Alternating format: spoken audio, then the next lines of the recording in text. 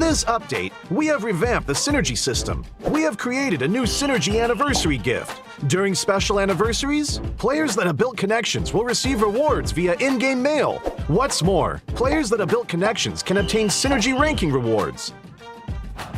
We have added a Synergy recruitment system to help players post recruitment information and add friends. Go and recruit some friends!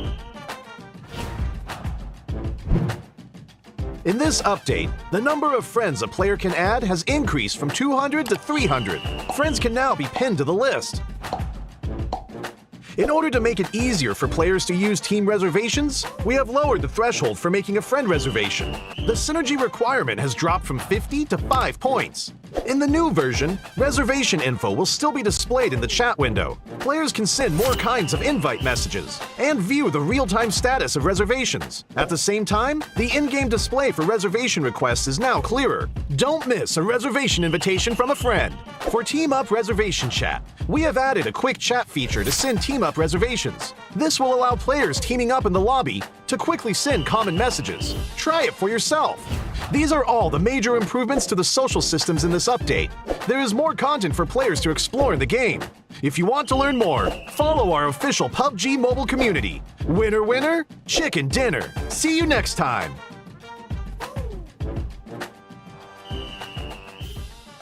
Have you gotten your hands on the new weapons in Noosa yet? Let's start with the tactical crossbow and firebolts. Firebolts are a new type of bolt that can only be used with the tactical crossbow. Ordinary crossbows can only be used to ambush one enemy at a time, while the tactical crossbow and firebolts can set certain buildings on fire for blazing tactics. This is especially useful against enemies who are hiding inside. Next up is our highlight, the NS2000 shotgun. It uses 12-gauge shells when hip-firing and shoots single-round slugs when aiming down sights. If you encounter an enemy at close range, don't bother aiming down the sight. Just take them down with one shot. Even if you're fighting alone in an urban area, you can easily wipe out all enemies by yourself at the tap of a button. You can also aim down sights and use the single-shot mechanics to easily eliminate enemies at a distance. Noosa is a small map, so the play zone shrinks really quickly. Not only is it important to offer exhilarating gunfights, exploring the map has to be fun too. That's why we've prepared the quad for you.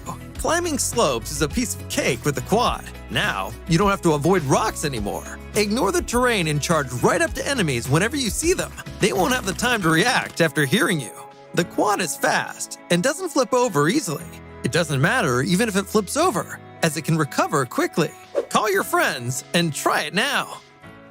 Zip lines in the elevator can both be used to help move about. So what are the interesting ways to use them? Zip lines usually appear at places of high elevation, such as the roofs of buildings or at the top of a mountain, allowing players to quickly travel between them.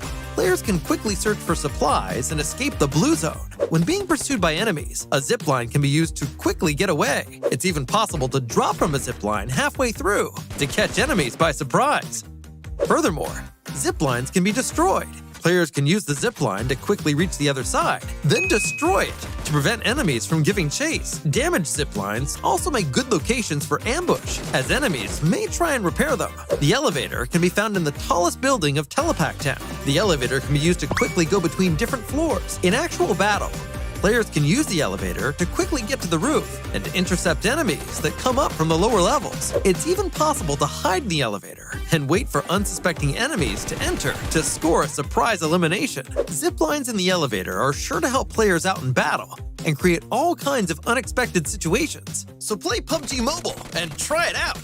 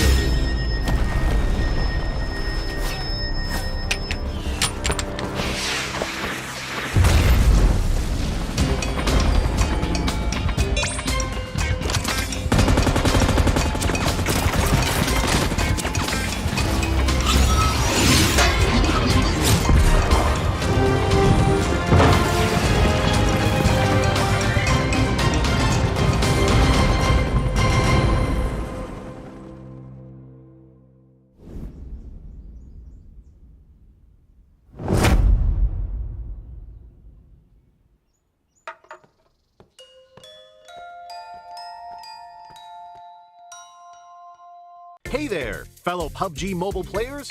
Along with the version 2.2 update, we have made a series of improvements on the game's basic controls. Let's take a look at the improvements. First, improvements to the controls and display. We have increased the display priority of the wheel when the throwing wheel is activated. Now it'll be easier for players to select the items they wish to throw. In this update, a countdown will be displayed whenever the play zone is going to shrink. This way, it will be made more aware of the next play zone, and players can plan their routes more effectively. We've improved the feedback effect of marked items. Whenever you tap and hold to mark an item successfully, the feedback will be more obvious. When the player is aiming down sights, the markings within the scope have been optimized, so the sight is less obscured. When a player jumps, after respawning or deploying an emergency pickup, it's now possible to mark the battleground with light columns. After a team wins, the buttons for MVP likes and summon statue will be combined. Now players can send a like automatically whenever they summon a statue. On the results screen, we have added teammate numbers, so now players can use the number to identify each other and give likes to their favorite teammates. To make spectating more convenient for players, we have tweaked the button size on the spectating screen. This reduces the chance of tapping the button by mistake. I'm sure firearm balancing is a concerning issue for many players. In this update, we have improved the burst shot of both the SKS and Mini 14 by greatly improving their handling.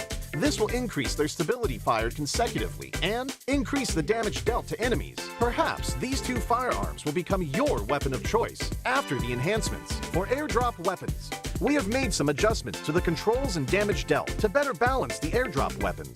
In the new version, there are lots of new features worth checking out. When you acquire a firearm finish of your liking, you'll definitely want to admire it from time to time. In this update, we've added a firearm inspection feature. Players can now use this to admire their favorite firearm. During combat, players can tap the emote to enter first-person perspective to inspect the current active weapon.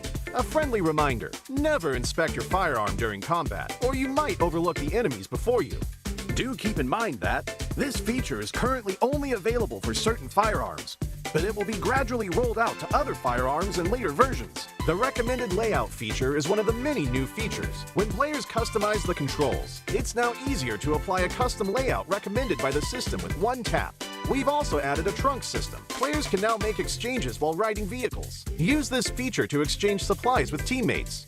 But remember, the size of the trunk depends on the vehicle type. The visual presentation of profile cards have been improved. Players can now set their gender on their profile cards. On the results screen, we have streamlined the results process and improved on the layout, as well as the MVP results emote. On the new results screen, assists will be included in the stats. In future matches, you can try cooperating with your teammates. Even if you don't make the final strike, assists will help boost your results. We have added stationary targets to the training grounds. After firing, the damage dealt and bullet trajectory will be displayed. This helps to more closely recreate situations that players may face in matches. To make it easier for players to practice shooting, the most recently used firearms configuration will be applied by default when entering the training grounds the next time. These are the major improvements for the basic experience in version 2.2. If you want to learn more about this update's content, don't forget to follow the official PUBG mobile community. Winner, winner, chicken dinner. See you next time.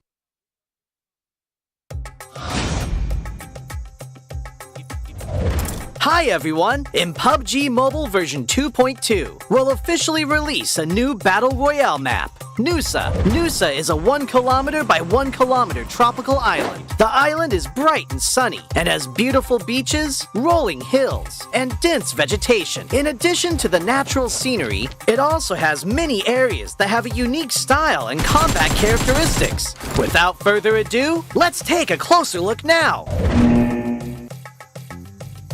As a whole, being a 1 kilometer by 1 kilometer map, Nusa is the smallest map PUBG Mobile has released to date. It also has the most compact structure among all the Battle Royale maps. We can make some comparisons by looking at the data. Erangel is 8 kilometers by 8 kilometers in size, and 100 players participate in each match. This means there is an average of 1.56 players per square kilometer.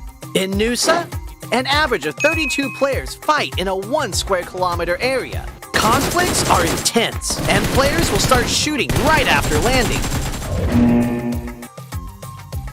In the southern part of the map is a heart-shaped island. Two paths connect this island with the gorgeous Pink Beach. The Ferris wheel and hot air balloon are both located on Pink Beach, which highlight the romantic atmosphere of the beach. But keep in mind that the terrain of Pink Beach is rather open and has little cover within a certain area. If players want to move around Pink Beach, they can do so with the help of smoke grenades to obscure enemies' vision, or push the beach balls on the beach and use them as moving cover. But if you do so, remember to keep an eye on their durability. In short, Pink Beach is beautiful and romantic, but you must take care if you plan to spend some time there.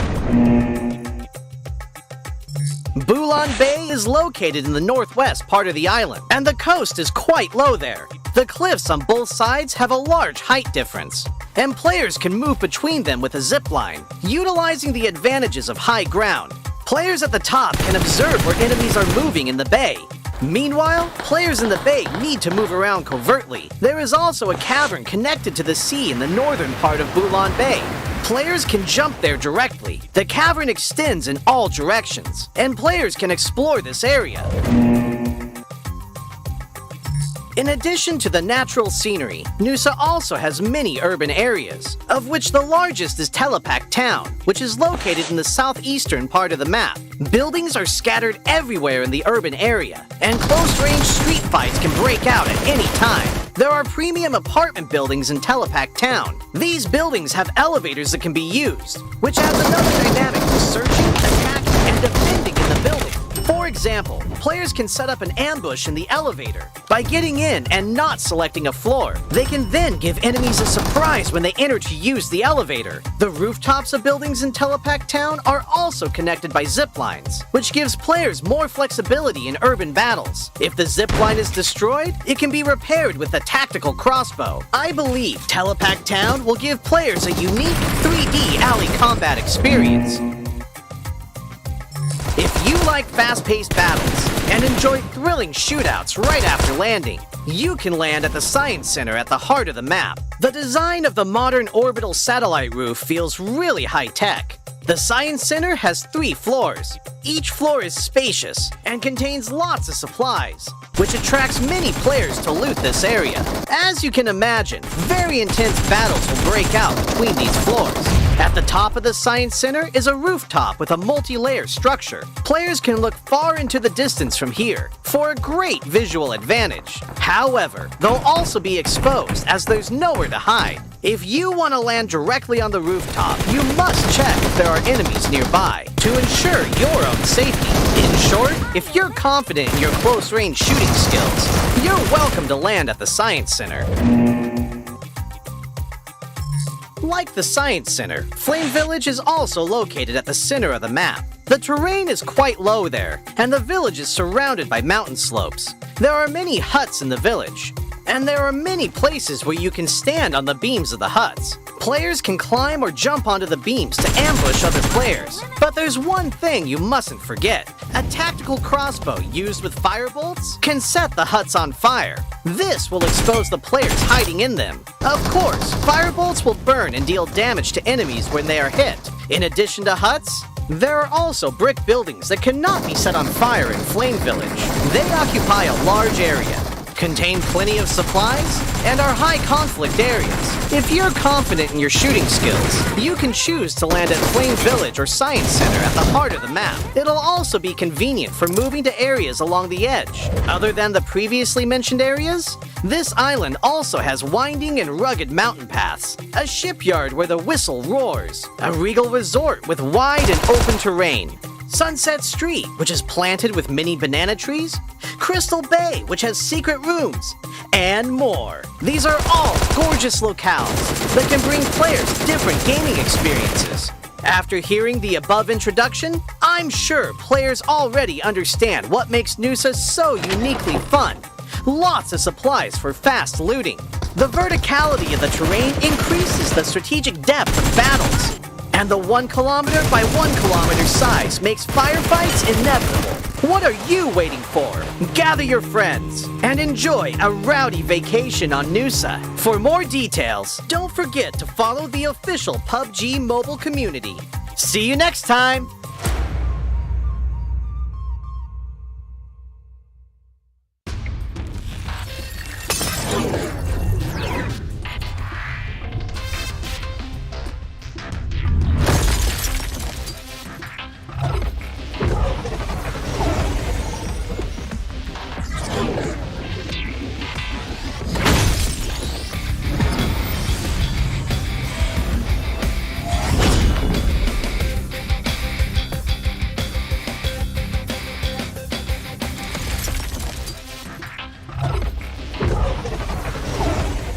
Hi everyone! In the PUBG Mobile version 2.2 update, Erangel is getting an overhaul with changes to the map, vehicles, and modes. Without further ado, let's find out what these changes are. In this update, we made several changes to the map. First, the hospital. It's one of the bigger buildings in Erangel. In this update, the following changes were made to the hospital. How to get in and out of the hospital, its structure, nearby objects, and the vegetation surrounding the hospital.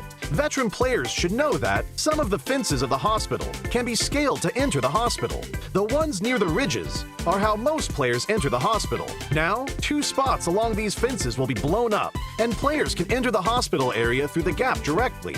The building itself also got a new entrance. Players that are on the ground can enter the first floor of the hospital directly through the newly added damaged wall. Those who parachute to the hospital can land on the roof and descend to the 3rd floor immediately. These changes will make it easier for players to spot the entrances and streamline their movements in this area. Those attacking and defending will know where they should focus on as well. On the inside, we simplified the structure of the hospital. Originally, the 3 floors had different layouts, and there were many rooms on each floor. So, searching the rooms was very tedious, because players had to go into each room.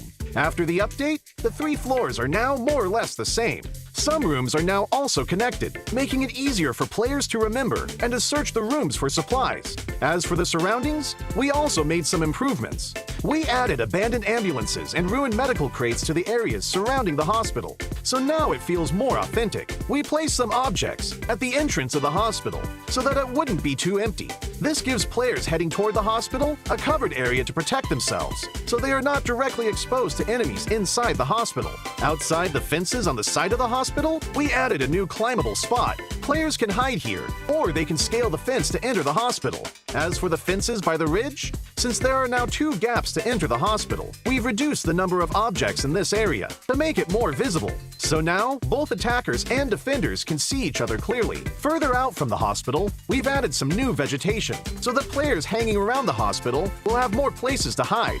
Milta Power also saw some changes that are mostly in the generator area. Players who are familiar with this area should already know that this section was quite a choke point and was not easy to get in and out of. Those who entered either came out the same way or had to take a detour to the other 2 buildings. In this update, we added a new entrance on the 1st floor to make this area more reachable and easier for players to get in and out. The layout was also modified. We simplified the complex floor plan so that players can see more and plan their routes better. When battles break out in the generator building, players will have more offensive options, making these battles more exciting. In this update, 3 new ports will be added to Erangel. The first port is by Ferry Pier. We added a port here, as well as increased the amount of resources in the area. The Ferry Pier will soon be more abundant in supplies. The 2 desolate beaches to the southwest of Farm and to the south of Sosnovka military base will also get new ports. They will both contain a good amount of resources. Players will also find boats at these ports, so they can quickly travel to another location. So, keep these places in mind, because they'll make for a great landing spot. During the previous themed modes, players really enjoyed the special crates. In the new version, we'll add special supply kits to classic mode. Players will be able to find special supply kits in buildings. There are 3 types: medical, tokens, and military supplies. The resources in these supply kits are very good, so keep an eye out for them when searching. In the new version, bikes will become a staple vehicle on Erangel. In some of the more remote areas, players will find bicycle sheds. Each shed will have 4 bikes initially, and they're first come, first served. These bikes can be collapsed and put into the backpack, so they're really convenient for traveling to other locations. In addition to the sheds, players will be able to find bikes in other areas. With a bike, players no longer have to worry about being too far from the play zone. In the new Erangel, there will be flash shops. They will spawn randomly in outdoor areas. Those who find one are in for a treat, because there are tons of random discounted items. So, keep an eye out for flash shops during matches. Running out of fuel is one of the worst things that can happen while driving a vehicle. Erangel's gas stations will become functional for refueling vehicles. For the cost of just a few tokens, you'll get a full tank of gas. Find a gas station and try it out. These are the main changes in the version 2.2 update. For more details, don't forget to follow the official PUBG mobile community. Winner, winner, chicken dinner. See you next time.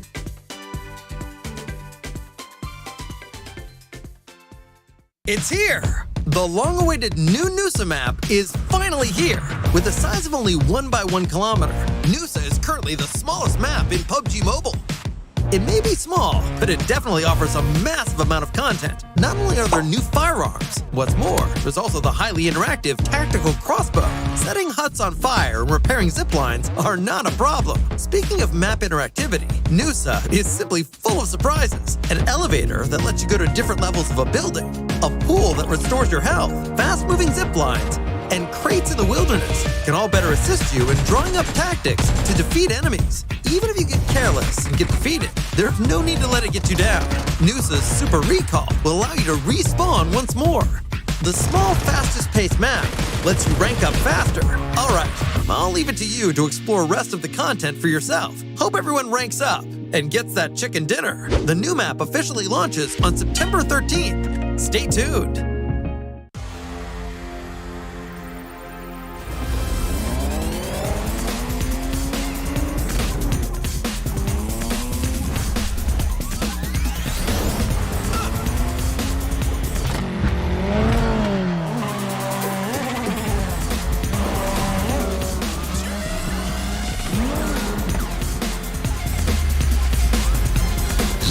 GT Neo 3, Neo Speed Awakens.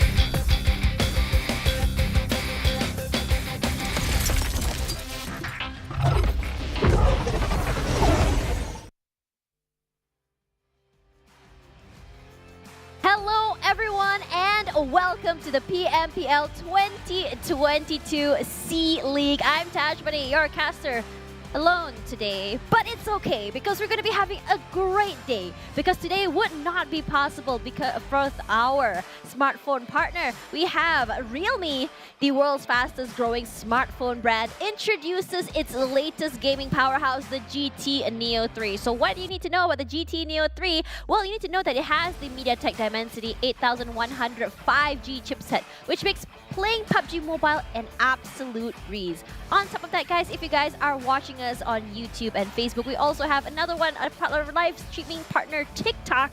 Hashtag #BeTheOne TikTok Challenge, and follow our official PUBG Mobile page, which is PUBG Mobile MY Official, PUBG Mobile Esports.my, PUBG Mobile Esports.sg, and last but definitely not least, PUBG Mobile Esports PH. And also, guys, for a great Friday night, not only do you have to stay indoors and watch PUBG Mobile or the PMPL SEA League, you must also be ordering some food inside. So, official food delivery partner, Grab Food. 50% off Grab Food Order promo code PUBGM only for new users. Terms and conditions apply. So what are you guys going to be ordering tonight? Because for me, I'm going to be ordering a coffee because I'm out here about to give you guys some insane copium casting solo. Hopefully not. And of course, we also want to have some popcorn, maybe some rice for dinner as well because, you know, it's only $5.50. Maybe some tea, maybe a croissant. Regardless though, today is going to be a really good day because today is the final day before we head into the weekend. And this is a very, very exciting thing. We've seen Malaysia kind of rise up in the ranks in the beginning of the week, but then we see the rise of Indonesia as they shoot up to the top. We're talking about GIDS, and we're also talking about Alter Ego. But let's not forget, our Thai counterparts are also giving us a really good game. Don't forget about VP Esports. And of course, Vietnam as well with ShineLikeDiamond. Now, as we go into the final day, I mean, day one was a little bit slow as well as the beginning of yesterday, but the games have started to speed up. And this is a very interesting phenomenon, I believe, because if you think about it, a more fast or interesting game equals into a lot more competitive situations. In a lot of situations, though, for this week, we've noticed a little bit more of a very skewed flight path or very skewed circles. But let's put that aside because now let's talk a little bit about the schedule for today. And if you don't know, we had the SEA Championship Fall League happening before, which you had 5 matches a day from the 16th, from the 28th of September coming into the 16th of October, which is happening now. And then after that, the top 16 will continue from the 23rd of October to the 21st, going into the SEA Championship Fall Finals, which is 6 matches per day. And then finally, out of that, only 5 will remain as they go into the 2022 PUBG Mobile World Championship. And now for the overview here, we also have a point system going on here where the first place will give themselves 15 points. And that's a chicken dinner point for you guys. Of course, you have to remember elimination points are also equally as useful. Obviously, we see teams such as Vampire Esports, Infinity, as well as Geek Fam getting those elimination points and looking real good. Regardless, we have a $200,000 US prize pool waiting for you guys in the ranks as well, and it's gonna look really awesome. Don't forget, guys, you also have our bonus points here. Weekly points are given for each weekly ranking, and the first one getting 20 points. We also have league bonus, total bonus, as well as initial points as well, which means that regardless of when you guys play or what you do, every choice you make matters because you can't just say, oh, this week I take it easy, I can catch up. No! Bonuses are here, and you guys have to do something about it. So because of that, guys, if you do manage to get first place for that week, you get an extra 20 points. If you guys get 20th place, you only get 1 singular point. And is that enough to propel you forward? But for now, guys, we also have Contra with me right now. I'm really excited because I'm no longer alone! Of course, I'm excited as well for you and for everybody out there. To apologize for leaving you hanging for a little bit, but rest assured, we're going to have a smooth sailing ride for the entirety of the run. But of course, with that being said, we've already seen so many of all these great teams that have been able to compete. And once again, let's take a look at the groups that we have. In Group A, we got the Savior that has been able to dominate and find their momentum once again to lead their way into the weekend. In Group B, Infinity are now being on the top of the table. Of course, guys, don't forget that we're going to look at 2C. We have Group C, we have 2E, FaZe, NFT SEM9, GIDS looking really good yesterday, as well as DVD. Box Esports still finding their momentum, and VPE doing VPE things, coming so very close yesterday. Regardless, on Group E, you have Geek Fam, Boom Esports, Bacon Time, and SLD showing everyone the Cinderella story, the underdog story, showing them that even though they're new, they're not to be trifled with. That's right. Let's take a look at the overall rankings that we have after 3 days of play, or should I just say 2 days of play, as Infinity are getting nearer into the 100-point bracket, and GID, they're at 88. They should be able to chase upon the Thai Titans over the top, alongside with Alter Ego at 3rd place, DX on 4th, and FaZe Clan to make up the top 5. Both DX as well as FaZe currently tied. We'll see how the race goes. For now, if you look at some of the teams here as well, like TEM, I think they had a really good run yesterday. One single chicken dinner just blasted them all the way to 6th place. Geek Fam from first place dropping all the way to 7th. This is more showing about their aggression kind of overheating, showing us that sometimes too much aggression might not be a good thing. Buriram United, still on 8th place, playing it very slow and steady wins the race, and I think it's a very, very good mindset to have. But let's have a recap of yesterday, where I feel like in terms of Infinity, they finally found that middle ground between too aggressive and survivability. And on top of that, they've managed to go in for very early pickings as well, that they have been able to close up every round with an average of, at the very least, 8 takedowns per game, and it has led them to be able to find all the necessary points to get into the top of the bracket to challenge against GIDS. And in some of these instances, especially in Erangel matches, we have seen them close it out in such a great way that they play it very tactically, including in matches in Miramar that they've been able to do so as well. But speaking of Miramar, FaZe Clan has done it the best. I think for FaZe Clan yesterday, I would say that it's not one of their best showings. It's not like it's bad or anything. It's just more of the other teams playing it too aggressive to the point that they're not able to execute the usual way that they play. It's really hard in those situations, especially when we saw the map where we saw the ending being an urban ending, an urban warfare area. So because there's so many crossfires happening, so many different areas to watch out for, it's hard to execute most of these strats that most of the teams actually have. Regardless, for now, the teams to look out for Sanhok, which is our first map for today, is going to be GIDS. And we've seen their performance. They found that aggression, not aggression, their aggression is a very interesting aggression. It's long range, it's the third party range, and stealing as many kills as possible. As opposed to, it's very, I would say, contradicting or contrasting to Infinity, who like to go straight in your face and just like take you out. That's right, and that's the very reason why most of all these players of Thailand have the similar approach where they like to take fights head on. Tony K has been the one to deal the most amount of damage currently, but Nuzi has 2 titles under his belt with not only the most elimination points currently sitting at 70, but also on top of that, 22 assists. This guy, he's a do-it-all, right? Like, feels like if you have a man of many hats. Even 2 Nuzis in one team, yeah. Like if you clone him just 2 units, like you're all set. Oh man, all you need is just 2 players or 4. But let's have a look at the matches for today, starting off with Sanhok, then Miramar, Erangel. So now you can see which groups are playing, and honestly at first I thought that the shift in groups would dictate a very different sort of play style or a different sort of flow for each game. I don't think so. It feels like a lot of these teams have very similar mindsets or a similar approach onto how they want to approach the game.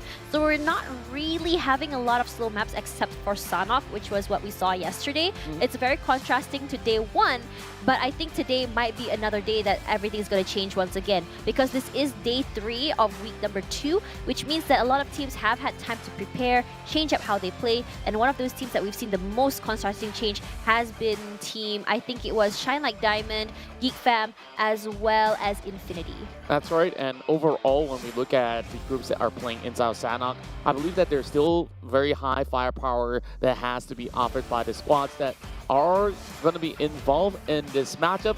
So, of course, we do look forward to see if there's going to be any sort of changes necessary. But for those of you guys out here that have been playing PUBG Mobile for a while, you might have noticed that there is a brand new update that has included the brand new map, Nusa, where you can experience the new tactical crossbow in this matchup. I'm really liking this new map. It's been a while since we actually had a new map, and seeing a new one brings so much joy to me, which means that not only are we getting something fresh, something new, a different approach to how you play the game, and of course you have a tactical crossbow, which means that you have a different way of using weapons. Other than the usual spray and pray or the usual snipe, there's also another way of shooting. But also, for now, we have the Clairvoyant Fox set as well as the Midas Fortune set. If you guys are into something a little bit more classy, opera-y, I would say something lavish and luxurious, this would be the one for you. This is the new Royale Pass, which is available right now in the game. And you know, if this does not entice you, I'm pretty sure the next set will do so.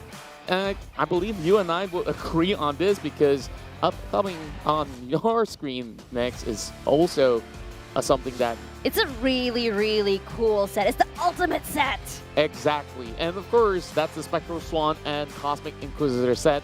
Whether if you're usually using a female character or a male character, it will look great regardless. And yep, we see a little bit more of an astral team going on, and something more mystical in such a way, but still futuristic. I'm really liking the detailing. I think a lot of these skins, especially the ultimate ones, have so much detailing, which looks really good. But you know what else is really good? Our PMCC 2022 hashtag one squad, one goal. This is for you guys over there on campus, in college or university. I am so jealous of you guys. You guys can register for this. It's a tournament for you guys in campus, where it's a 40,800 ringgit cash prize to be won. So this is the last chance that you can sign up for this and, I don't know, get a slice of that prize money and hopefully get picked up for a pro team, maybe. Yeah, that's right. And it all starts from here. So make sure you scan that QR code if you really want to get your hands on not only the prize money, but a chance to be a pro player. But other than that, we still have speed to offer you. With True Speed comes real attitude. This is the first original PUBG mobile sports car with the help of Vasilius. You can look as great as you can, and so you can pick up not only your friends, but even more chicks on the board. I mean, I've heard of stories that people found their true love in PUBG Mobile lobbies. So maybe it can be an icebreaker for you guys. Like, hey, I have a Vasilius card in PUBG Mobile. Do you wanna duo with me by any chance? Yeah, and I'm pretty sure like they'll be enjoying the ride alongside with it. So speaking of the ride here, it's still a long ride for all the 20 teams, and of course, week 2, some teams are still finding it to be really hard to get all the way up there. But I want to know about your prediction, Tash, heading into game 1. Well, for me, I'm going to give it to Geek Fam. They did really well on day number 1. So I don't know about day number 2, though. But I'm still on that copium ride. So hopefully Geek Fam can bring it back again today. I think they're okay when it comes to the aggression. I think aggression is honestly the best way to go about Sanhok. I mean, yes, Bacon Time did show us that there is the healing game that you can do, healing all the way up to 2nd place. But honestly, why play healing when you can go aggressive and get as many kills as you want and get 30 points? Exactly. Same could be said about Infinity. They usually don't send any members outside of the play zone, and I thought that the Infinity have already had that formula going in for them. Sure, yesterday, if we look back into the Sanhok round, it was won by the Savior, where they didn't really have to move much from Quarry. But if it's going to be anywhere else, I feel like Infinity have always been able to find their mark, tracing into many of all these great areas, fighting from the outskirts, or even playing from the middle. They can do it all. So Sanhok definitely will be interesting for this first match of day 3. It's reminding me of the first time I casted for a Sanhok map, and I was telling Jay, like, the circle went to Quarry, and he was like, no, don't go to Quarry. And at first I didn't really understand, but as time went by, I get it, like the Xavier, great positioning because they were there early, and the rest, they couldn't get that positioning. So now, if we move to a different area, perhaps positioning shouldn't be as much as a problem as it would be for the Quarry. Regardless, if you could find the best place for the circle to go, where do you want it to go? Best place to go? I don't think there's ever a place that is best for everybody. I want the circle to go in Paradise. Boot camp. You want to go boot camp? I think boot camp is interesting because it gives a little bit more cover for those who are already inbound. Those on the outskirts will have to crack the code, whether if you play from the hills or even on the swamp side, they just have to find their way out. And speaking of which, here we go as we get ourselves ready for first match of the day.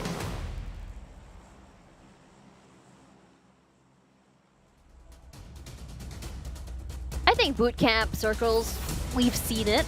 It's a very tactical place. If it were me, I want it to be Paradise.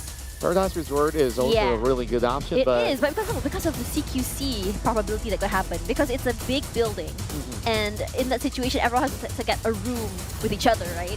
But you're forced to be roommates. You hate each other, so you take the shotgun and you just start blasting heads. Hate is a strong word, but I do agree, like, when you go into matches, like, you gotta treat everybody like your enemies. But for most part, many of all these players have met each other in real life, whether they're coming from different nations all together. And what I really do love about PUBG Mobile is that it brings everybody all together. Now inside of Sanhok, of course, we're going to be looking very closely at a couple of teams that are currently sitting on top of the table. Of course, namely Infinity, GD, and a few more. But speaking of which, some of these teams may not be participating in the Sanhok match. So that will give a little bit more leverage for teams like Infinity to set the bar even higher. SLD, the team that have been able to find their first chicken dinner on yesterday's run inside of Miramar, has an impeccable record, especially on Kwang, was been able to not only provide great assistance to the team, but their approach of that 2-2 split have always been able to pull them into great standings. Currently, they are sitting at number 8. If they do land another chicken dinner, they can even match up to the Infinity. You see their Tiger now in trouble. Very low HP. But you did see that 4 Rivals does get knocked. This is looking very scary for 4 Rivals when you think about it. I mean, when you think about positioning for 4 Rivals, coming at the bottom side here, they're not truly at the bottom. Voki as well. Yeah, Voki already knocked as well. This is a very scary situation with Pemburu already lobbied and Voki already knocked. They need to get the numbers. I mean, if you look at Geek Fam before on map number 1, they have managed to get a 3-man chicken dinner. It's not impossible, but it is pretty rough. And seeing their performance, it's a pretty tall order. And with the early altercations that's going on, multiple teams are starting to lose more and more of their members. Those early picks, huh? Exactly. And Voki was trying to run away from the initial firing squad of Buriram United, and quickly as he turns, gets spotted out by the rest of Yoodo Alliance. Infinity loses Logan, so they don't really have too huge of a support system in terms of firepower, and usually with one of the members carrying all this utility. Infinity just have to play it a little bit slower as compared to usual. Meanwhile, TEM was the biggest winner of yesterday's run inside of Arango. Oh, there's there we go. Lycan. Lycan with some quick taps onto Capone brings one member of BN United Look down. at how fast they're reacting to their information. One gets knocked, immediately they rush forward, but they don't know that for BN, they love having these long-range support, especially from Max. It's going to be Toby K to come on top, finding Capone. And Tony would always be able to land a finishing shot. So of course it's Tony. Tony is the brand name. I mean, like, I want to say Tony and friends, but not really, because his friends have been enabling him so well. It's allowing him to do this hero work. FaZe Clan have always been able to play so aggressively in all these smaller maps. I wish that I had friends who would support me in my dreams that way, you know? Like, get me a team that Tony K has. Will you be my support? Anytime. Wow. Anytime for you, Tash. As I was trying to pull up more information for FaZe Clan, is that not only do they rely on him to basically secure those numbers, you always look at their formation. They have a really interesting formation where instead of going for 2-2 splits for most part, they usually have 3 players up front, 1 at the back, or they could even switch things around depending on the formation where they're moving towards to. So therefore, this sort of play style, when you have FaZe Clan to always have multiple units up at the front, you make the opponents take a priority engagement. Do you want to take the guy on the left, right, or center? And there's always going to be one at the flank. And even if it's just one guy, there's a firing squad at the back. So formation is key, and you can also see why they are already locking onto the members of Buriram United. And Buriram United hasn't been moving all too much with the first circle with high potential moving into the central area. Honestly, I thought that Tiger would have already been lobbied. He was so close to have been knocked out by FaZe. I'm guessing the revive did happen from his teammates. They got the reset. But this is where this sort of Mexican standoff happens. Because if BRU were to leave the area, they would get shot at or sniped at. If FaZe moves, then they lose out on potential movement. So you have to wait for that shift in the circle to kind of like dictate the rest of the story to break that Mexican standoff. Yeah, as for now, I don't think that Buriram United need to do all too much. Boom Esports. They want to make a comeback. They want to come back strong for this weekend. All the way at the bottom right now, only 19 points. That's right. And of course, Boom Esports still not finding themselves anywhere close to a top 5 finish. But the best that we've seen out of Boom Esports is to have them securing at the very least 7 elimination points from one of the maps of yesterday's run. We thought they had United. their we thought they had the comeback, right? Yesterday, that time. Indeed, and I guess like there's more things that you have to consider in the work. While BN United, they have spotted out FaZe Clan from much early on, and of course BN United, they lost 2. It's not wise of them to challenge FaZe Clan yet again, whereas 7 minutes have passed. We've already lost like 5 players overall. Not too shabby of a start for a majority of them, but same could not be said about 4 Rivals as well as BN United. It feels like for 4 Rivals, very early, they're so prone to those pick potentials of getting picked off very, very early. It's always in their rotations. And I want to say that it's about the timing or it's about where they drop. But at this point, it comes down to map awareness as well. What exactly are they checking before they cross an area? Absolutely agree. So if it's happening too much, you can't really say it's something that's unintentional at that point. It's a mistake that really needs to be fixed. I think it was on your former point about timing, right? Yeah. When it comes down to playing around that central area, there's a lot of hills, there's a lot of dips in some of all these terrains as well, where you need to understand, okay, if you're going to cut across this area, it's going to be a little bit more of a prime location where teams are fighting for that hill over on the south side of boot camp. And therefore, every single step you take, you just have to be always on the lookout. And for Rivals, they love to make a quick passage through, and not always you will be able to get through all too safely as compared to, playing back in their home region where they do get maybe a little bit more free access while people are easily looting up. While Bacon Time is a team that doesn't seem like they are having the poorest of performance, but we have yet to see them secure big chicken dinners as they used to be. I think for Bacon Time, like what goes on in their mind is their objective has always been that placement point. And it's something that I noticed from them is that they don't go aggressive when they don't have to. You can tell that they're very selective about when they want to actually go and crash an area and take the compound. When exactly they want to go in an all-out warfare. And I think how they play is very similar to Buriram United. Very tactical retreats, play healing when we have to. And I don't think it's a bad thing. They managed to heal themselves up all the way to second place.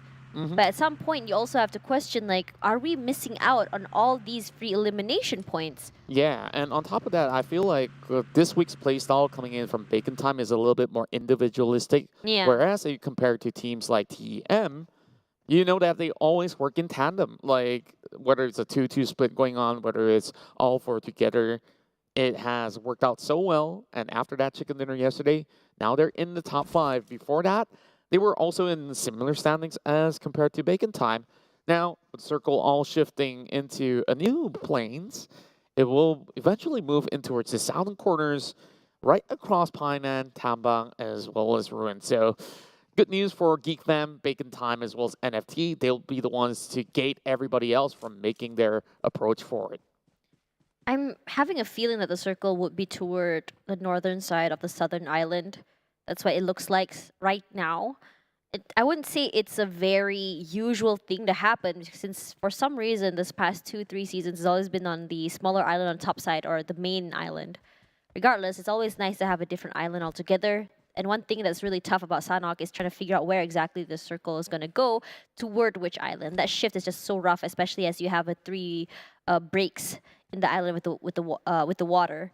So for Geek Fam, I feel like Geek Fam is a very interesting team in terms of how they play. Very good spirits. They're always eager to try out something new.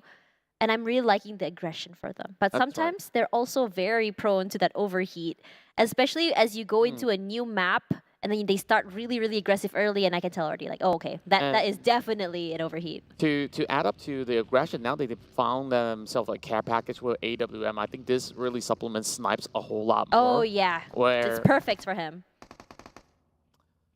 Yep, exactly that. And we're already seeing an altercation going on over on the top side. Pombi already get attacked. 7-9 dropping a few grenades. Putra always leads the charge. But there's more coming from the back, though. And instead, it's Boom Esports that will be able to find one. Octa is tagging in from behind. And not that they've been able to even see the whereabouts of Boom Esports. That is a very long-range shot by Yuhai. I am really happy to know that Set9 does have an idea that they're being watched from 2 different angles. But this is very scary for them. It feels like Set9 is always a team that seems to be sandwiched between 2 different teams. And in this case, it's going to be Alter Ego and Geek Fam. FaZe as well from the other side, not too far. So it is possible for them to get... Oh, actually, it's BN United. Regardless, that's 1 free point stolen away by Geek Fam. They're going to be very pleased with themselves because they do thrive on these long ranges. And it also feels like Geek Fam is learning from a lot of the teams. You notice that they're starting to do more long range instead of getting too close. And this is something that's, I think that they kind of like picked up from FaZe as well. So in a way, they're kind of implementing like these kind of learning situations where you play in a league for long enough, you see something that you like, and implementing it into your own gameplay or game style and making your own has always been one of my favorite things about seeing the growth of teams during a league. Indeed, and of course, they can only continue to thrive and grow where teams are making their passage into the southwestern corners of the map. Appy now will have Rebel Boy rushing towards his compound. He's got the QBZ ready to go, and Rebel Boy got the DBS in hand. Let's see whether or not will he be ready. I believe that he's already heard those movements and therefore flushes him out. But that Molotov has already blocked him from moving forward. That's not good. Yeah, doesn't seem like his game plan is working out. That grenade will blast the door wide open. Rebel got to prepare for the second blast, though. Appy soaks in the damage. 3 more smokes grenade on the hand, but that's not what he need. No time to even heal up. The rest of Yoodo Alliance have arrived to the scene, and that might just be day's number for Rival. Oh man, Adit will get knocked down here, but here comes Shamil from the backside. Adit will go down, but not before he gets one for himself. So I can say like, if I go down, you go down too. Not a horrible way to go, I would say. But for this particular circle, I think the biggest issue for lots of the team... Okay, never mind. I was going to say that it's going to be kind of like trying to figure out whether it's going to go toward the main island or the lower southern side. But now that it's going toward the ruin side, problem now is whether or not it's going to become a bridge circle.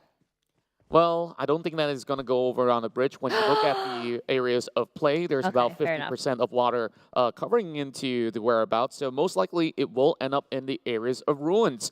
And it's also great that the final member of 4 Rivals have been able to go in for a singular exchange, bring at the very least 1 point back, despite being the first team to bow out in this run inside of Sanhok.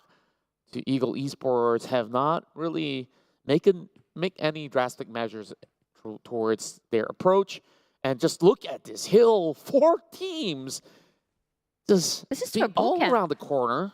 And yeah, they're just taking their sweet time. They only got 30 seconds to move. And perhaps these teams are just hoping to rely on the resource of the first aid kit to get by eventually. It's going to be really hard when the circle shifts toward the left side and you want to cross. DX is smart. You know how fast they can move, and they are legging it. They are not leaving anything up to chance, but here comes NFT. Batman already knocked out here by the other team. Boysil on the other side throws out that nade. Will it actually hit? I don't think so, but he's going to get blasted back in return. Smep waiting in the corner here, but here comes the rush of the vehicle. Going to take one down, going to play a ring around the Rosie. Does eventually bring him down. As there's one more. They're trying to find a situation where you can get the revive and the bait as well, but not before that really, really high range shot from the top side. Getting NFT 0 points and sending them back to the lobby at 15th place. Clean work coming in from the rest of SLD though. And with Kwang being knocked down, they thought like, hey, there is a little bit more chance for them to hold on. But once again, pushing up the top side of the hill, NFT didn't really have the optimal angles. And I was really surprised that NFT did not manage their resources well. Some of all these grenades, smokes were not basically utilized at all. Yoodo Alliance walks into a trap set by Buriram United. Now it's 1v1, Rebel Boy goes down, and Tiger brings out the DBS to secure the kill. Yoodo Alliance, though they had 3 earlier on, it's only 2 members left for them to play out. They do have 1 minute to get into the circle.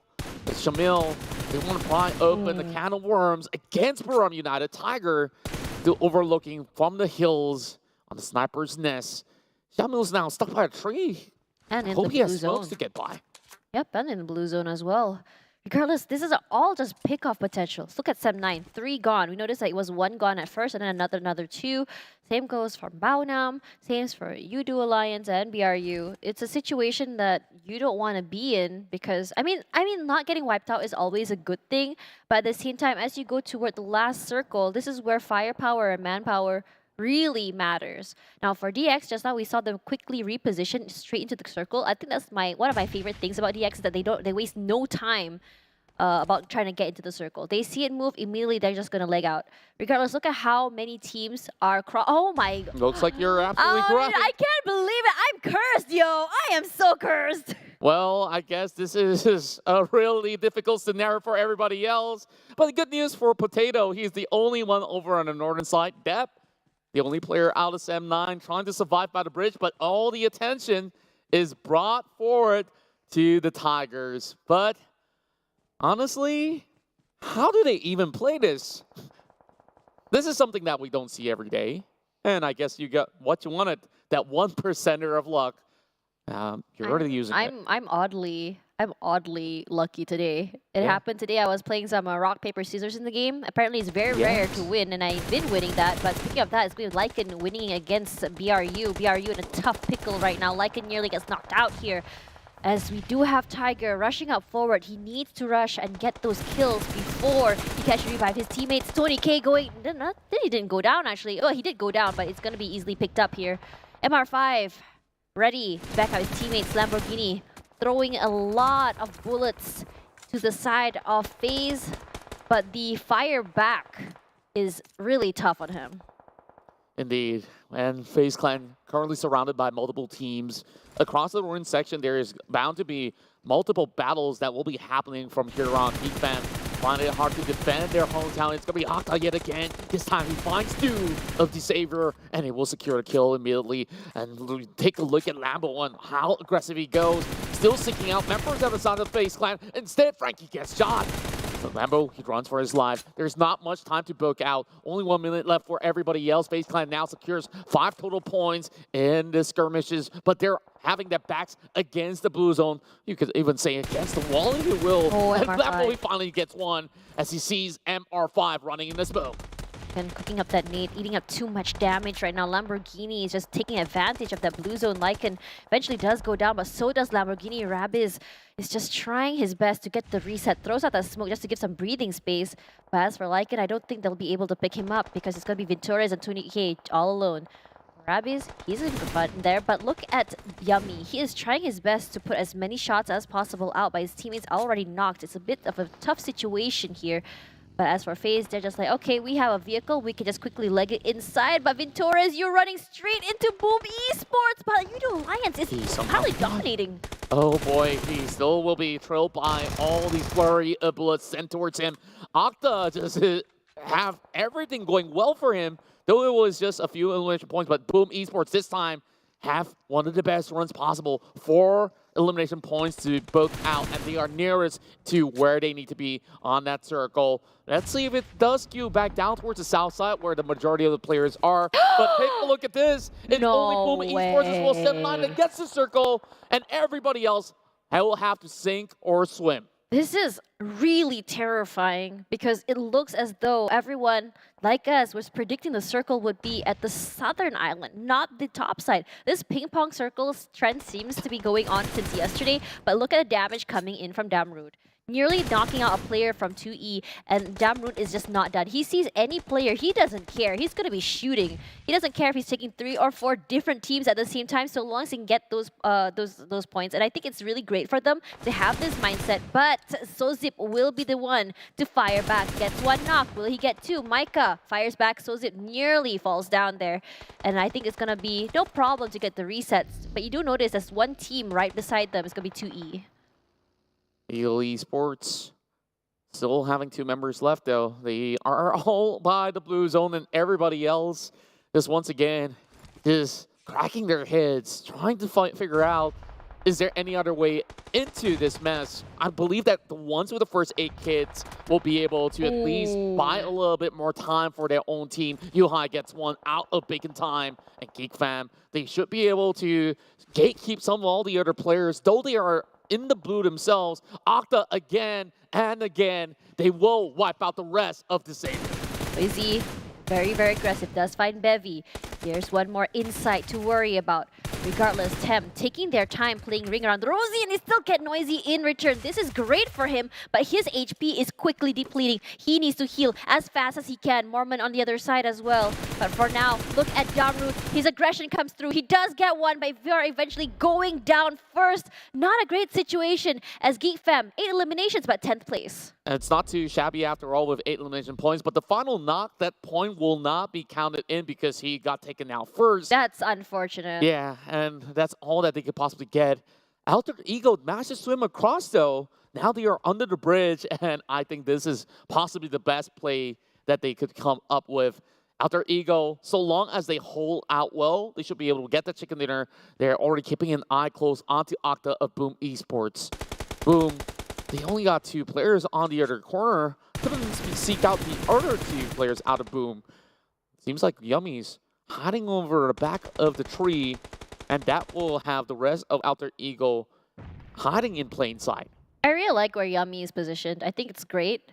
You can see that only 2 players. You have no clue that someone is going to be on the other side just to kind of backstab you. But this depths area is the best, though. You would never suspect there's someone inside here. I mean, maybe. He's probably going to expose himself eventually. He's taking a nap. He's slightly on the edge of the circle, so eventually he needs to go out. I mean, there's not much time. Wait, do you see how many band-aids or medkits does he have? I want to make sure. I want to try to find out how many he has there. But survivability-wise, Setline is actually really, really surprising me. This change in mindset just to survive is really, really good. That's right, and now with only 2 teams with the most numbers out there, it's Alter Ego versus Boom that dictates who gets that chicken dinner. Whereas 2 of the teams are already playing killing from the outskirts already. Let's see whether or not can Dev basically turn this one around. Yummy on the hunt.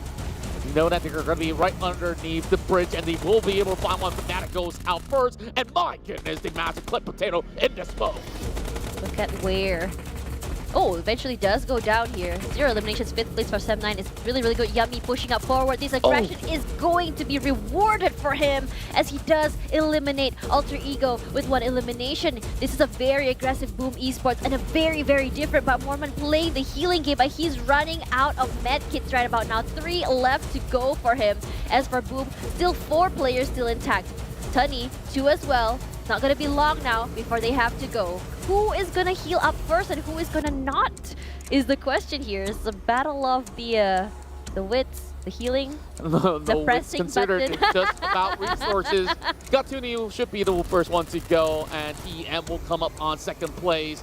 And I guess we can just say He has so many. Boom Esports have been able to conquer Sanok and get their first chicken dinner by the end of the run in week 2. I'm really liking this change of pace from Boom Esports. They have been aggressive from beginning to end, but it's not as, I would say, mindless as it was before, where you have maybe one person running inside, the rest, the disconnect is coming through. No, I think they really, really reconvened last night, had a look at their VODs and fixed their mistakes, leading them here. And I think another thing that's really great to talk about is that they still have another 4 members alive. That's right, and the way that they approached this matchup, they were basically taking control on the river side, and especially with Octa being so sharp today, he has picked up anybody on site, and that sort of compound. There's honestly a lot of all these other players that could have basically challenged the rest of Boom Esports, but they were predicting, oh, it's going to go into ruin, so why not just get yourself more cover instead? But this play has worked out well. And how many more packs does Mormon has? Wait, I thought he ran out. He picked up from the great Oh, wow. TEM. Man, Great he's time. just going to buy a little bit more time. That's just about it. I think it's a great way for TM to play as well, because we did see TM go aggressive. We see them taking these gunfights as well. So in a way, He has one more. jeez! Oh my God! It's not stopping. Oh, I mean... You know, this is a situation where, you know, you're kind of like, you're in a cave, right? And you have no clue what's happening outside in civilization. It's like in this civilization, you have Boom ration Esports. your air, your food, Yeah. your drinks, if you actually have You don't them. know that the war has ended. You have no clue that the war has ended. How many such He's going to go into the sunlight, and yes, it will be it. EM second place, and Boom Esports celebrates their first chicken dinner here in day 3, week 2. This is really exciting for Boom Esports. First chicken dinner, and one of the first games that they have survived up until the end. A different mindset, a different approach, and a very different Boomer. Hopefully not Boomer. I mean, we gotta tweet at them and ask them again. Is it Beast or Boomer? I would still prefer Beast. Just looking at the logo, you know, they are ferocious overall, and I would just want to highlight Octa. It's always been him. Like, even on those early game skirmishes, you saw 7-9. They just absolutely get attacked out of nowhere, and also, you just keep seeing Octa on that kill feed.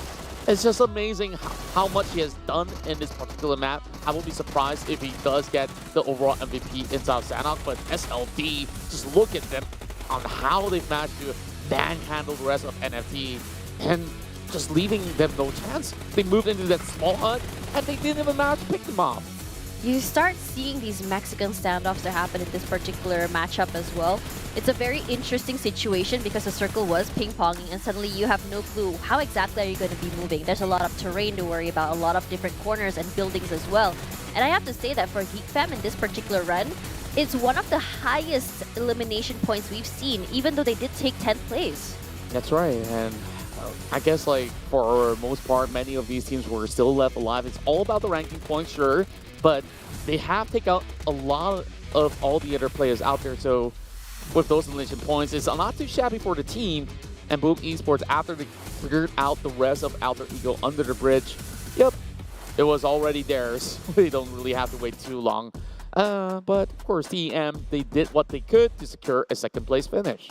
For now, in terms of rotations, TM doing a very, very long one. And honestly, I'm not surprised. The reason why the rotations are so long is because they were actually looking for those resources. They needed to allow Mormon to actually survive for as long as possible, which is why the rotations were really, really long. When you think about another team that I really want to talk about, which is not here as well, would be 7-9. And I think in this situation for today, the survivability that we see from them has been a little bit better than usual. Usually when the team gets wiped out, is always together in one go, but not today. Regardless, have a look at the match rankings here, where 9 eliminations and 15 rank points gives them 24 points. But look at Geek Fam. They only got 1 rank point, but because they got 9 elimination points, it puts them at 4th place with 10 points, right behind TM, 4 points ahead, and Infinity at 12. That's right, and you know, despite them not getting better positioning, they have not secured a single drop of points coming in from eliminations, and you're already seeing all the other teams, sure, they may bow a little bit early on, but they have been able to match There up you go. close to those numbers, and Octa has to be the man of this matchup. He just dished out probably some of the highest damage and kills of the entirety competition inside of Sanhok, and we're seeing 5.6 MVP points. That's one of the higher points that we've seen. Yeah, I mean, when you look at how Octa plays, it's almost as though he's playing solo. He's very, very aggressive, and to the point that it seems as though the team is forced to play around him. And I'm really liking this aggression coming from him. And I think the other player that I really want to highlight has been Yummy. You notice that Yummy is very proactive in terms of giving that support to him. Regardless, weekly rankings right now, with Infinity still managing to hold the first place spot. But look at AE and TM rising to the top here with 96 and 92. And for Geek Fam maintaining 7th, GID dropping to 6th place, FaZe Clan as well as DX still holding on to their usual spots. But looking down at the 20th spot right now, it's not Boom Esports, it's gonna be Box, as Boom Esports launches their way up to 16th, and that is a great game for them. That's right. It's a saving grace after receiving this chicken dinner, but keep in mind, 4 rivals as well as DBD, they're just basically 1 point apart. There's also NFT. If they do move forward, they will shove some of these teams down. So nobody wants to be down under in the rut, but my goodness, just look at how well these teams have been doing. Like, everyone in the middle of the pack has been having so many of all these shifts, and SLD as well as Yoodo Alliance make their way into that first pager. I think that's great news overall for some of these teams. And also keep in mind that some of all these players out of Group D was not really involved in this match, and therefore there is going to be a lot more chances for them to prove themselves. So let's take a little over onto some of these action that has happened inside of Sana. I think what's really great about this particular sort of flight path is that it just goes through the middle, which means that everyone will get where they want to drop. So see where Infinity was. They dropped really, really far, and the spacing between them as well allows them for a lot of that, I would say, the loots. It's very different or differing to what we see from TEM, who did a 2-2 situation there to get their loots faster. But because they took so long on the main island to go toward the circle, I think the idea has always been for them was to play the healing game.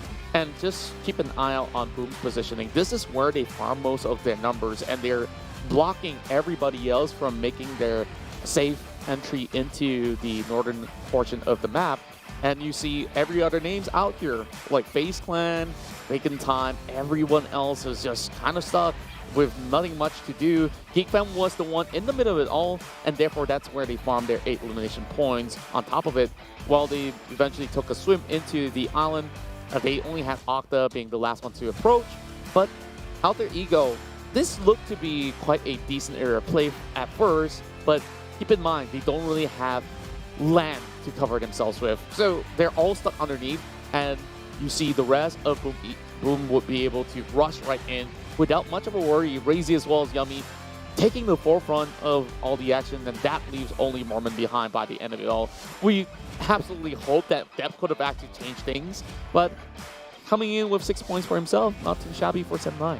I think it's really great, but for Sem9, I think like one thing that I would really like, I understand like he's trying to go for that that placement point, but at the same time, I want that mindset where it's like, oh, if I go down, you go down with me situation, a little bit more proactive, a little bit more aggressive. We're not seeing any aggression coming in from Sem9 at all. In a lot of situations that they do get knocked out, we haven't seen them actually try to fight back. I think the only one that's been proactively fighting has been Putra, but in a lot of situations, he gets caught out alone. So where exactly is his support? Why is there a disconnect between the communication of the team? Or is Putra sort of like dealing or just doing things on his own without informing his teammate, is also another question that we have. Regardless, let's have a look at the team summary right now for what exactly went down here. Let's have a look at Boom and TM. So for Boom, you can see that I think their mindset has always been for that placement, but because they're in a situation where they're able to farm kills, it's as though a bonus to them, giving them 9. It's very contrasting to TM. Look at the damage, it's just so low, and you saw in terms of rotation-wise, they've been wanting to play the healing game the entire time. Honestly, I feel like these two stats absolutely incomparable, right? Like, yeah. TEM, they have the only option to heal up. So that's a last resort where they only have 2 elimination points from the early round, and they quickly switch their approach. That's good on them, but they did manage to get even more from that, and Boom Esports have the leverage of the circle, the areas of play, and basically annihilate everybody else. Now, we're going to be moving into Miramar for our upcoming match as we take a look at some of these teams that will be heavy favorites heading into the matchup. SLD have gotten the final one from yesterday's Miramar, and FaZe Clan has also closed up with some high frags of their own. From United remains to be one of the best teams to have the highest eliminations in the vast map of the Desert Dune. And with that, we're going to be taking a look at Group A, B, C, as well as D to contend against each other. Group E will be missing out on Geek Fam, Boom, Bacon Time as well as SLD. This is a very, very interesting situation without this a very aggressive team. Geek Fam, BAC, and SLD is going to be... I would say it won't change the pacing of the game, but it will have some size of relief from a lot of teams because you're not going to randomly be picked up by teams like Geek Fam. We've seen Yuhai do those very, very long-range sort of shots. And as for BAC and SLD, also very, very similar. Regardless, I think a staple that we always see doing well on Miramar has always been FaZe Clan. I think FaZe Clan across the board has been doing really well, regardless of what map it is going to be. But we are seeing certain teams do a lot better on certain maps, especially for Geek Fam on Sanhok. Regardless, let's have a look at one of our newest collaborations coming out this month. It'll be Bubble Boy meets with PUBG Mobile. If you guys are here in Malaysia, you guys should know our favorite own local superhero is coming to PUBG Mobile. That's right, and of course, you guys don't want to miss out on this as it's coming real soon. And you could basically follow Bubble Boy social media as well, and not to forget our social media on PUBG Mobile Esports, everywhere it is. And not only that, there's also Rabu Badu, where the Phase 2 have already begun, where you can basically gather your friends, play together, get some chicken dinners, and be rewarded with a lot of all these classic coupon crates. Now, moving forward as well, you guys could also take part in many of all these activities that we have in store for you, and there's also a lot more addition added into PUBG Mobile. I think what's really great is on Wednesdays, usually you wear pink, but on Wednesdays, you play PUBG Mobile in this world. So this is Phase 2, so you get yourself some classic coupon crates. And I think what's really great about those coupon crates is that you get a lot of nice things. We want to be able to have the nicest things in the game, play PUBG Mobile on Wednesdays, and because I'm Tash, because I'm Tash and I like the color pink, you guys also have to wear pink. And please take a picture because it's cute. Well, I hope you can get yourself a personal photographer for that, so you get a picture every single day. Are you my personal photographer? No, I suck at photography. It's true. Don't ask him to take a picture. I've never taken a photo of you. How would you know? Oh! Whoa. Regardless. Moving into the sandy dunes of Miramar, I am expecting, well, I'm hoping for like a very aggressive sort of battle because this is the final day of the week before we head into the weekend. It has always been aggressive inside of Miramar. Even from the get-go, we usually see a lot of teams all contending at the very least. Okay. If there's a chart, it's like this. You go down and the chart goes woo, and then suddenly goes woo, because I was looting and moving, and then suddenly goes woo, like that again. That's just me though. That's what I think. So usually it's like a bump, and then right. after that you see a little bit of quiet town, and then it just... Oh yeah. It's like, when you go to the airport and you're ready for a flight, and the captain says, okay, everybody buckle up your seatbelts and everything else, like, the plane moves really, really slowly, and then when it takes off, like, you can feel a little bit of turbulence, and then, like, it goes all the way up, and that's the kind of momentum that I love about Miramar. I know. It could be better. You'd that? say the circle went really weird, or the flight path went really weird, and no one gets their drop spots, it will go all the way to the top, because they have to. Well, of course, we'll just have to see what it is, but heading into this upcoming matchup, I think that there's going to be great intensity where we will rather compare some of all these teams like Buriram United versus FaZe Clan. Buriram United, they have been making a great surge into some of these matches from yesterday's run, and they have the most points inside of Miramar, but we last saw two other different teams to take it from yesterday's run. I think for FaZe Clan as well as SLD. SLD is not on board. I want to see them challenge against FaZe Clan. Yeah, I think that for FaZe Clan, they've gotten a lot of free reign, especially on this map. They basically can go wherever they want and just hold wherever they want. In a lot of situations, so that's how FaZe Clan managed to get that 12 elimination points, getting those people who are crossing into the town.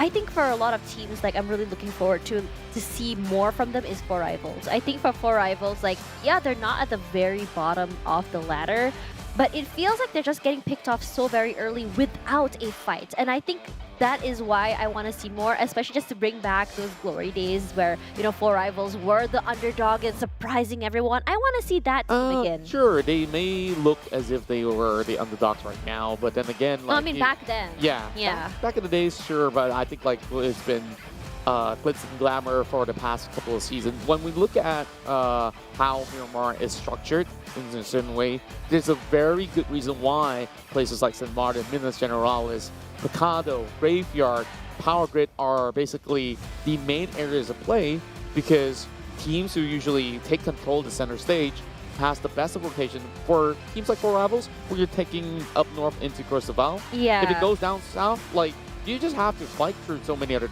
teams, and I feel like it's always a little bit of a disadvantage unless if they basically just burn off a lot more time, play very, very passively until they get into phase 3 in a very safe fashion. Usually teams like Infinity have learned such a way that, okay, this is not a big advantage for the team where the circle goes on the opposite side.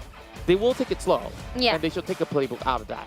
Yeah, I think DX is also a great, I would say, example of this kind of slow gameplay. We see, like, as soon as a circle shifts, look how fast they are to get the middle area. And that's always been their priority, get the compound. And I think one thing that DX does really well is taking care of their area and compound. Because one thing that's, I think a lot of teams don't really want to fancy doing is just kind of like worrying about, if you want to take the middle side, you have to watch out from so many different angles, and people going to be crashing inside. But for DX, they're very chill with the idea of that. They have a great teamwork gameplay, really good at kind of like passing around information.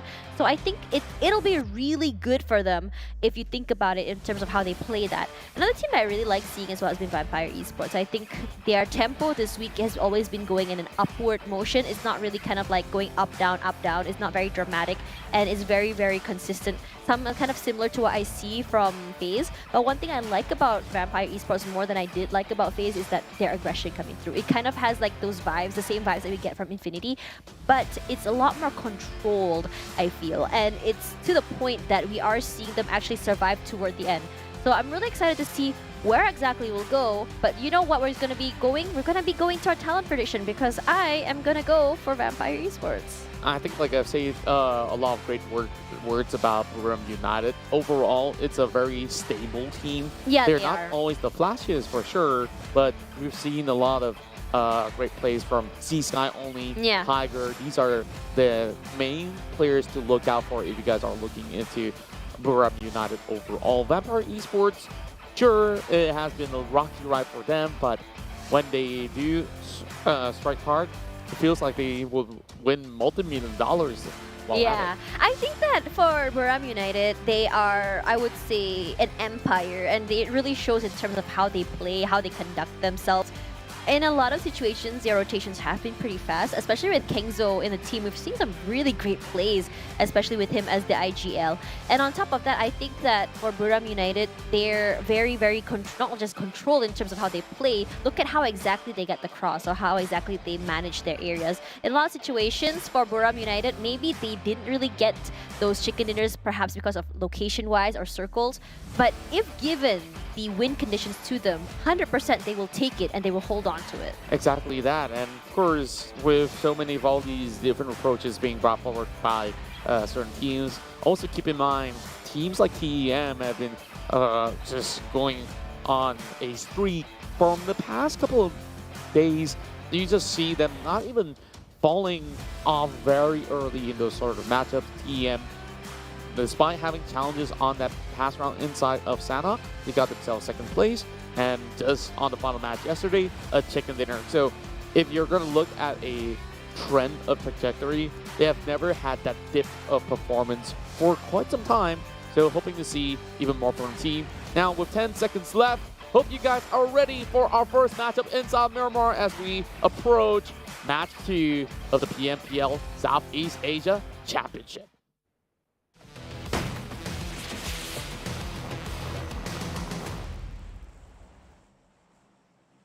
TEM Entertainment, a team that's just been quietly creeping up the ladder without having to be too aggressive or too flashy.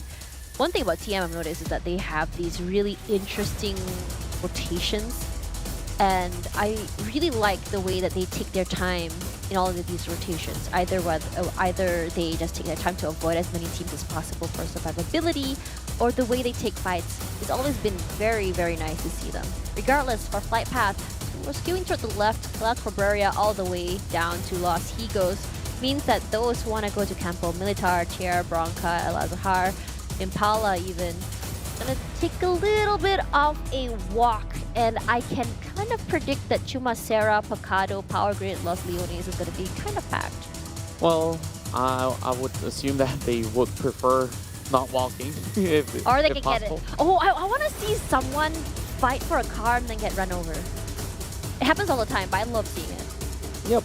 I guess like the players don't intend to have your ill will granted. I mean, it's happened before. We've seen it in the local league in Malaysia, Singapore, Philippines as well.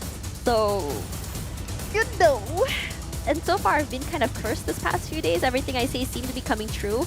I should probably shut my mouth. Oh, no! It does go in towards the south side of Los Leones, and we would assume that majority of all these other teams will be keeping an eye closely into the region of Los Leones. The last time we did get a circle like this was just last night. Just across the southeastern corner I have a of song the of city. And of course, with the X having that sort of approach that they know how exactly to fight their way inside the city, I think that they're onto something. But the problem is, they're a little further from where they need to be. I have a song for you. Please no. Deja vu. Da da da da da da da da da da da. You don't know? I do know. But of course, there's a lot to talk about this matchup overall. FaZe Clan here to challenge the high scores being set by the rest of Buriram United, as they're already on their way to get themselves better loots, of course, before approaching that circle down on the southern side.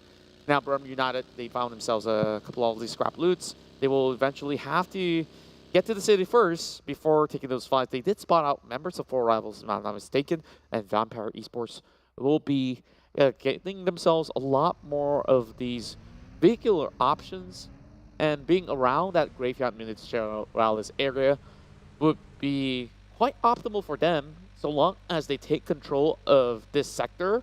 Moving into Los Angeles shouldn't be any trouble at all. The question now for Four Rivals is, what exactly are they going to do to fix or catch up in terms of their performance? I feel like, they have, we've seen their firepower in the previous seasons. We've seen their rotations in the previous season. It's been good.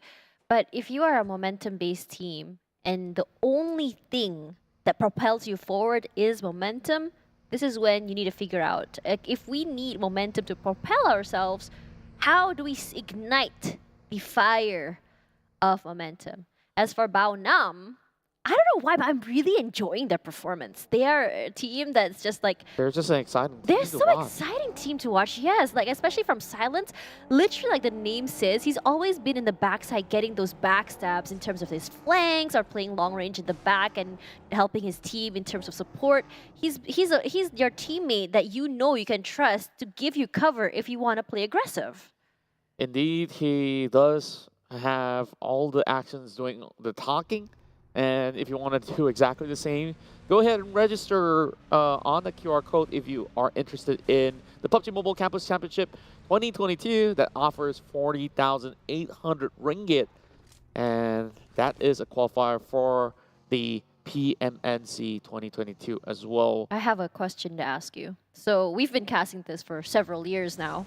Well, you have. I've been following though. So when you're in the scene and you see these players kind of shift teams and you see their growth throughout the years, does it make you feel like, man, they're so good now? I'm so proud of them. I would say that it only happens to very specific players where they do age like wine. Who is that?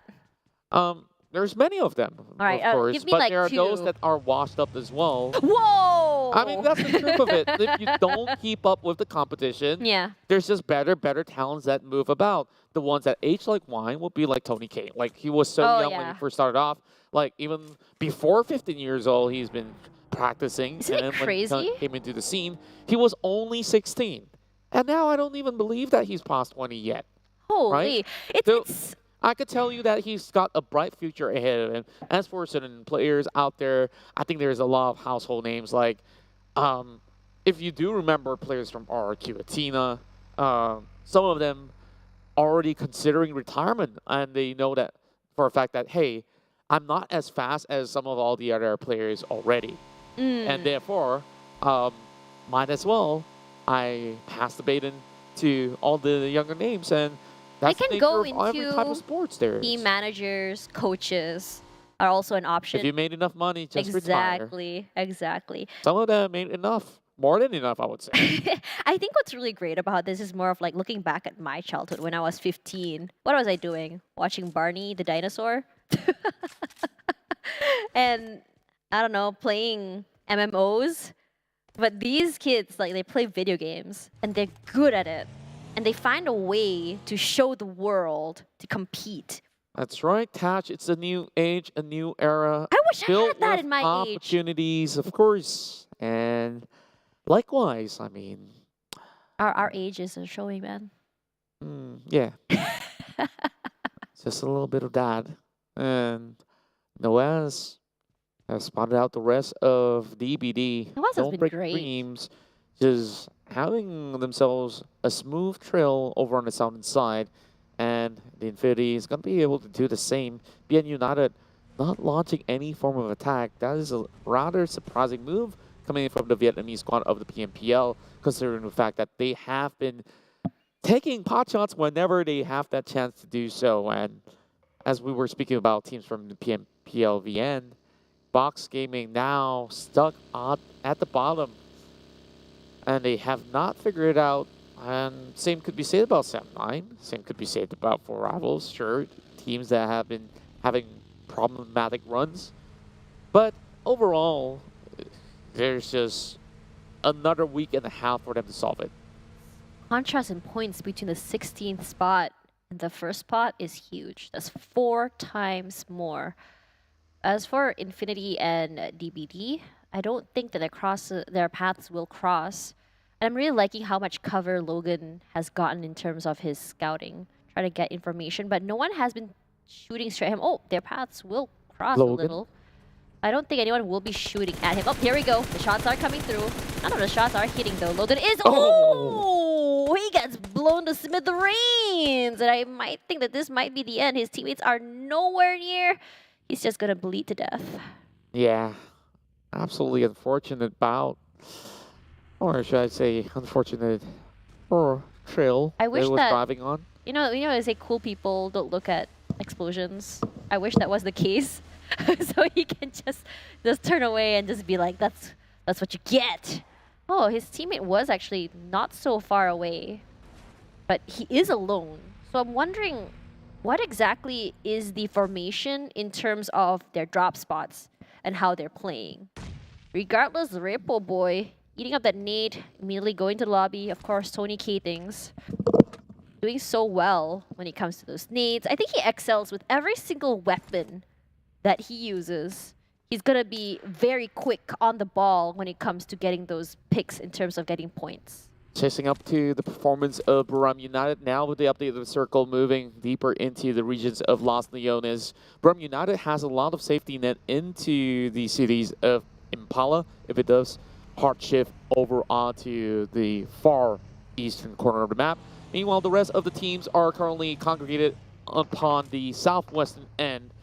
BN United being a little further away, DBD should be able to slide into Porto Party, so if they want to, and therefore there's plenty of options available for Rivals. They basically took the long way route, hanging about in the blue zone for quite some time. Now they do have a clear passage over northern end, so massive improvement in terms of decision making for majority of all the other players out there. And Alter Ego now takes the high ground and hits Box that will be punished from afar. Look at this range. It's extremely long. Can Fnatic actually finish the job is the question. His teammates are ready to assist, though. Here they are, coming to assistance. Shots coming through. Not going to be exploding like what happened to Infinity Logan. Switches out the weapons, making sure to take away the vehicles, not allowing them to reset. But I think for now, just gonna take their time, because sometimes in this situation, you don't want to be in one spot too long in case someone else is rushing toward you. No issue in reviving Bensu. But for Alter Ego, I think their priority is holding on to that high ground instead of trying to push and be too aggressive.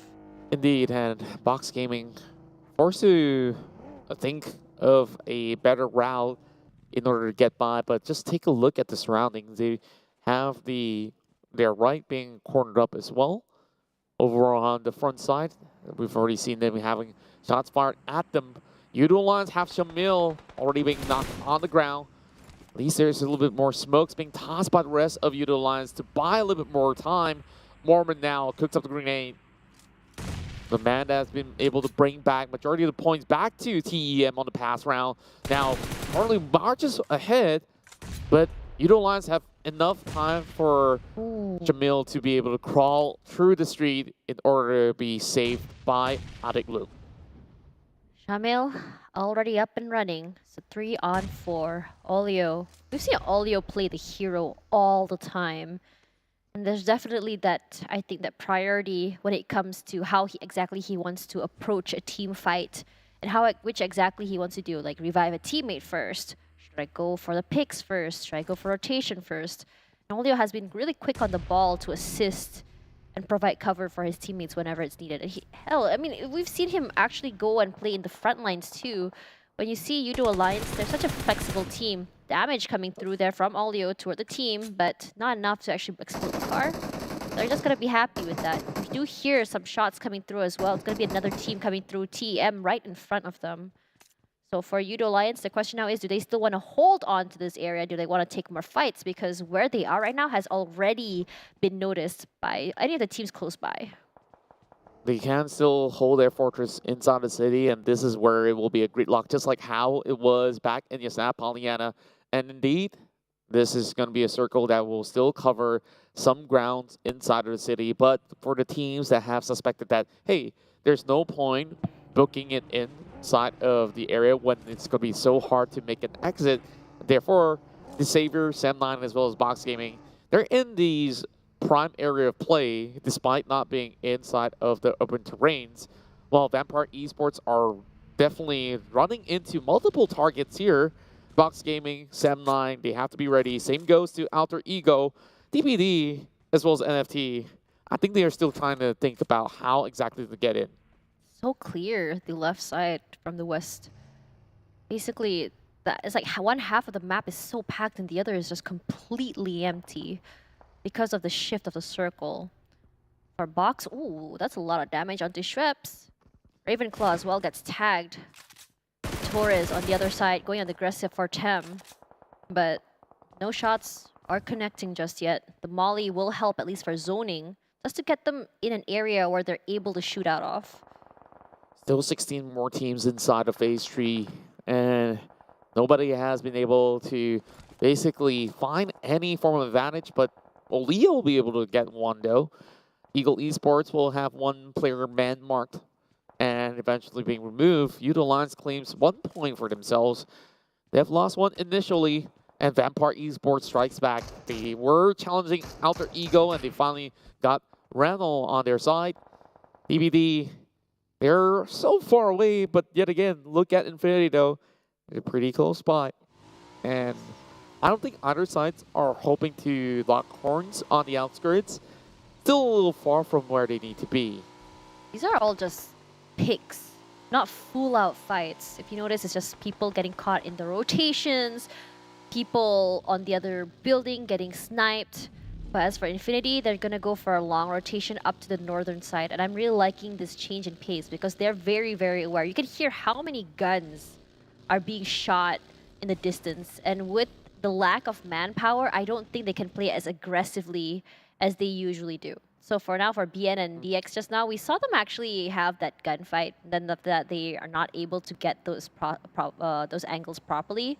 So they're just kind of stuck here for now until the circle shifts. And once the circle shifts, you're going to start seeing everyone making a mad dash forward. No shots from Fanky are going to be hitting any on Max. This has been a situation between these two teams for, I think, about 5 minutes now.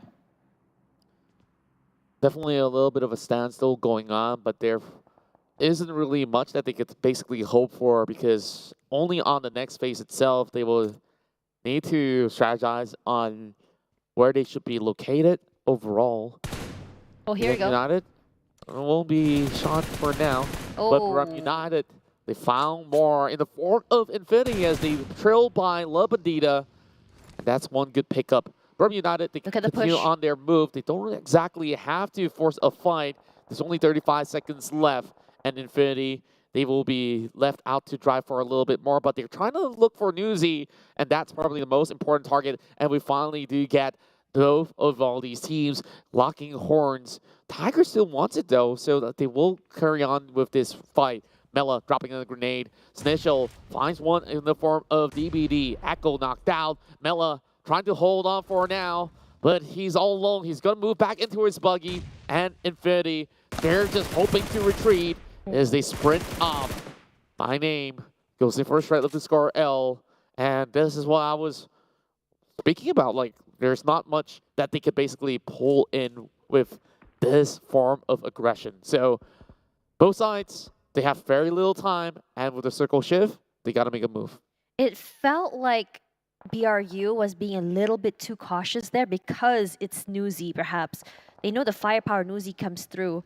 So with Newsy in the background, look at the damage coming into Infinity. Mela throwing all those shots out. They have to be careful. A buggy is not enough to sustain and can just explode at any time.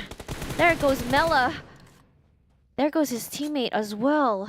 Tuni underneath, trying to make sure that he can survive another day, waiting for Newsy on the backside. Fnatic is very aware of where he is.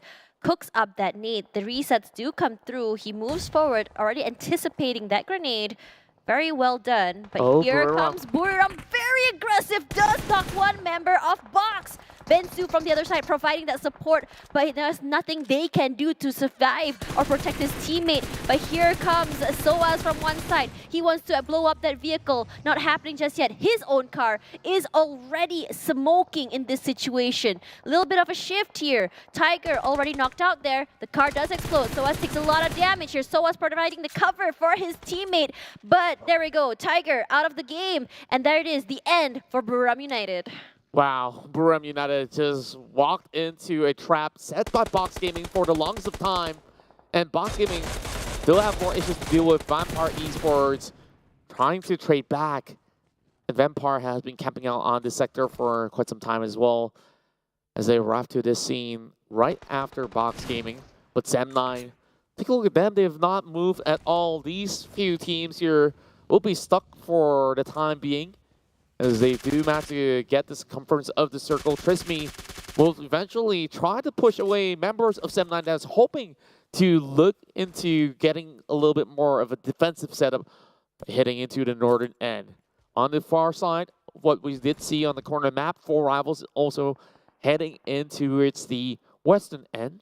So FaZe Clan, they have a little bit more coming in from the south, but they have to fight against Yoodo Alliance first. Look at how many teams are in this area, and looks like toward the southern side, there are some buildings inside of the circle. So people coming in from the southern side, it's going to be really hard. We've seen it happen yesterday, especially with FaZe holding on to that compound. We know that anyone crossing is going to be in a pickle. So for the top side there to the north, DX has full control of the entire area, and I'm really hoping that they kind of like spread out a little bit just to kind of play that gatekeeper and pick up those I would say, those random stragglers. That's right, and FaZe Clan, they have a few teams that's surrounding them as well. Despite them looking like they have the best position, it's not exactly the best option that they would rather take, though they are in the center stage. Rapids now depletes the vehicle out of the Infinity, and 2 Thai teams knocked out relatively early. That's something of a surprise to all of us out there, DX as well as Box Gaming, the Vietnamese side, including BN United. They're all in the same compounds, and BN just opting to basically take some of all these terrains, but Randall spots them out. Real liking this aggression coming in from AE as well as BN. They do want to get Box, but Box is opting to kind of separate here. This is a great situation because they can go in for the choke from two different areas. As for DX, we all know that they can play a little bit passive, and they have been doing that for the longest time. So there's 3 teams in the area. Make it 4 as 4 Rivals is looking to pass through here. But 4 Rivals, they don't know they're being sandwiched. Hopefully they can all make it out in one piece. Look at the damage coming through. There's one player already knocked out. That'll be Voki being the first one. Api takes some damage as well. Pumburu shooting back. Api does get one member of BN United here, and Soaz wants to join in the fight from the other side. Box Gaming just managing to go in for many of all these pickups. Crispy, though, has been snagged up by Batman from afar, hiding inside the city of Los Leones. But there's not much time for the rest of NFT. They gotta make a move. They have less than a minute right now. They're still inside the compound. Meanwhile, 4 Rivals slowly getting torn down by the rest of BN United as they storm their way through Capone, Max LV. They will find both Bamburu as well as Appy, leaving Boki as well as the other members behind. 2 players of 4 Rivals now stuck by the corner. Sem9 has another one being dropped as well. GD finally makes a move of a measure, and there more grenades comes in. This April. is a very scary situation. 2 on 4 as BN United pushes forward. The sprays do come through. April good for one. Is he good for another one? Is the question. Silence shoots back. Doesn't get anything just yet. Here comes the grenade. Cooking up a little bit. But Alter Ego already out there. 3 eliminations. Vampire Esports finally eliminating them, but that grenade will blow them both out of the sky. Quite that would be as the well. end. Yeah, that cooked it for a long time. That's a great timing for them. But look at this. GD just absolutely annihilates the rest of DBD. What? More troubles ahead. There's another team right in front of the rest of GD. Now they just have to basically fight all the way into the circle, while the rest of NFT, they have a few members out there in the open. But BN United is just right underneath their noses here. Batman got only 3 grenades to work with. DX, they challenge the rest of Box Gaming, and that leaves only Bensu behind. Bensu, I don't think that he will be able to last all too long. He still has some mats to work with at the very least. Now, with the M4, he's hoping to take out the rest of Sem9 that's marching ahead. Sem9 holding hands in a very, very small little area. They can't really see where they are inside of the smoke, but they're eating all those grenades, all those mollies. Adibs, what are you gonna do? You're getting barbecued there all the way down. Putra with the sprays, pushing them back, putting the pressure inside. Lord Harm playing a little bit of a long range here, but you can see Box already out of the game. Putra coming forward here, the hero of the team, wants to get the revive. Eventually gonna get Adibs, no problem at all, as Lord Harm's watching from the backside here, making sure that no one is flanking at least, but DX, I'm surprised that they haven't pushed up just yet. They just have to get in the circle. They're all too occupied. Bensu, last man standing of Box Gaming, secures 9th place finish with 5 elimination points. Meanwhile, the rest of DX, they have to recuperate when the rest of BN United tries to take out the rest of NFT Esports, but they're all cornered up. There's not much numbers left. Look at this choke! LB will have to clutch this one out. Batman trying to push forward. He takes out the pen. What more? I do not do. And he will eventually fall for that small little error that he made. Max LB, 1 thing of health left. NFT, despite it all, wins the trade. NFT, beautifully done, coming in at 3-1 situation there. Choking from both sides, but Sem9, this is very aggressive. They want to take this fight against against DX. Putra already gotten one. They have no clue where Rabis is, but still at harm from the backside, giving all the information that they need. Behind the wall is playing it very, very sneaky. They have to be careful. Sprays out. I'm not sure if they did notice right now. Playing in and out, the prone game is just really irritating to work with, as Putra and Adibs need to make sure that they stay safe. Last 5 teams still available, but look at that, Sem9 with 3, and he still gets 1. Get this 1 more! They win it in the end! Sem9 looking so good! Unbelievable, he brought it in with the Mini 14 as well. He ran out of bullets, and yet again he managed to clutch it, and the rest of Sem9 still having 1 player left. Harm managing to get himself by with only a little health left, with that smoke blocking their sides. and it's just going to be a little hard to do. They did manage to secure a top 4 finish, the best that they had throughout the week thus far. NFT Esports are going on 10 elimination streak. FaZe Clan now still has some great numbers to fend off against TEM as well as NFT. But the circle, though, it does move towards the side of TEM. Therefore, the rest of NFT Esports, they just got to play with precaution here. Mormon takes over the cover of the tanks. And I'm not too sure if they're just going to be swarmed up by both of these teams vying to take the spot away.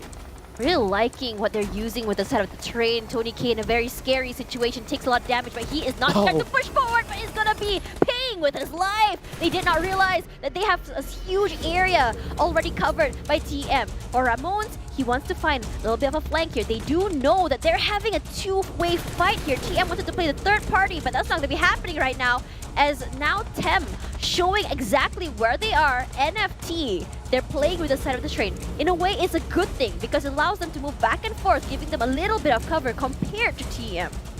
NFT Esports understanding the terrain so well. They don't really have to force the shove against Look at TM. Lycan's the only one that will be hiding very far away. And there's no advantage given over to the side of FaZe Clan right now. Speaking of which, Victorious easily gets hit by the side of Moorman. Moorman secures 4.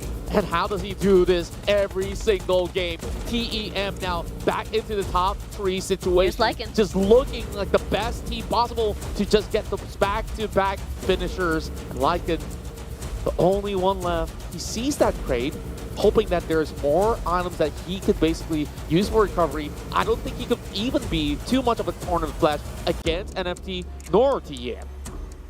Lycan is a very open area, and it'll be Mormon to claim his life. Now, we have a very competitive ending, 4-on-4. We have not seen this yet, at least for this week. For TM, they want to get this finisher. They want to get that chicken dinner. They want to relive that glory they had yesterday. And as for NFT, they want to get these points to kind of propel themselves forward. But they have the upper ground. From that one side here, Batman playing the lower terrain, trying to catch them off guard, but they are very, very aware that he is there for Batman. No double pushes coming through, but 4-on-4 on the other side. Finds one coming through. Mormon just got dropped here. Bafal from the other side. He has his teammate with him. They want to get more picks here. It's a 2-on-3 situation, unless the resets do happen. They're already going for the pickups. TEM. They have already given the information. Here comes the push coming from Bevy. He does get the knock on the Lavelle. 2 versus 2 right now. Make it 1. Onsen will wrap things around, and TEM have got the rest of NFT all numbered up as they secure another chicken dinner for today. It's a great situation for TEM, getting that quick terrain and holding on to a majority of the area. And I think what's really great about them as well is how patient they are, just waiting for the golden opportunity, making sure that the other teams have been cleared out before pushing forward. Because they have the high ground as well, they are very confident in pushing toward NFT, and it's really hard for NFT to do anything in that situation. Indeed, and NFT Esports, they also understand that those sort of terrains were a little bit difficult for them to approach. They did have the idea of sending one player behind to overlook the flank angles as well.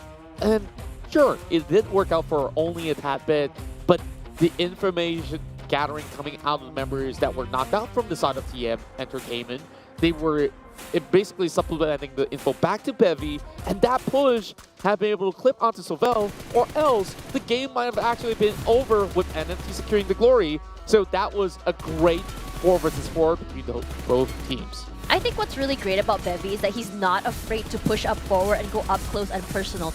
That push can have gone both ways, but Bevy, because he's very, very confident in not only his positioning, but also the idea that the teammates are very low, all he had to do was spray. And we've seen Bevy's sprays can be pretty scary as well, especially since he's very good with that run and gun, the spray and pray as well, especially through smokes. Now, when we look back to this match, it feels like for the beginning of the match, it has been those really, really early picks. A lot of teams losing 1 to 2 players. And in a lot of situations, it's because of the crossover, because of the ping pong of the circle where teams have to cross through buildings, through open areas. And this also comes back to what I saw from 4 Rivals as well. You hear all these fights happening around you and you want to quickly pass through safely. But in that situation, this comes to, if you are going to be crossing, are you confident enough that you'll be able to cross around safely? And are you quick enough to do that? Or is it better for you to make the really long rotation, like what's been done by Buriram United, as well as Infinity? That's right, and we saw how Mormon has that sort of a great angle coverage over on the far end as well, where he just takes very swift picks, and every single time he does, he just knocks more member of the side of FaZe Clan, and he does get a few more catches onto the side of NFT.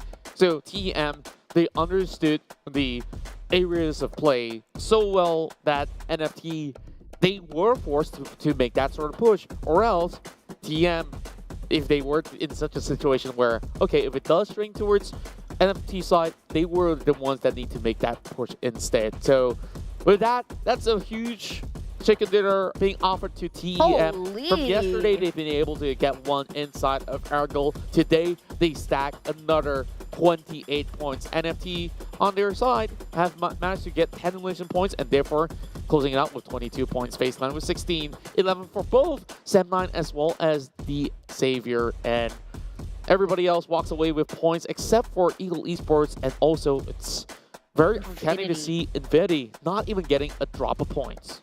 For Infinity, I think it's very unfortunate for them. As soon as they dropped Logan getting blown up, and then suddenly it felt like all of their plans just suddenly went out the window. Regardless, for Mormon, he has been the hero for the last 2 games in terms of healing games. He's been so great. How long did he survive the blue zone? 5-6 minutes just now over in Sanhok. And here, look how much damage he has done.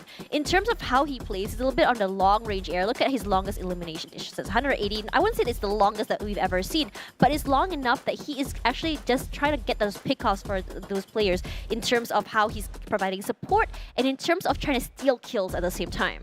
That's right. Now, let's quickly have a look at the weekly rankings as TM now overtakes not only FaZe Clan, and they have been able to push the Infinity downwards. And remember the first week where Thai teams absolutely dominated the top of the standings? We're seeing it again. Now we're seeing top 3 at the very least. Sure, Bacon Time hasn't been performing all too well throughout, compared to the rest of PMPL Thailand.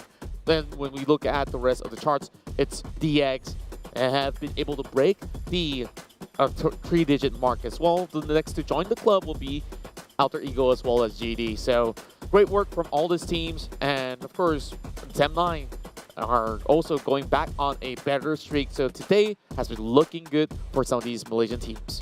I think what's really good to see as well is I feel like for the Malaysian teams, you have 4 of them here, right? We have like 2-on-2 sort of situation where Geek Fam and Yoodo Alliance are like one gang, and then you have Sem9 and 4 Rivals, another gang. So you can see like I would say the gap coming through here. But for Sem9, I think these past 2 games have been really great for them today, and it seems like they really want to make sure that they're not at the bottom of the rankings as we head into the weekend. Regardless, let's have a look at the recap once again, where the flight path from La Cabrera went all the way to Los Higos. That's right, and with the circle being all around Los Leones, there's multiple ways that teams could approach this, and NFT's way of handling it was to really take their sweet time, and therefore they didn't go directly from, say, Hacienda or San Martin.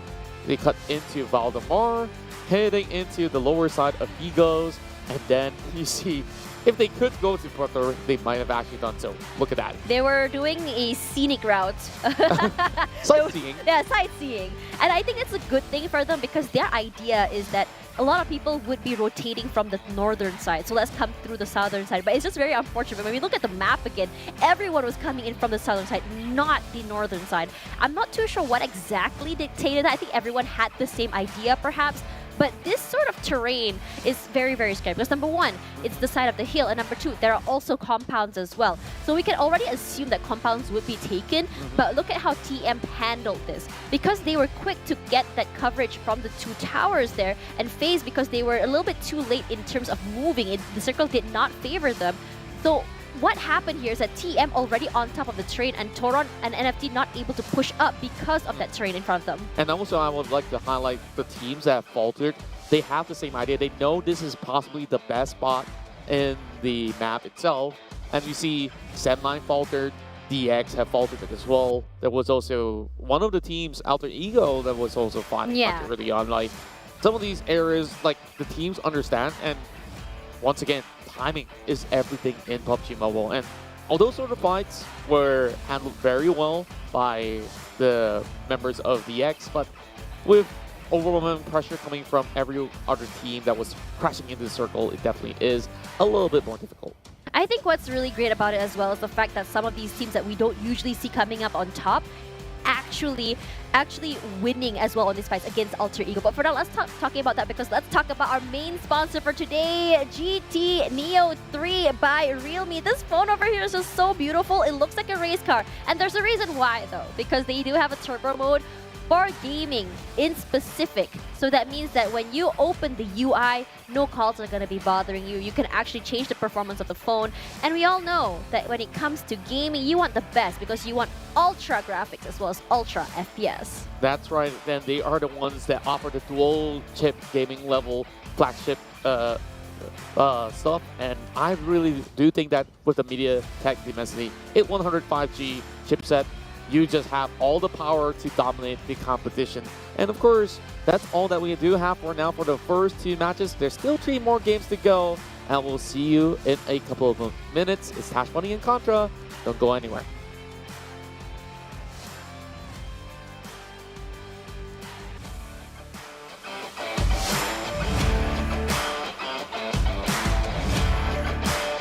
ต้นเกมที่กอตตันดี้ตายไปก่อนนี่ก็ไม่ใช่ต่อที่ทีมอื่นหรอกนะอ่อนเองครับก็เลยตาย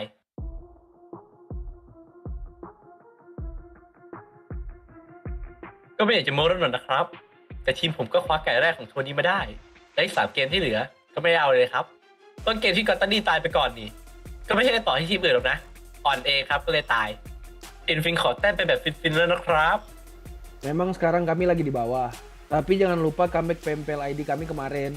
Buat tim-tim yang di atas, jangan senang dulu. Kami siap datang senggol posisi kalian. Untuk kita, para tim Indonesia yang lagi berjuang, semangat dan jangan menyerah. Mari kita berjuang sama-sama untuk memberikan hasil yang terbaik bagi Indonesia. Perjuangan kami masih panjang. Kami akan terus memberikan hasil yang terbaik. Support kalian semua masyarakat Indonesia akan terus bersama kami. Buat para fans, tetap tenang. Liga masih panjang. Perubahan gaya bermain pasti akan kami lakukan.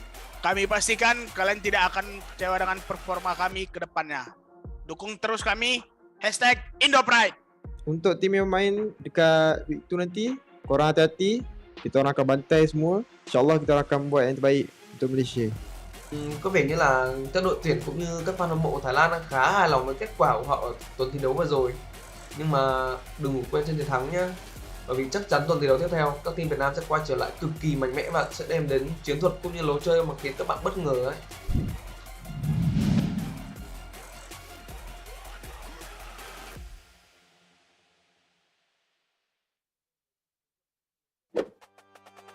Dear PUBG mobile players, welcome to the new version. In this video, let's take a look at the game's new and improved social system. In the new version, we've fully upgraded the gifting system. An even greater array of awesome gifts are now available. First, we've added popularity rankings and clout value. This measures an individual's generosity by how many gifts they send to other players. As a player's clout ranking increases, they'll unlock prestigious rank perks. Go see which of your friends is the most generous. In this update, we've added Guardian Gifts. Guardian Gifts last for a period of time. Once sent, the players form a Guardian relationship to reflect the significant connection between the players. There will be a dedicated ranking for Guardian duration. The gift wall is another new feature. After players receive gifts, the gift wall will display the progress of gifts received. When a player gets all the gifts of a particular theme, this will unlock a themed medal. Furthermore, in the new version, the player who sends the most gifts becomes a gift sponsor. A ton of new gifts have been added to the shop, including those with special effects. Go and buy a gift for your best friend.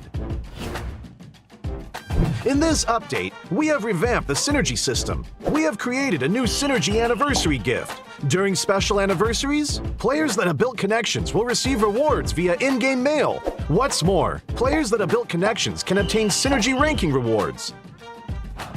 We have added a Synergy recruitment system to help players post recruitment information and add friends. Go and recruit some friends. In this update, the number of friends a player can add has increased from 200 to 300. Friends can now be pinned to the list. In order to make it easier for players to use team reservations, we have lowered the threshold for making a friend reservation. The synergy requirement has dropped from 50 to 5 points. In the new version, reservation info will still be displayed in the chat window. Players can send more kinds of invite messages and view the real-time status of reservations. At the same time, the in-game display for reservation requests is now clearer. Don't miss a reservation invitation from a friend. For Team Up Reservation Chat, we have added a quick chat feature to send Team Up reservations. This will allow players teaming up in the lobby to quickly send common messages. Try it for yourself. These are all the major improvements to the social systems in this update. There is more content for players to explore in the game. If you want to learn more, follow our official PUBG mobile community. Winner, winner, chicken dinner. See you next time.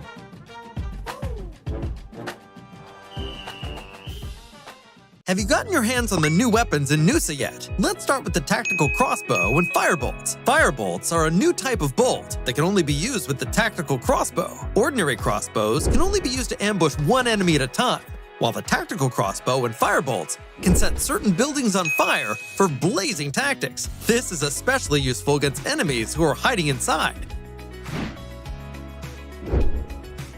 Next up is our highlight, the NS2000 shotgun. It uses 12-gauge shells when hip firing and shoots single-round slugs when aiming down sights. If you encounter an enemy at close range, don't bother aiming down the sight. Just take them down with one shot. Even if you're fighting alone in an urban area, you can easily wipe out all enemies by yourself at the tap of a button. You can also aim down sights and use the single-shot mechanics to easily eliminate enemies at a distance. Nusa is a small map, so the play zone shrinks really quickly. Not only is it important to offer exhilarating gunfights, exploring the map has to be fun too. That's why we've prepared the quad for you. Climbing slopes is a piece of cake with the quad. Now, you don't have to avoid rocks anymore. Ignore the terrain and charge right up to enemies whenever you see them. They won't have the time to react after hearing you. The quad is fast and doesn't flip over easily. It doesn't matter even if it flips over, as it can recover quickly. Call your friends and try it now. Zip lines in the elevator can both be used to help move about. So what are the interesting ways to use them? Zip lines usually appear at places of high elevation, such as the roofs of buildings or at the top of a mountain, allowing players to quickly travel between them. Players can quickly search for supplies and escape the blue zone. When being pursued by enemies, a zipline can be used to quickly get away. It's even possible to drop from a zipline halfway through to catch enemies by surprise. Furthermore, ziplines can be destroyed. Players can use the zipline to quickly reach the other side, then destroy it to prevent enemies from giving chase. Damaged ziplines also make good locations for ambush, as enemies may try and repair them. The elevator can be found in the tallest building of Telepac Town. The elevator can be used to quickly go between different floors. In actual battle, players can use the elevator to quickly get to the roof and to intercept enemies that come up from the lower levels. It's even possible to hide in the elevator and wait for unsuspecting enemies to enter to score a surprise elimination. Ziplines in the elevator are sure to help players out in battle and create all kinds of unexpected situations. So play PUBG Mobile and try it out!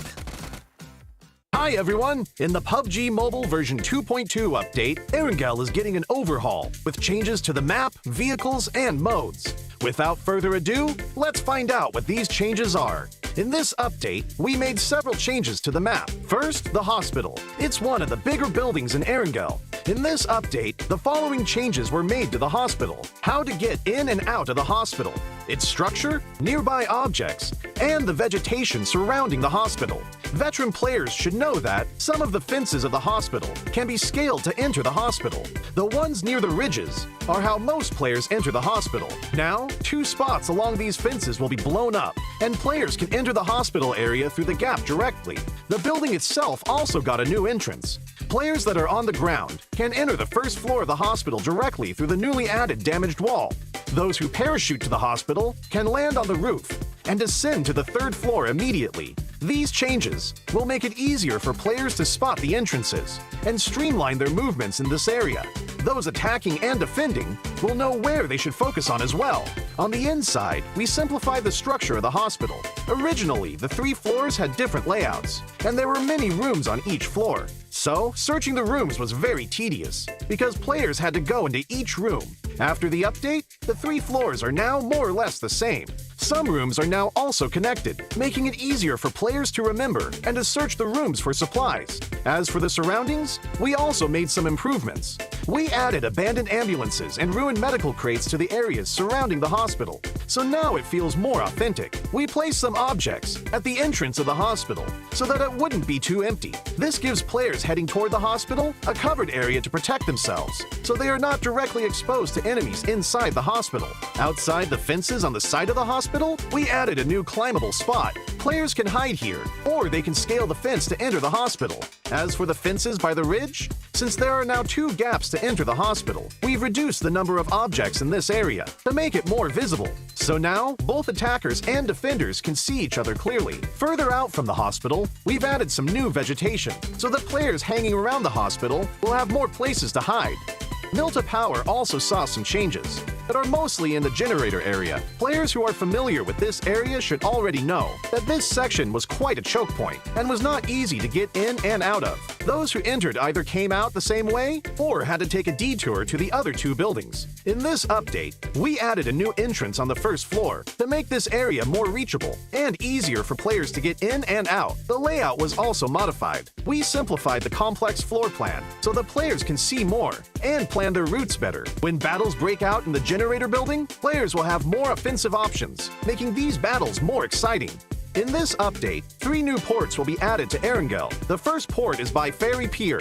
We added a port here, as well as increased the amount of resources in the area. The Ferry Pier will soon be more abundant in supplies. The 2 desolate beaches to the southwest of Farm and to the south of Sosnovka military base will also get new ports. They will both contain a good amount of resources. Players will also find boats at these ports, so they can quickly travel to another location. So, keep these places in mind, because they'll make for a great landing spot. During the previous themed modes, players really enjoyed the special crates. In the new version, we'll add special supply kits to classic mode. Players will be able to find special supply kits in buildings. There are 3 types: medical, tokens, and military supplies. The resources in these supply kits are very good, so keep an eye out for them when searching.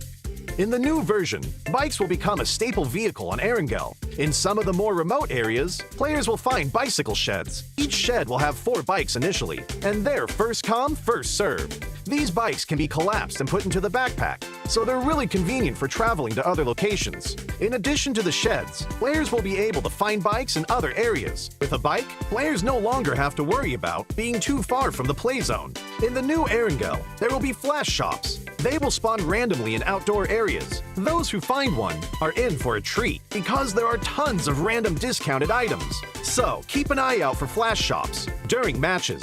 Running out of fuel is one of the worst things that can happen while driving a vehicle. Erangel's gas stations will become functional for refueling vehicles. For the cost of just a few tokens, you'll get a full tank of gas. Find a gas station and try it out. These are the main changes in the version 2.2 update. For more details, don't forget to follow the official PUBG mobile community. Winner, winner, chicken dinner. See you next time.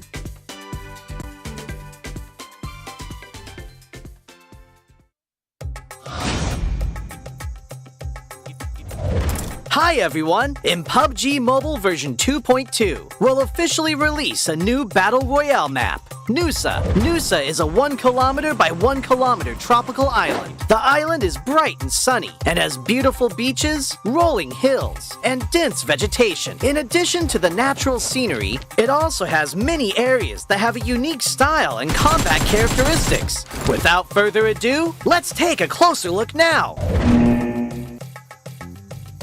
As a whole, being a 1 kilometer by 1 kilometer map, Nusa is the smallest map PUBG Mobile has released to date. It also has the most compact structure among all the Battle Royale maps. We can make some comparisons by looking at the data. Erangel is 8 kilometers by 8 kilometers in size, and 100 players participate in each match. This means there is an average of 1.56 players per square kilometer. In Nusa, an average of 32 players fight in a 1 square kilometer area. Conflicts are intense, and players will start shooting right after landing.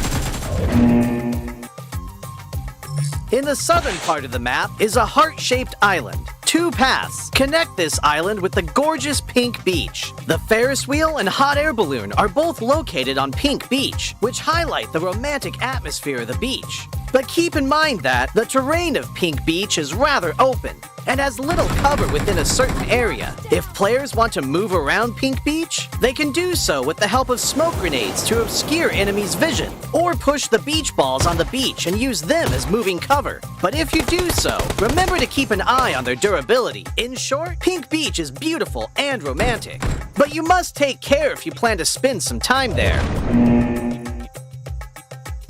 Bulan Bay is located in the northwest part of the island, and the coast is quite low there. The cliffs on both sides have a large height difference, and players can move between them with a zip line, utilizing the advantages of high ground. Players at the top can observe where enemies are moving in the bay. Meanwhile, players in the bay need to move around covertly. There is also a cavern connected to the sea in the northern part of Bulan Bay. Players can jump there directly. The cavern extends in all directions, and players can explore this area. In addition to the natural scenery, Nusa also has many urban areas, of which the largest is Telepak Town, which is located in the southeastern part of the map. Buildings are scattered everywhere in the urban area, and close-range street fights can break out at any time. There are premium apartment buildings in Telepak Town. These buildings have elevators that can be used, which adds another dynamic to searching, attacking, and defending in the building. For example, players can set up an ambush in the elevator. By getting in and not selecting a floor, they can then give enemies a surprise when they enter to use the elevator. The rooftops of buildings in Telepak Town are also connected by zip lines, which gives players more flexibility in urban battles. If the zip line is destroyed, it can be repaired with a tactical crossbow. I believe Telepak Town will give players a unique 3D alley combat experience. If you like fast-paced battles and enjoy thrilling shootouts right after landing, you can land at the Science Center at the heart of the map. The design of the modern orbital satellite roof feels really high-tech. The Science Center has 3 floors. Each floor is spacious and contains lots of supplies, which attracts many players to loot this area. As you can imagine, very intense battles will break out between these floors. At the top of the Science Center is a rooftop with a multi-layer structure. Players can look far into the distance from here for a great visual advantage. However, they'll also be exposed as there's nowhere to hide. If you want to land directly on the rooftop, you must check if there are enemies nearby to ensure your own safety. In short, if you're confident in your close-range shooting skills, you're welcome to land at the Science Center. Like the Science Center, Flame Village is also located at the center of the map. The terrain is quite low there, and the village is surrounded by mountain slopes. There are many huts in the village, and there are many places where you can stand on the beams of the huts. Players can climb or jump onto the beams to ambush other players. But there's one thing you mustn't forget. A tactical crossbow used with firebolts can set the huts on fire. This will expose the players hiding in them. Of course, firebolts will burn and deal damage to enemies when they are hit. In addition to huts, there are also brick buildings that cannot be set on fire in Flame Village. They occupy a large area, contain plenty of supplies, and are high conflict areas. If you're confident in your shooting skills, you can choose to land at Flame Village or Science Center at the heart of the map. It'll also be convenient for moving to areas along the edge. Other than the previously mentioned areas, this island also has winding and rugged mountain paths, a shipyard where the whistle roars, a regal resort with wide and open terrain, Sunset Street, which is planted with many banana trees, Crystal Bay, which has secret rooms, and more. These are all gorgeous locales that can bring players different gaming experiences. After hearing the above introduction, I'm sure players already understand what makes Nusa so uniquely fun. Lots of supplies for fast looting. The verticality of the terrain increases the strategic depth of battles. And the 1 kilometer by 1 kilometer size makes firefights inevitable. What are you waiting for? Gather your friends and enjoy a rowdy vacation on Nusa. For more details, don't forget to follow the official PUBG mobile community. See you next time!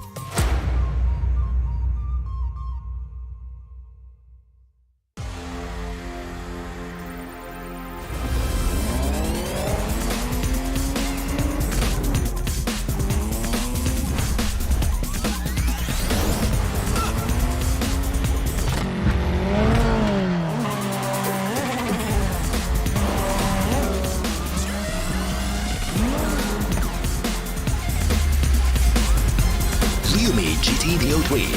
Neo Speed Awakens.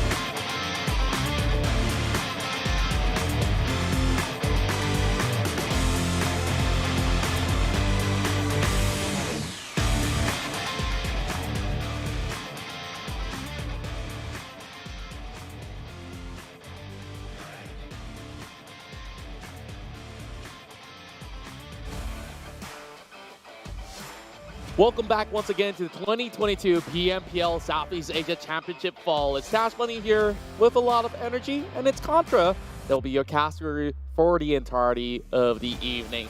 Now, of course, 2 rounds have passed. We're going to be moving forward to our third matchup heading into Miramar. But first and foremost, of course, we'd like to thank official smartphone partners, Realme of the GT Neo 3, Neo Force Awakens. And of course, other than that, we also have to thank our official livestream partners, TikTok, and also our official food delivery partners, Grab Food. So, Cash, 2 games have passed, and we are seeing the Thai teams now reigning supreme.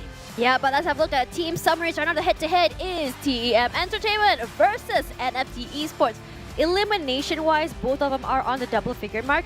But in terms of damage, TM is just reigning supreme here. And it really shows in terms of how much damage they have put into the players rotating inside of the area and how much of a fight they're showing to anyone taking their compound. That's right. And we take a look at the most damage dealt. Mormon has been on fire for today. Even though there was that matchup inside Sanat where he did manage to take as many elimination points, he still brought forward a second place finish for TEM. And in that matchup itself, 900 damage, or 991 in specific, has been dealt. Whereas Ramones pops off with the second place finish. On third place, we're finally seeing a glimpse of box skimming with Bensu on third spot. For now, let's have a look at the matches. Because after this, we're going to go to Miramar with teams from Group B, C, D, and E. No Group A means no D Xavier, no 4 Rivals, no Buriram United, and no TEM. So TM has been having a very, very good run for today. So I think it's great that they're taking this break. And it also gives a team to kind of put a benchmark on how far they want to go for each round and how much more marks they want to bring forward. That's right. And when we're looking at Group A missing out, so D Xavier, they have a decent point run alongside with TEM. So TEM takes a little bit of a break. 4 Rivals as well, Buriram United. Sure, they have their fair share of struggles for today. 4 Rivals did manage to do things a lot better inside Miramar, so they'll be playing out inside Angle instead later on. And when we look at the majority of all these groups, now with the return of Geek Fam, Boom, Bacon Time as well as SLD, I think this is something that other teams will also worry about because we're seeing how well these teams play inside Miramar. So it could be really, really challenging for those that have even gotten the first game through their hands. Okay, so when we talk about this particular map, which is Nusa, I think one of my favorite things about it is just because it looks like a adventure-filled, Indiana Jonesy, Tomb Raider-ish map where you can zip across the map real fast, fast and furious, and just shoot bow and arrows? Is that what you call it? Bows and arrows? It's more than just bows and arrows. Like this tactical crossbow can even burn down buildings if you were to equip it with a fire arrow, of course. So that being said, you can basically explore and have a lot of fun with your friends. I feel like it's not really too much on Indiana Jones and stuff like that. It feels like a honeymoon party by the beach. It feels like there is an amusement park going on. And there's so much more that PUBG Mobile has to offer.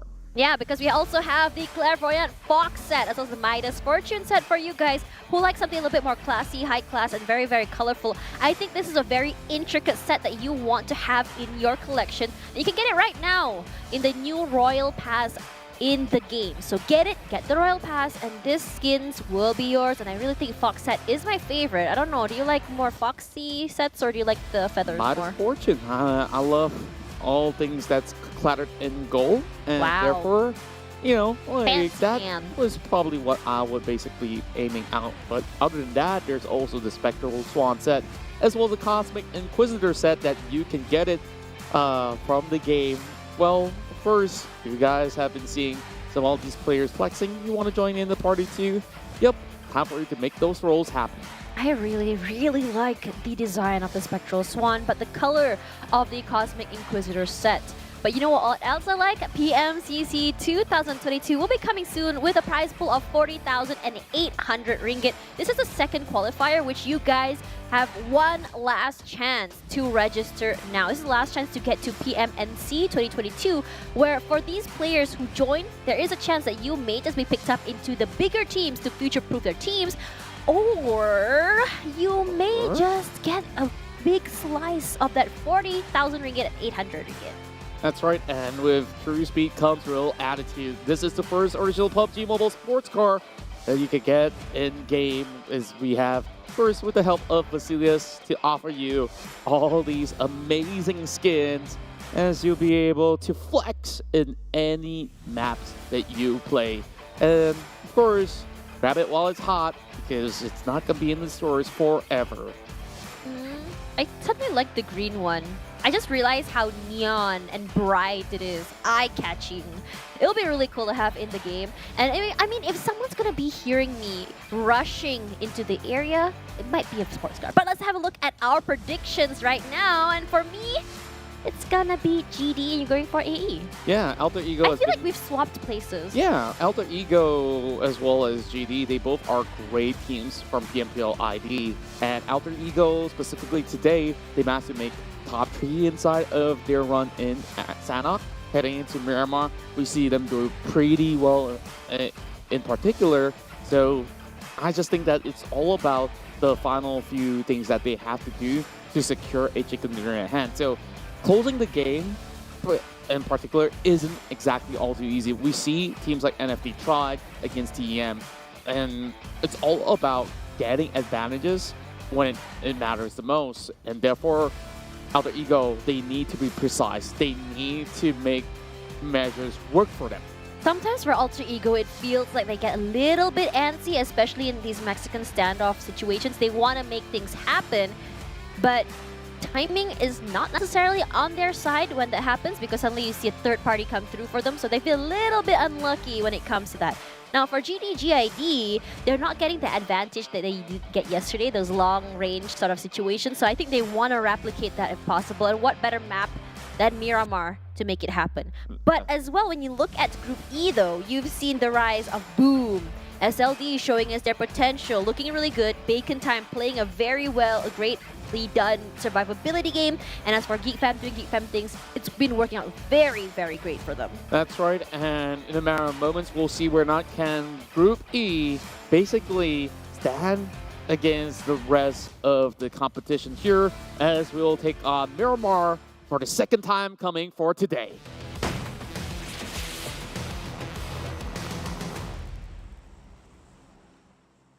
Me! Ra! Mar! That was very anticlimactic. But anyways, coming back to Miramar, I think that last game showed one of the most interesting endings so far and really shows us how important positioning can be. But Flight Path today, I don't know what made the pilot have a really bad mood today, having these very, very skewed flight paths. This time around, those dropping in La Cabrera, Ruin, Storial, Humada, Campbell, Miltar, Water Cream, and El Pozo even are gonna have a hard time. And I don't know why, I'm really thinking that the circle might shift toward northern side because it's been pretty opposite recently, but who knows at this point. Yeah, we just have to wait and see on what really forms up. Usually the case, it has been slightly left of center for the most part when it comes down to the way that the flight has been going.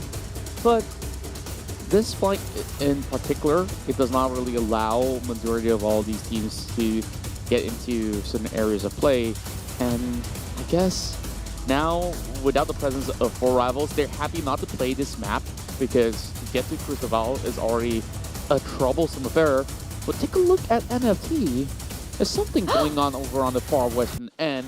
Good news for most squads is that it does move to the south side, but this is a very challenging circle to be played out because the majority of the areas are on top of those hills. PN United as well as NFT, they're on the very far western corner of the map. Not much loot's available, not much vehicles as well, and now it's just a sticky situation for both teams. And boy, oh boy, I think that they just have to settle the scores to Noah's. Just loading the full clip. He hopes to get thrown, but how many bullets does he still left in the tank though? He's just expending it all. That's all he has. He's getting tagged. That's all he has. I think that sticky situation is the right word for it, as Max does get 1 knock.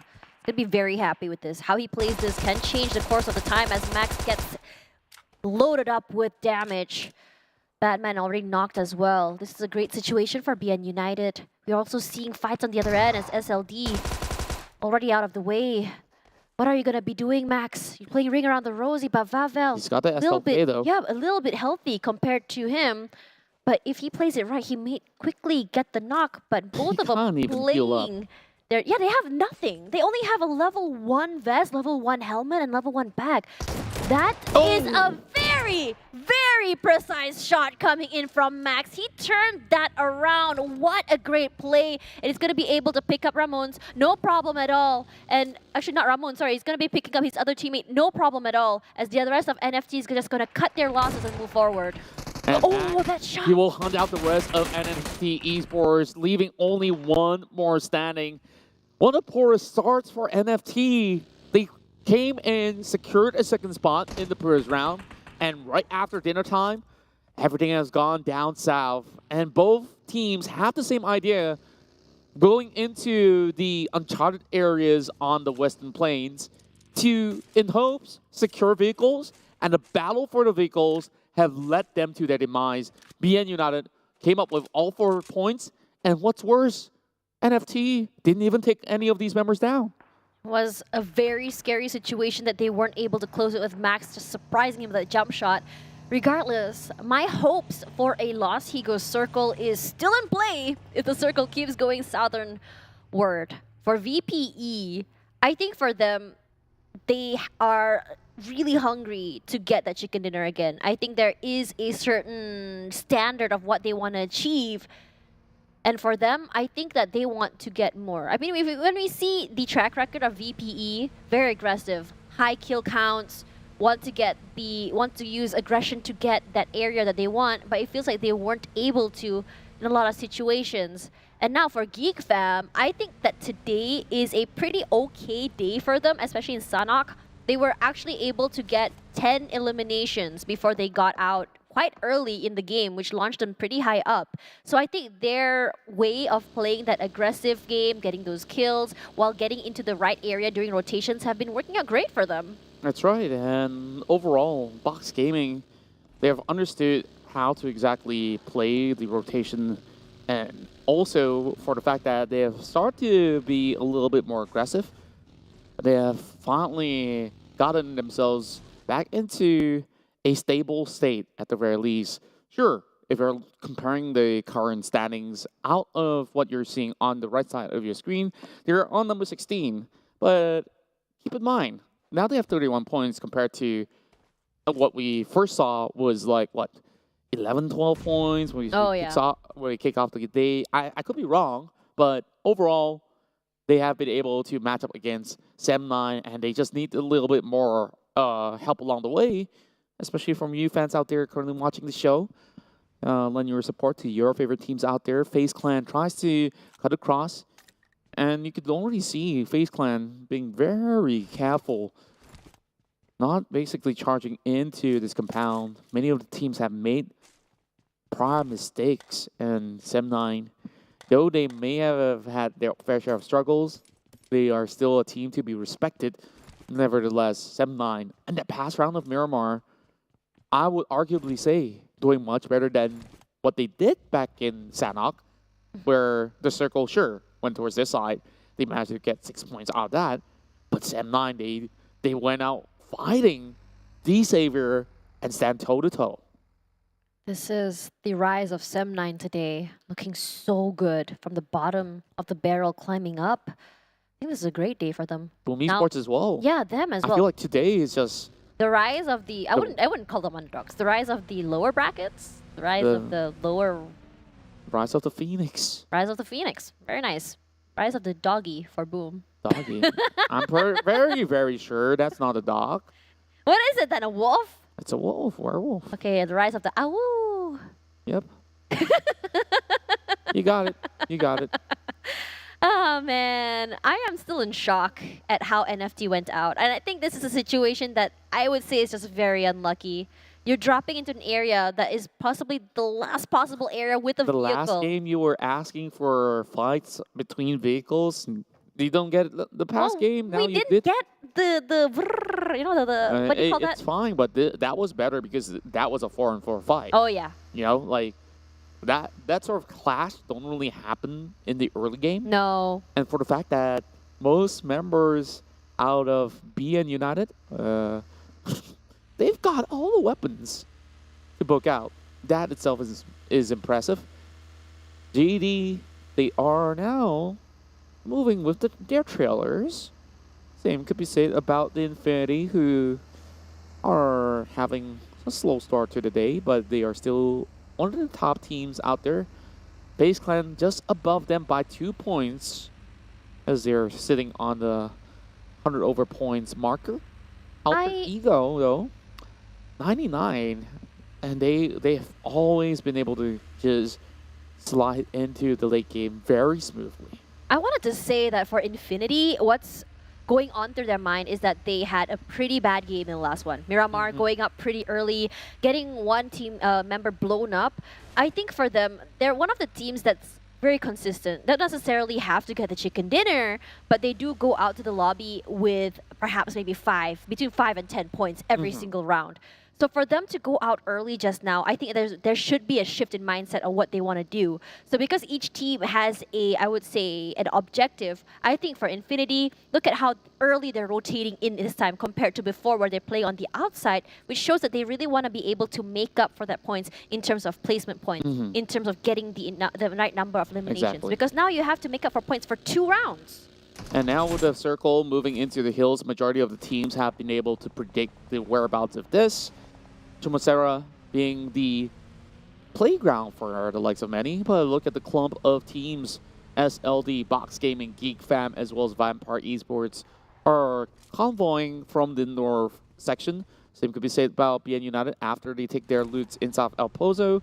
They definitely deserve to enjoy a little bit longer of the spoils of war that they could possibly get. So it will take a while before you see full commitments coming in from teams like Geek Fam, as the priority is to get to where is necessary. For those teams, though, that have been over on top of the hill, these are some of my favorite battles because I've seen episodes of all these type of circles being around Chumacera. Like, it's one of the toughest plays to play, and all the DMRs that they can get, or even ARs that they're more proficient on, will prove to be something that they will have to rely on. Alan, not landing those shots. I think for AE as well today. For AE, I think it's more of like, sometimes we saw this Mexican standoff between them and Vampire Esports in the last round in particular. And I'm really a bit upset that we didn't get to see what was the result. I mean, we know that VPE won in the end, but what exactly happened there? Because when it comes to the Battle of the Titans, I'm always curious to see what exactly turned out. But for SLD, you can see that they did get tagged. I'm not too sure if it's from Box. It doesn't seem so. No. I think like it was from the blue zone. Yeah. Oh, they just came inside, didn't they? Yeah. Yeah. It was quite the journey. They just took a passing. very long rotation. Yeah, and they were just passing by Power Grid. It's still really far from the circle that's in Chumacera. So, BN United, they're also doing exactly the same thing, just that they have more boosters and they've already stocked up early on from El Pozo. Now, it's a little bit slower than usual, other than the fights that BN United have taken. Max LV have been able to really clutch that one as he secured 3 out of the 4 takedowns in that particular match. BN United today. Ooh. A little bit of an accident here. I think for BN United, what's really good about them today is the confidence in taking these gunfights very, very early, even if they're getting pushed up. I'm really liking how they really rally up together whenever they're attacked. They're not one to back out from a fight. It's very rare that we see them take a tactical retreat. They're like, we started, we end it together. And in most situations, it works out really well in their favor. Not too sure if Olio just did a very long-range shot just now, because I did see one player tagged. Looks like it, and that's FaZe Clan peeking out the window of the churches. And I don't think there's much of a prayer left for them. Tony K also receiving a little bit of the brunt of the damage being done by the side of Yoodo Alliance. And the funny thing is this, FaZe Clan as well as Yoodo Alliance, they've been meeting each other very frequently when it comes down to their matchups inside of Miramar. But the surprise is that you expect a team like Yoodo Alliance to basically give way, but they basically have a great attitude where they just basically fight their way through. Now, there's a huge problem for most of these teams as it goes deeper into Minas de Val. A little bit rarer to see that it does cover a little bit of the waters of Valdemar. So there's not too many high hills to work with. There's about one over the north, or two over the north, one over the south. Boom Esports is holding onto the southern side, but it's relatively tricky. But I just love what I'm seeing. Is someone actually going to take this? Fights. Are they actually going to take this fight? Please, I'm really hoping so. We haven't seen a very aggressive Sam9 just yet. But it looks like a tactical retreat will be in their books. But as for the rest, FaZe Clan, BAC, look at the Great Migration happening. It's always fun seeing these kind of hills and they just going through the Great Migration. Yeah, and I guess some may migrate no more because they're about to be put to a halt. Alter Ego now getting peppered by the rest of Infinity Newsy. Spots one, get some damage over onto the side of Red now. And Newsy repositions, spots out more players out of Bacon time. FaZe Clan drives forward. Ego Esports are also landing a couple of all these attacks onto the buggy ices. Managed to put straight off as they are all in a little bit of a tricky spot. Ventura now taking off Namshin with some perfect spray. Now marking onto Tony K as well, but he will have to rescue Chua first and foremost. This is a very, very nice location that 2E has held on to.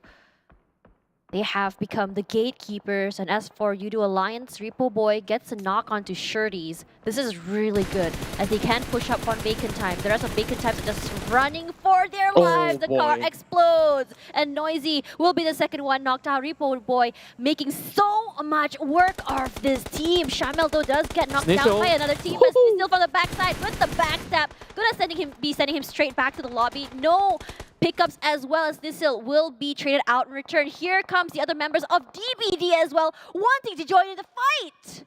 That was a great refract coming from Adik Luke. Now Yen's going to be able to pick up the pace as they did manage to find a takedown onto Shamil. Now Ziggs covering over on the other side of the flank. There's going to be Boom Esports nearing onto the rest of the members as well.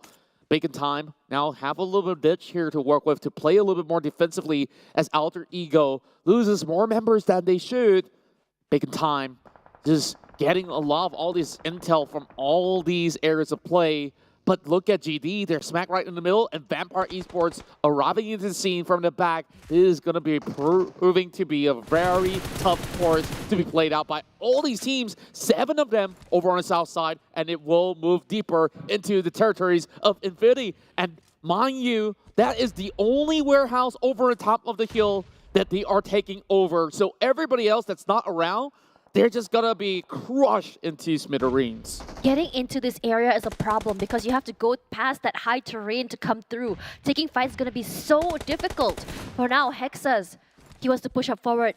Yen as well. Hexas spots one out. Look at the damage coming through, but Hexas does go down in the end. Yummy from the other side wants to help his teammates. He pushes up. He gets one. Will he get two is the question. Not quite yet. He's getting two, but he's not good enough for that. But Jimmy OP from the backside does get the knock instead. Emily gonna be going play first 8 to pick up all 3 of his teammates. DBD having Jimmy to basically save them by the bell.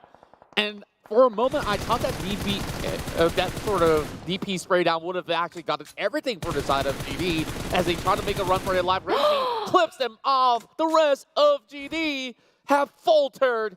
14th place, only 1 elimination point, and it's due to their firepower, and they could not even afford to pick up those sort of fights.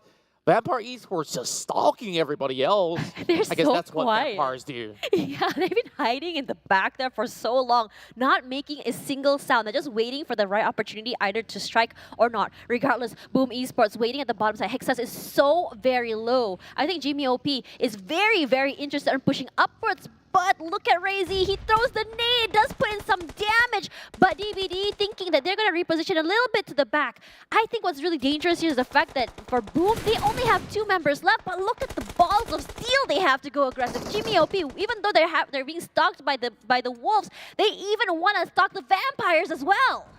Vampire Esports, they honestly don't have that many room for places to go about with. So if they were to basically commit, they still have to pass members inside of FaZe Clan. Vampire Esports getting stabbed by the members of DBD. Jimmy with a pick onto the side of Schweppes, and we see him trying to basically push forward more members inside of FaZe Clan, now attacked by the rest of SLD, while Renal will take down Lycan with the third-party skirmish.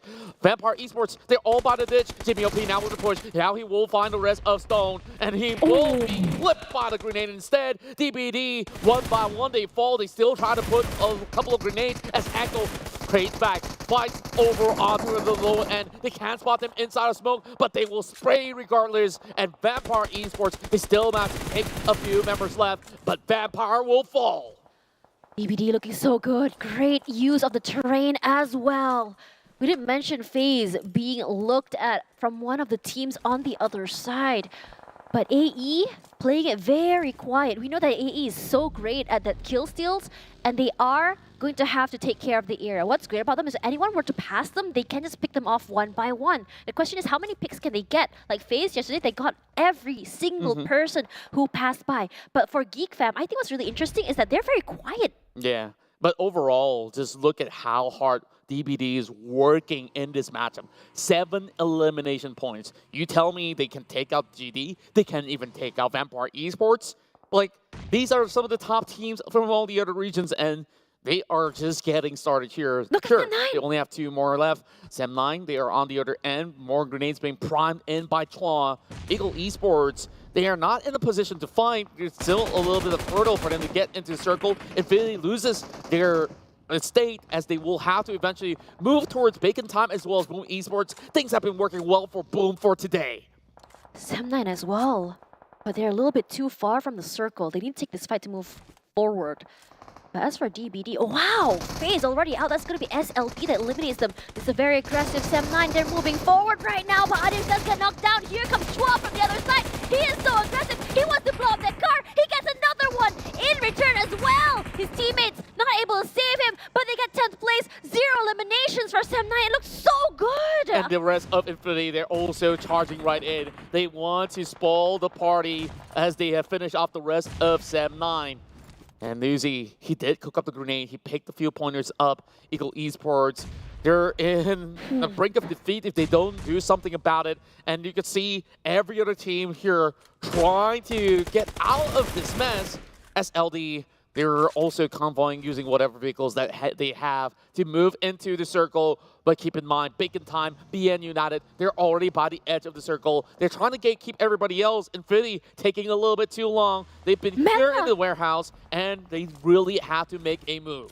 They're trying to go for that pinch here. Look at that 3-1 formation coming through. Gonna cook up that nade. They know exactly where Alter Ego is. But Tuni takes some damage from the other side. BAC just prepping to shoot them from their long range. Mela with the sprays come true. That damage is not gonna be allowed him to stay here in one spot. Mela from the other side. We know that he's a Kobe. Let's see if it actually hits this time is the question. Nuzi from the other side. He does have the firepower to move forward. Namchin runs over Jimmy OP, 1 member down from the side of DBD as they manage to secure 5 points for the Vietnamese side. Well, whereas Echo is the only one left for the side of DBD. Melo does find 1 member off the side of Alter Ego, but there's still more crosshairs pointed at the side of Infinity, and therefore they can't even afford to take too long of a peek, or else they will get shot. Nuzi is stalking behind. He's going to be having a little bit more of a takedown there, while Echo goes in for that push all alone. It's do or die. He's also getting tagged as well. Eagle Esports pins her up. Same goes to Nuzi, pushing forward against the rest of Alter Ego as they get wiped out. Look at how aggressive Infinity is today. They already have 7 eliminations right now. Looking so good for them. They want to make up for the lost points, and they have that mission in mind. As for Echo, going prone, this is a very smart move for him. The terrain will protect him, but look at 2E. They're so being pressured right now by Infinity. 1 goes down. It's going to be Nuzi with the aggression, and you know that he is able to choke the team if he wants to. Mela cooks up the nade. putting down the smokes as well for his teammates because it's such a very, very open area. But in the circle, there's only 2 teams right now. It's going to be BAC as well as 2E, and it's getting really, really hard because it's the bottom side of the terrain. They will just play very defensively for now, but Infinity, they are in the best position possible. Even though they don't really have the circle upon them, they can eventually propel forward because there's only 1 member left from inside of Ego Esports that's inside. And on top of that, SLD, they're just turtling in. With this 2-2 split that's covering the lower end, the rest of Infinity can basically close them out. Boom Esports, though, they just really have to hold out. Same goes to Bacon Time, but speaking of Bacon Time, BN United, they are rushing right in. So BN United, they're coming in with diamond formation, though, and they finally spot out FIDMT. Newsy, just hoping that he'll move. He's got to look out for that grenade, though. Newsy taking his time here, which is really good. You don't want to get isolated without actually getting a trade. As for Echo, DBD is actually showing a really good promise today. They already have 7 eliminations in hand. He's the last person alive, and this is the best place for him to hide. Regardless, he has to be careful because these areas are prone to be checked. And as for Boom, yeah, Hexa's already knocked. Risey wants to get the pickup here, but look at this aggression coming in from SLD. None of the shots are going to be hitting. Huang from one side, throwing out that nade.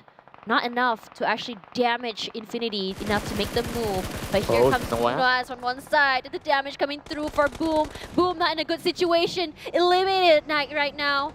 It's going to be 7th place with 4 eliminations for them. Yeah, overall, Boom have tried their hardest here, but these terrains, like I said, a little tad too difficult for them to navigate around. 10 elimination points coming in for Infinity. Just being some brutal monsters moving all about, everywhere they go, they claim lives, and just add it all up, they currently have 113. Oh, no, he's not. Echo just sharing around the compound as Capone, hoping to find him right behind that truck. I think he knows already where he needs to be. The rest of BN United will be surrounding him. The Boozle's already here. He does get more than done. Echo secure the point, but instead he falters before he gets to do so. BN United still healthy with all 4 members. So is Infinity. Regardless, Infinity does have the high ground as well. This might be a good thing for them. You don't necessarily need a circle, you just need the area to give you that advantage. And Newsy, he is not backing down. The amount of pressure Infinity is putting to those inside of the circle has been absolutely insane. They have to move, they have to find an area to find cover. And the rotations coming through from Infinity, look at how they're playing. They're playing not too far from each other, but not close enough to be exploded. And speaking of explosion here, I believe there will be plenty of it. FIDMT have already counted his lucky stars that he survived till the top 4. The vehicle will be burned off of W2D3. Now he's going to be stranded for the moment. BN United challenges from the south side. Bacon Time have remained silent for the most part. And really, look at those angles. 1-2-1 split, and W2D3 has been tagged up. There's only 3 more behind. Bacon Time does see an opportunity here to strike. As they take over the compound, they eventually have to make a move. There is a cap package that Bacon Time could basically utilize to hit into the final few battles. Infinity now congregates into the middle of it all. More shots being fired from the side of Capone. He goes in for a reload, 30 bullets in his shell. But extend them back onto this Mini 14. But so hard to even spot Logan in the grasses of the desert. He does go down eventually by Noah's. Spots out. Yeah, Newsy just takes his time. He's not going to engage just yet. He's going to try and bait out the teammates. He wants to get that information first because this can actually influence the way that they rotate into the area, how exactly they want to crash inside. As for Mela, I know that they know there's 2 players in one compound, but are they aware that ISIS is inside there? Capone from one side. They want to push up here. This is great, but look at the damage coming through from Newsy. That pressure is great, but this is bad because they're being pressured right to the blue zone. They're stuck into the blue zone as well as BN United, and ISIS finally gets spotted out. He's very low, needs to find that reset, but Newsy is eating up so much damage, finally going down. Max has been insane with these shots. And now there's only 2 more members left for the side of Infinity. Each of these players from BN United as well as Bacon Time have 1 member fallen out. ISIS will not really have that much time. They are thinking about it. Should they go in for the revive? Doesn't seem like they could even do so. It's phase 7 turning into 8. And Noaz with the priming. a huge name into the vast open, hoping to clip onto Logan, and it does, leaving him with a glimmer of health. Sinoas goes in for a quick restock. He's already got 3 takedowns through the course of the battle. Mela as well as Logan. They're just side by side. They are very close to the circle. The furthest away is the rest of the members of BN United, but they are just piling on the pressure, trying to crack open the defensive setup of the Infinity. Oh no, and he's Mela. thrown Molotov and BN. They lose one. Logan with great angle, a glimpse towards Max LV. Look at BAC just taking their time, but Mela knows exactly what they're doing, putting on the pressure, not allowing them to even push up. This is a great situation because they need to protect themselves. They are the team with the lowest number of bodies as well as resources. You see Armstyle getting that reset on. He's priming that grenade as well to get a shot onto Infinity. Mela now in trouble, so very low, has to go for the reset once again. Oh, he gets this pressure is just not great onto them. Did you see that? I saw that. Right underneath the vehicle, they managed to land that pixel of a shot. Now it's going to be 9 Noise dropping that grenade, and it does hit onto Logan. He's forced to crawl right into the circle, and there's so little room. Bacon Time knows that he's hiding right underneath the noses, while the rest of BN United, they understand this is the best time to push. They have the numbers advantage against everybody else, while the rest of Bacon Time, they're on the lower ground. Zenoas with an MG3, he shreds them off. Armstyle down, and it's going to be Ice inside the smoke. Can he find him though? For damage being done, and immediately with that snap into the face, it's dictating the entire circle. They knew that they didn't have the high ground advantage. They had to push up against Infinity, take them out before they can finally push up against Bacon Time. And one thing about Bacon Time I felt a little bit sad about was because they are a little bit too scared to leave that compound, so they were left in a position of a disadvantage. And on top of it all, just look at the way that BN United have been striking onto both targets. They were basically putting a little bit more of the pressure onto Infinity, and they shoved them all the way back. And that clip coming in from Bacon Time into taking down Mela over on the lower side, I think like that itself is quite the play to have basically annihilated the rest of the Infinity, who initially had that sort of advantage.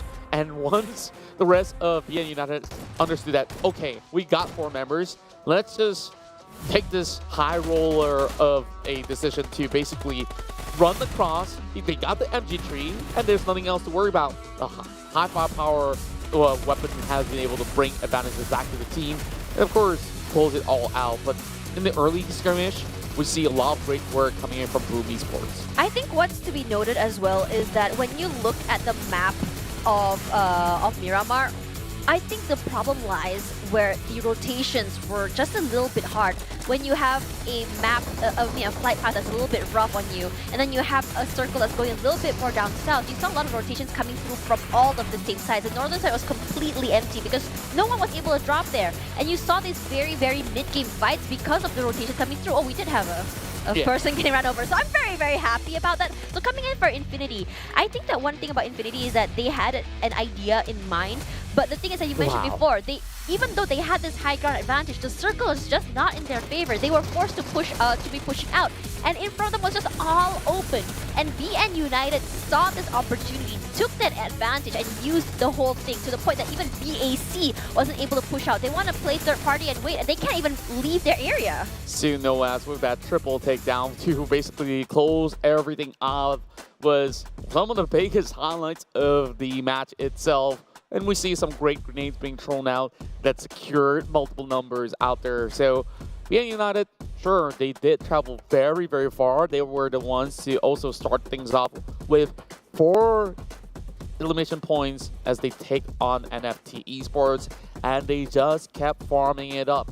While they had the longest rotation, they start off in El Pozo, or should I say the outskirts of nowhere, to get to this area play is just impressive overall. So 31 points, definitely hard-earned from the squad of Vietnam, while the Infinity, despite falling on 3rd place, they managed to clinch 22 points to close off the matchup. And Bacon Time, well, it's really interesting to also see that they only managed to secure 2 elimination points, though they make it into the top 2. Honestly, I think a lot of the teams that we expected to make it out on top didn't really. Honestly, when I saw that unorthodox circle, I thought that it's going to be Geek Fam. but even they weren't Wow. able to do it. But look at Noah. This is the highest number that we've got. Exactly, 7 eliminations has been insane. But for Zunoaz, I think what's really great about him is that he's able to really not only dictate the circle, but the pressure he's given not only made Infinity fall back, but also kept BAC at bay. And because he has that confidence from that 4 kills he got in the beginning, it felt like he was in a great position where he felt really good to take all of these fights. That's right, and Infinity, with that level of consistency, making it to the top 3, they managed to put themselves back to the top of the table, this time pushing both TEM as well as FaZe Clan down a spot, and Alter Ego continues to push more and more of these points to move up to the top 4. And then the other changes that we do see are improvements coming in from not only SLD but BN United, who have gotten that chicken dinner to close it off into the top 8 with 84 points. Honestly, it's surprising when you saw just now 3 teams went out to the lobby with 0 points. Not a single kill, not a single placement point.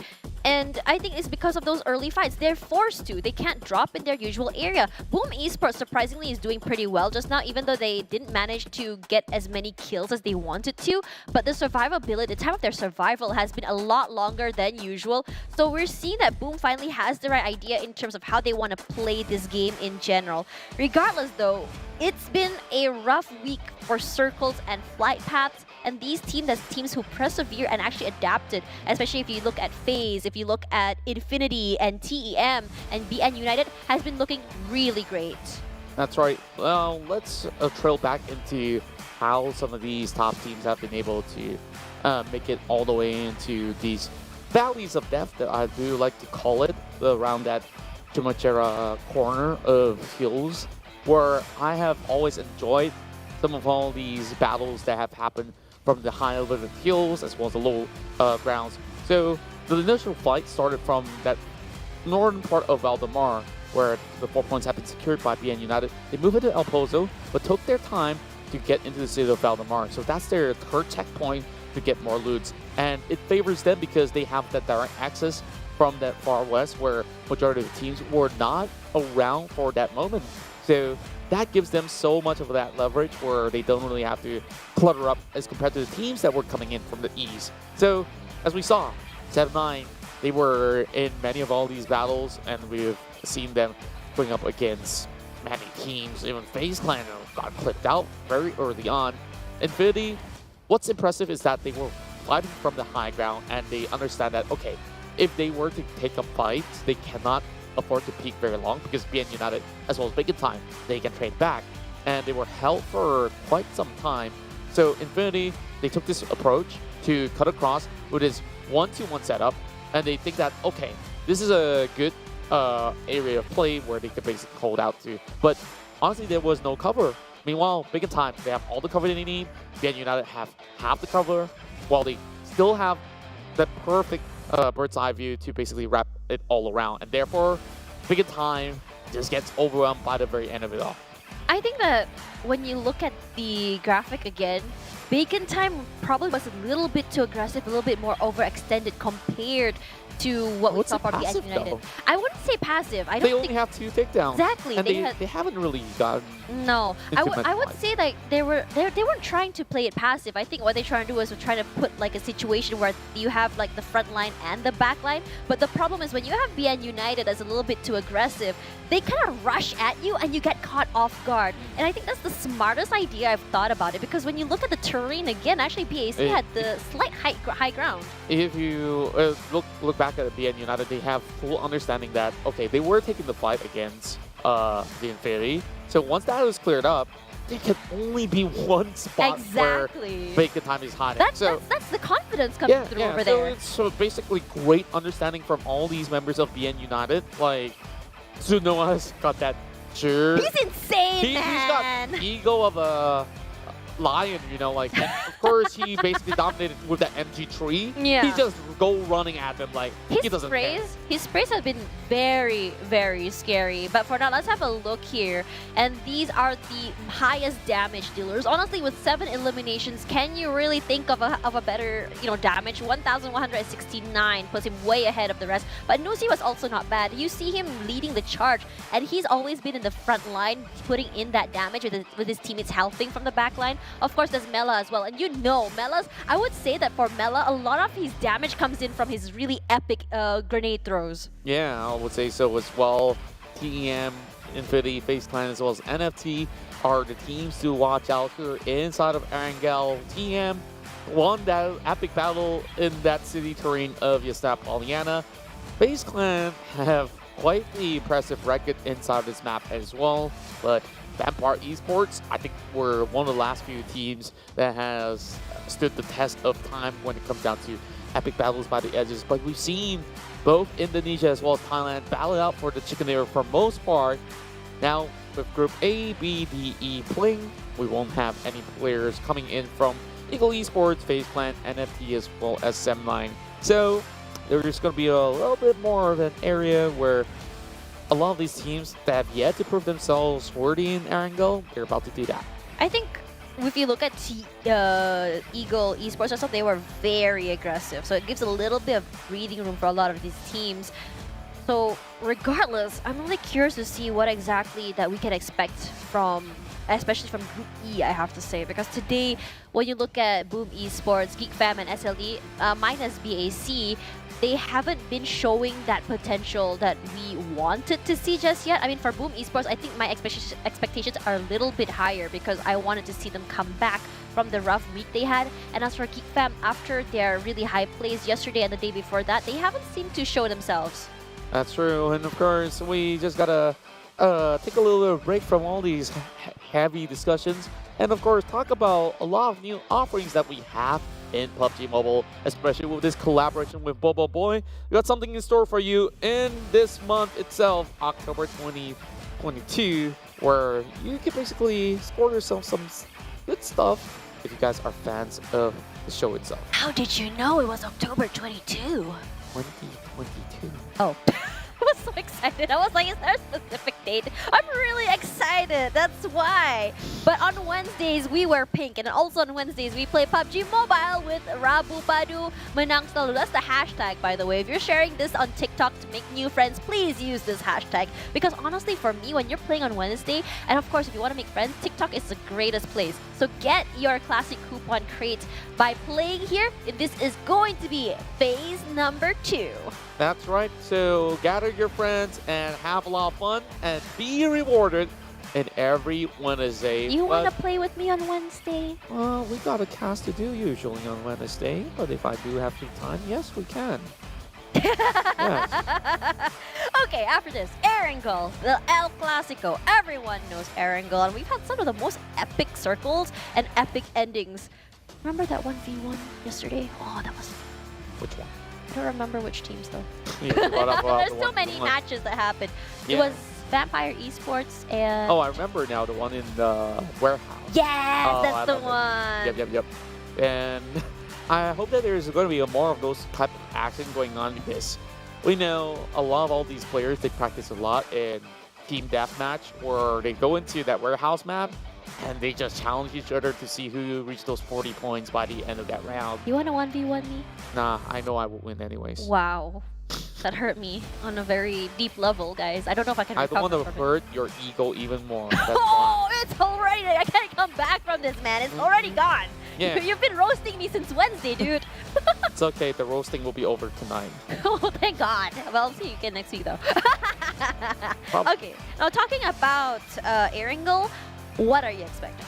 I'm expecting a lot of all these teams to be much more well-equipped into those rotations. And as much as we see majority of these players who have been playing have been looking at battles in a very straightforward manner, I think like more often than not, teams will need to consider to pull back, especially in the early game where when you do lose out a few members, you know your chance for that dinner is going to be slimmed down.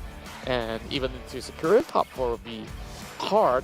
And unless if you're a team that has been so confident throughout the past 2 weeks that you have won every fight with high ratios of success, then sure, go ahead for it. But most often than not, teams that are on the lower side, we have seen them step up, and they're definitely going to be doing a lot of good work. Yeah, but let's have a look at our predictions. I'm going to go for Geek Fam and you for TM. I think TM is a great choice from you. When you think about their performance today has been very good, and even if they don't get the chicken dinner, they've been absolutely consistent. Now, for Geek Fam, the reason I chose them is because they tend to pendulum. So, because they haven't been up there just yet, I'm really hoping that they want to end the night with a bang, so I'm putting them there as a copium pick. I feel like a lot of my picks have been copium picks, so... Because you've been talking a lot with Geek Fam. Oh, actually, I haven't. What do you mean you haven't? I mean, I interviewed them once. Twice? Oh. Hello? See? Could be twice. Might be today, you know? Might be again today, so let's hope. Let's hope. But honestly, if I were to think about which team that shows great potential, I really think it's going to be Infinity. They've been really consistent, even if they don't get the chicken dinner. Like, we saw just now that they were able to get, what, maybe 7 eliminations? But if you think about it again, just now, even though Geek Fam went out early, they had 10 eliminations. So if the aggression keeps going on, it'll be great. But honestly, when you think about Geek Fam again in that previous map, they were very quiet. Yeah, I think there's not much that can be said about the past match performance because it's all about who gets first dips on those hills. And if you really don't get it, then you just have to wait it out until you're safe to get that clearance to enter into the circle. And therefore, that match inside Miramar was very, very difficult. Now, moving into this matchup first, last we went into this map, Circle went into Isn't Polygon, and that's where TM shined brightest. The reason why I vote for TM again, today they showed why they could basically win trades. They have been able to play the healing game in Sanhok. On the next match itself inside Miramar, they just got that hard-fought battle and they have gotten that chicken dinner. So today, they are the strongest team that I'm seeing to be able to close out the rounds. Despite, of course, a lot of all the other teams here have been showing up inside Miramar, especially teams from Indonesia like NFT, like GD, who say that even the Malaysian teams couldn't do it at all. Because Geek Fam, yes, they look good. There's also Sem9 that could basically put a dent to everybody else. Speaking of that, though, we're gonna head over to Erangel. So buckle up, guys, we're going.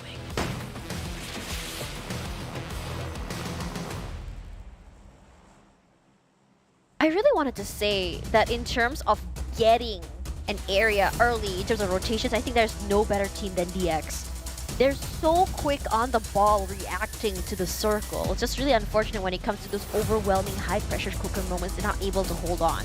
Regardless, I think that every team should take a look at how exactly they're playing their rotation game. But in terms of flight path, though, I think this is a very casual flight path. It shouldn't be too much of an issue. Indeed, and if the Infinity is in this matchup, they will have gotten that perfect access into Mildo Power, whereas Vampire Esports are happy about this Northern-centric start, as they are sending Ravenclaw all alone in the 70, and I'm just really surprised that no teams are opting to drop in towards that northern area other than that sole member of VPE. So, I like that. For Big in Time, they are taking over North George, which will see them eventually meet up with Geek Fam if Geek Fam were to go back into the hospital grounds. And for most part, a lot of these teams are making a lot of necessary switches. Geek Fam, to get this perfect access, due to the fact that FaZe Clan probably not in this current matchup, EM gets the whole area of this island for their own play's sake. But Circle remains to be in between the Gagto region. They really like this left side of the map ever since yesterday.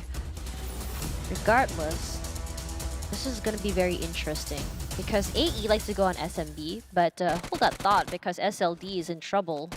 One player already out so early. That's going to be 1 point for Yoodo Alliance. Speaking of Yoodo Alliance, just now wasn't their best matchup. I believe they went out without any points. I cannot remember. No, they did. They did have placement points, but no elimination points.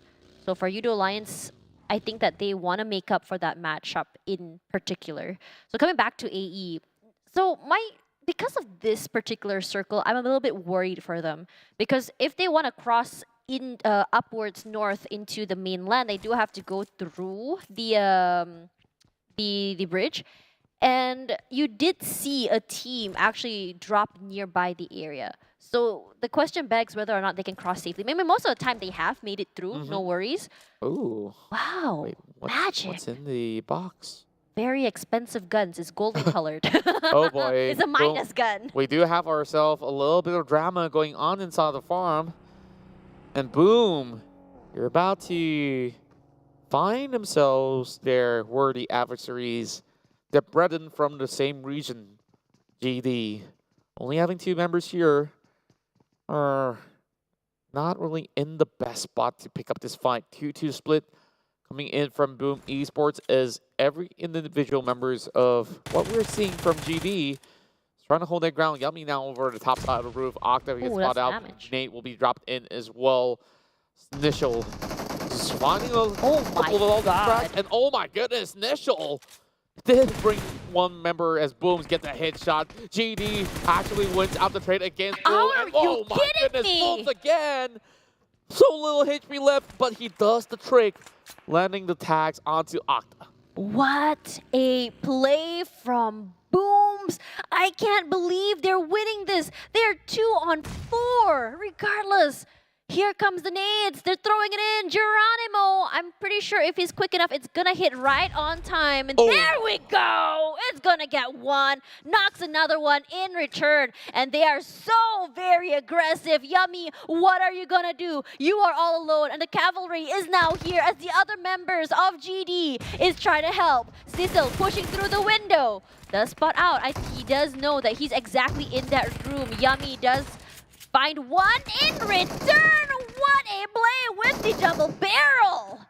Yummy still coming in hot here with the S10. And he's just going to go rotate around. He's going to spot. Oh, no! My goodness. He does get the shot, but not enough to take him down just yet. Yummy does have to go in for some quick reloads, but he still needs to do enough damage. Hack coming from afar. And he does get dropped point blank on the side of Allen. Now 1 versus 1. And now he's going for the rush. Daybon, what is he doing? He turned his back. He turned his back on the wrong timing. Yummy secures another. Now this is the real 1 versus 1. Snitchel with a VSS. Not the best weapon in a close proximity match, but Yummy, he doesn't have much health. He does go in for the first aid kit to heal up. Now, with only this weapon here that have been able to clutch it out, he did take a few members out, and it is down to Snitchel. He has the micro Uzi. Yummy runs it, and he lands it. Oh, 4 kills by Yummy. He aged out the entirety of GD. Oh my god. I can't believe this. Yummy. What a tug of war situation here. First it was a 2-on-4 between GD and Boom. It's a mad lad. It was a mad lad. I can't believe he won in the end, but they lost a lot so early. But Yummy, that was a great weapon for a CQC. How he did play that is so good. It's an S10 shotgun, and I'm telling you that that's possibly the worst shotgun out of the many. And he got all 4 members of GD. He is really good with the timing. It wasn't the S12K. It wasn't. It's not the S5 shotgun as well. And my goodness. Dude, my head is 4 points. Boom Esports. Here to wow everybody and prove the doubters wrong. Boom. Just sends everyone off by surprise, but oh my goodness. Yummy is running for his life. Come on, don't do this thing. He just had his glorious moment. He's running. I believe that they heard those shots earlier. They're chasing. Here comes Sunny. He is just running for his life. Exactly. He's like, we gotta do this on the go, guys. We didn't get our kill. Yummy going into the water. He doesn't want to get the points. He's just swimming downwards right now. Fish out of water. Eventually has to come up for air. But Infinity, we know that they will chase until the ends of time. What Mela is doing is providing that information for his teammates to shoot. None of the shots are hitting. Yummy does not want to give a single point to them. He would rather drown than go, wow, everyone's taking a swim. Everyone's on a beach holiday. And slowly, Yummy's HP is depleting. And he goes down. A painful way to end off the round, especially when Yummy has done so much in that earlier skirmish. I'm so sad. Infinity here to basically rain on his day as as if it couldn't get worse from there. Oh, man. Yep, leaving him at least a box of, not chocolates, but, yep. No, man. White chocolate.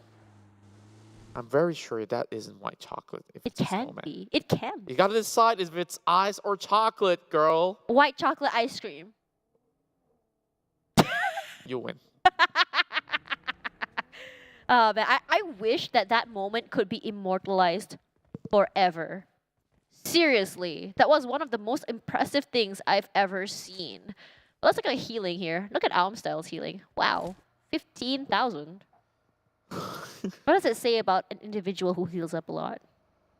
Is he a he's tank? a doctor. Doctor? I would say he was a tank. He tanked all of the damage for his team. I am the Have shield. something against doctors. You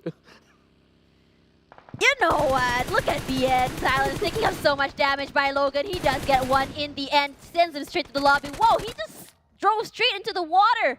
What are you doing? Oh. What happened? Little bit of an accident there as Logan is trying to fish for him. I mean, this isn't the first guy in the water. And Everyone's swimming probably today. Look at him. He's so far. some of these guys just have to learn some lessons. Infinity is doing exactly the same. Everybody is into party like it's Songkran right now. And That's a good reference. I Max love it. LV, he's just gonna be on the edges here. Being United is hugging by. They've always been doing this. Like, how are teams falling for it again and again? I'm honestly not too sure. Logan as well as Newsy, they're out for the hunt. Well, Infinity just keeps getting free points. Free points! Infinity would swim for those points. Dude, this is the second time they've done it. He sees him. In the end, what are you going to do? Here's Capone. He's playing the healing game. He's just like, you will die for me and become the distraction as I find my way out of this pickle. Right now, Are you I guess kidding like me? he would just let it slide. If he doesn't get the kill, the Blues will. So, Infinity, it's amazing to see drowned. that they are very active into seeking out every single point that they could possibly get. They're all swimming. And they're already at, what, the #1 spot for quite a while as well. So they don't really have too much worry, but because they just want to exert dominance. and Exactly. that's where they just basically force being United into this chokehold like it's Star Wars or something. Look at a cheeky little corner. I've never seen BN United forced into an area like this. No, never. This is the first And they time. just won a chicken dinner. I feel like this is vengeance exacted from the side of Infinity because they were taken down in the previous match. By BN. Very, very early as well. Yeah. But So look at Schweppes. they definitely do have an agenda right there. Geek Fam, though. I don't want to pass by Infinity. They hold a grudge, man. Yeah. But like for Geek Fam, they are chill people for the most part. Now everybody suspects that the circle will move into the ruins and Pochinki area. I do love to see Pochinki endings. Me too. And Infinity finally makes their way into the circle. Tired of fishing, huh? Yeah, they're like, that's enough time messing around. We're using too many of our health kits. Trying to get tank the blue zone and go swimming. But I don't think it's... Look at how many teams are already in the middle side. Already taking a leaf out of DX's playbook. Quite a plenty. And How chill they are. They're just like... again, United, I hope they do have enough resources to get by, though. I mean, they have still 2 players. Yeah, but they're so far away. They really are. I'm just hoping. I'm just hoping. They'll be fine. Hoping and coping. Exactly.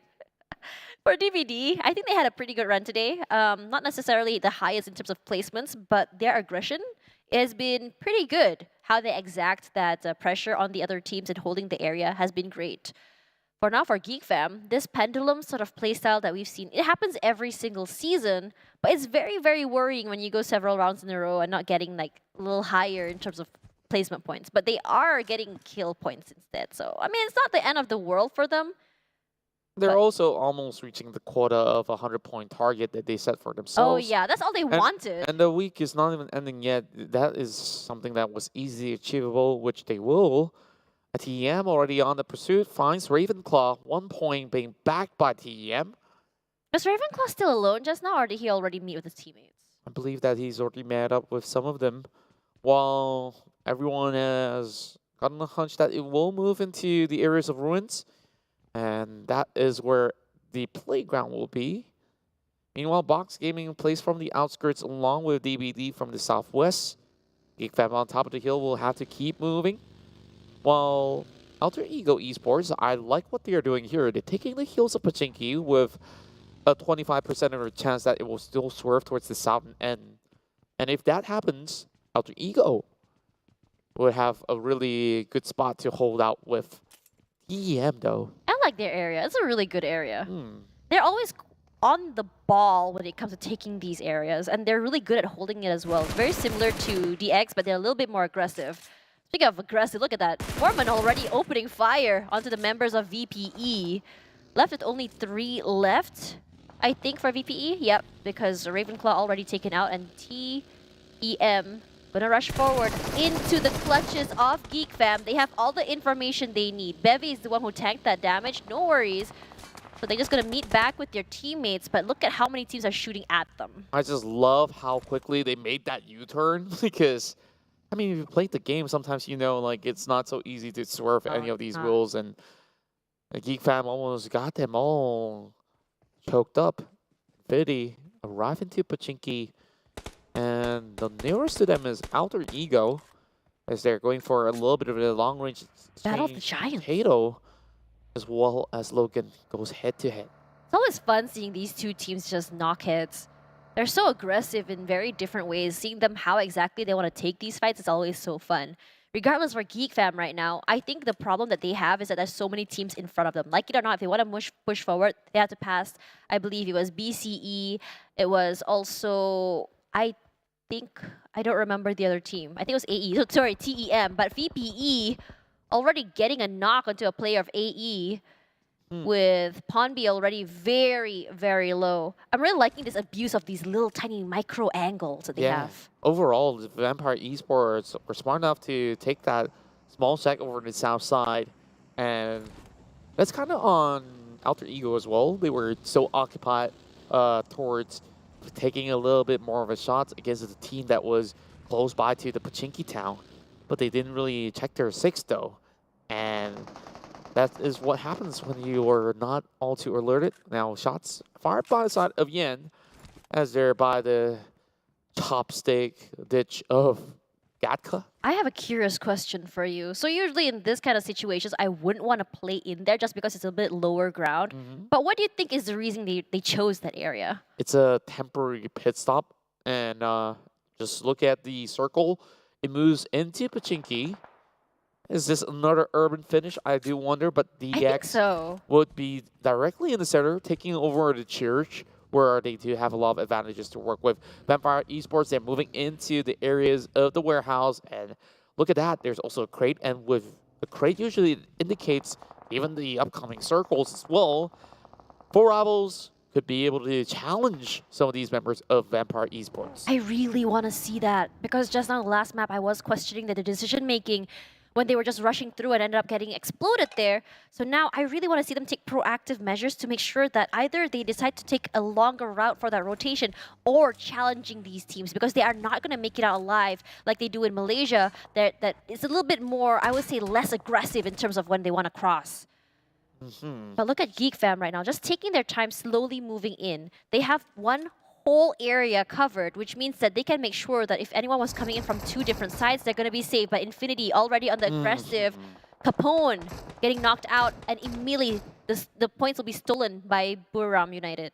Buriram United, very swift to take action right there. And then Geek Fam earlier were just being cut off by TEM. Both sides not looking to give way. The BBD, they're also scouting out ahead as they're all by the outskirts, as they're finding ways to cut in from the side of ruins. BBD, they don't really want to spend more time. Just look at the damage by the blue zone. It's just hurting so much. So everyone's got to get out of the way. For Rivals, we saw them being very close to the warehouse where they were trying to corner up Vampire Esports. Now getting attacked by TEM. And TM's just taking so many fights from all corners. Because they have the full advantage They're of picking this. BPE, Exactly. Geek Fam, DVD, 3 at once. They're eating every single thing that they can see. It's a buffet for them when you think about it. They have all the advantage in the world. They have windows in every single area, providing them instant cover. As for Geek Fam, all they have is this small terrain as well as the trees and smokes. And I'm really, really worried for them because I don't know how many smokes they have in total and whether or not it's enough for them to push forward because in front of them it's just all open areas. That's right. While inside the city, we still see Infinity by the upcoming phase as Geek Fam running out in the open. There's more attacks coming away, and also the blue zone to worry about. TEM still stuck by the corners here, so they are taking too long to move, and TEM just needing to find ways to move to alternative routes. But you see Anson's coming over a long pot shot with a mini 14, takes one member down. And that's going to be Yuhan. Oh Dameron's getting shot as well. Anson again. 2 members down from the side of Geek Fam. All because of this player that has been able to tag them up. Now he's going for Micah. Can he actually take everybody out with that mini 14? Thankfully, there is a smoke. He will be able to go in for a little bit more cover. Geek Fam trying to go in for resuscitation. Grenades now being cooked up coming in from Sozip. Can he actually get it though? But here comes Box Gaming crashing in against BPE. Look at how aggressive Break is, but Break will be the one going down. That's a very cheeky corner he played. Schweppes with the sprays from the other building, just waiting and biding his time. So as pushing forward, wants to get the revive on his teammate. Don't think that will be a push for the other team. Regardless, look at how aggressive Stone is. He pushes up, he's chasing, he still gets one in the end, gets the knock. He is not scared at all. Fluke from the bottom side here, they want to push up. And I'm really liking this aggression, this choke situation where it's so hard for you to rotate or turn around because everywhere you look, there is a member of VPE. And VPE, they defend so well. Box Gaming, they hope to basically overwhelm them by surprise, but they just have grenades for days. And now it's only down to Bensu though. Soaz doesn't have much health to actually work with. He's going to climb upwards. But what could they possibly get out of this? Oh my god. EM, they spend too much time out of blue. They get eliminated. Only 3 takedowns overall as they hope to basically bring Geek Fam down with them. But that hope has been lost. Rabbiz now takes down Schweppes. 1 member down from the side of VPE. Look at Infinity. They're just waiting by the hills. And this fight for the middle of the pack where this only compound that they stand on is that golden real estate that could basically be a game-winning fight if they were to win anybody inside of the shack. Look at Tunny throwing in that nade. Surprisingly, AE is still alive, but look at this 3-way fight coming through Infinity from the backside. But Lamborghini does find Schweppes. You did see that. Rabbiz, you know that he just got 1 knockdown. Frankie from the other side. I'm liking this sort of spread coming in from DX. It's very, very safe, enough to cover one another, but Box and VPE still stuck in one building, as though they are boxed inside. See what I did there? Regardless, for Fluke, he wants to try and push up toward Box, but Box is not allowing it, and here comes a knock onto Bensu. Logan from the outer side wants to push out Fluke. He does get 1 knock, and now he's aggressively pushing forward. And it's going to be the end of that team with 0 eliminations as VPE. And surprisingly, Alter Ego is eliminated with no kills at all. Vampire Esports, they did so much just to walk out without anything at all. Even Box Gaming gets taken off. And that play seems to be cursed in such a way. 4 rivals on the outskirts taking on Bacon Time. Ice is now getting tagged as well. Voki with a great recovery for the team, but Bacon Time is not done yet. They do have the Vector in hand. Surprisingly enough, Vector of all weapons in the middle of the field, and they are barely getting into the circle. That grenade will tip onto the side of Nine Noise. Yoodo Alliance on the other end as well. Voki's going to be able to pick up the kill onto Isis, and the Infinity now bounce out. 8 plays, 6 elimination points, and the they continue to go on a streak. Rabbiz is on fire right now, but Noisy, the final member, still alive for Bacon Time. He wants to go for that, just that placement points. He is just outside in the blue, taking in so much pressure. For 4 rivals, 3 kills already is looking so good for them as they do find the last member. But look at Buriram, already 5 eliminations. They are dominating as 4 rivals make it up to the top 5 right now. They are showing the potential and finally finding the momentum. Well, I gotta say that they have been playing very calculated in such a way that they are not really risking all too much. a lot of all the other teams were also moving in from ruins rather late as compared to Four Rivals, who's been trolling at the members of Vampire Esports. They're not the ones to rush, just like what Box Gaming did. And Four Rivals now spotted out by Buriram United. Tiger X marking onto the side of Boki, while SLD on the lower down against the rest of Geek Fam, who has only got 2 members to work with. Same could be said about SLD until they get the recovery done. Rabis yet again. His timing does get the knock onto from Buru. Kenzo secures the kill instead. So that number has been stolen by the side of the BRU. DX now knows the other team's location. What they gonna do about it? Pushing up. But no response from Geek Fam just yet, but April does get picked up by Kengzu. Regardless, 2 nades come up towards Snipes' side. None of them are going to be hitting, but Buriram United taking the very, very aggressive approach. But here comes Boki, the aggression coming through, giving him a lot of pressure. Kengzo has to reposition right now, but he does get picked up as we Tiger instead. But Boki doing really well, but he does get eliminated. 3 eliminations at 5th place is really, really good for Four Rivals. But for Damrood, he does get spotted out here from Lamborghini, shot from the other side. Rabis will be the one to finish his friend's work as finally Damrood going back to the lobby. Now with only 4 more teams left, SLD find themselves into the top 4. Though not much points have been garnered from eliminations, it's going to be Kengzo here that has 10 for themselves. To wipe out some of these teams, such as Four Rivals on the other corner. SLD now on the approach, but it will be spotted out by Snipe, who's hoping to connect the shots. But my word, this 2-2 split yet again. The strategies of SLD have been doing wonders for the team. My name, Ego. Managed to go in with a jump shot. Takes one of the members down. Won't be able to get that revive throughout. BRU with the most numbers. DX inside of the warehouse. My name will bring that Molotov to action. Burns 1 member alive, and SLD now down with only 2.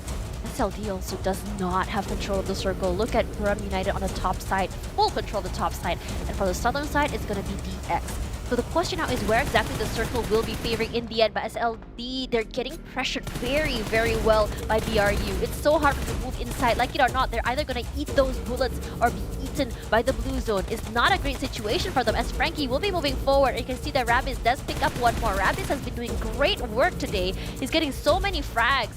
SLD now to the last member. It's going to be just Smev waiting and buying time.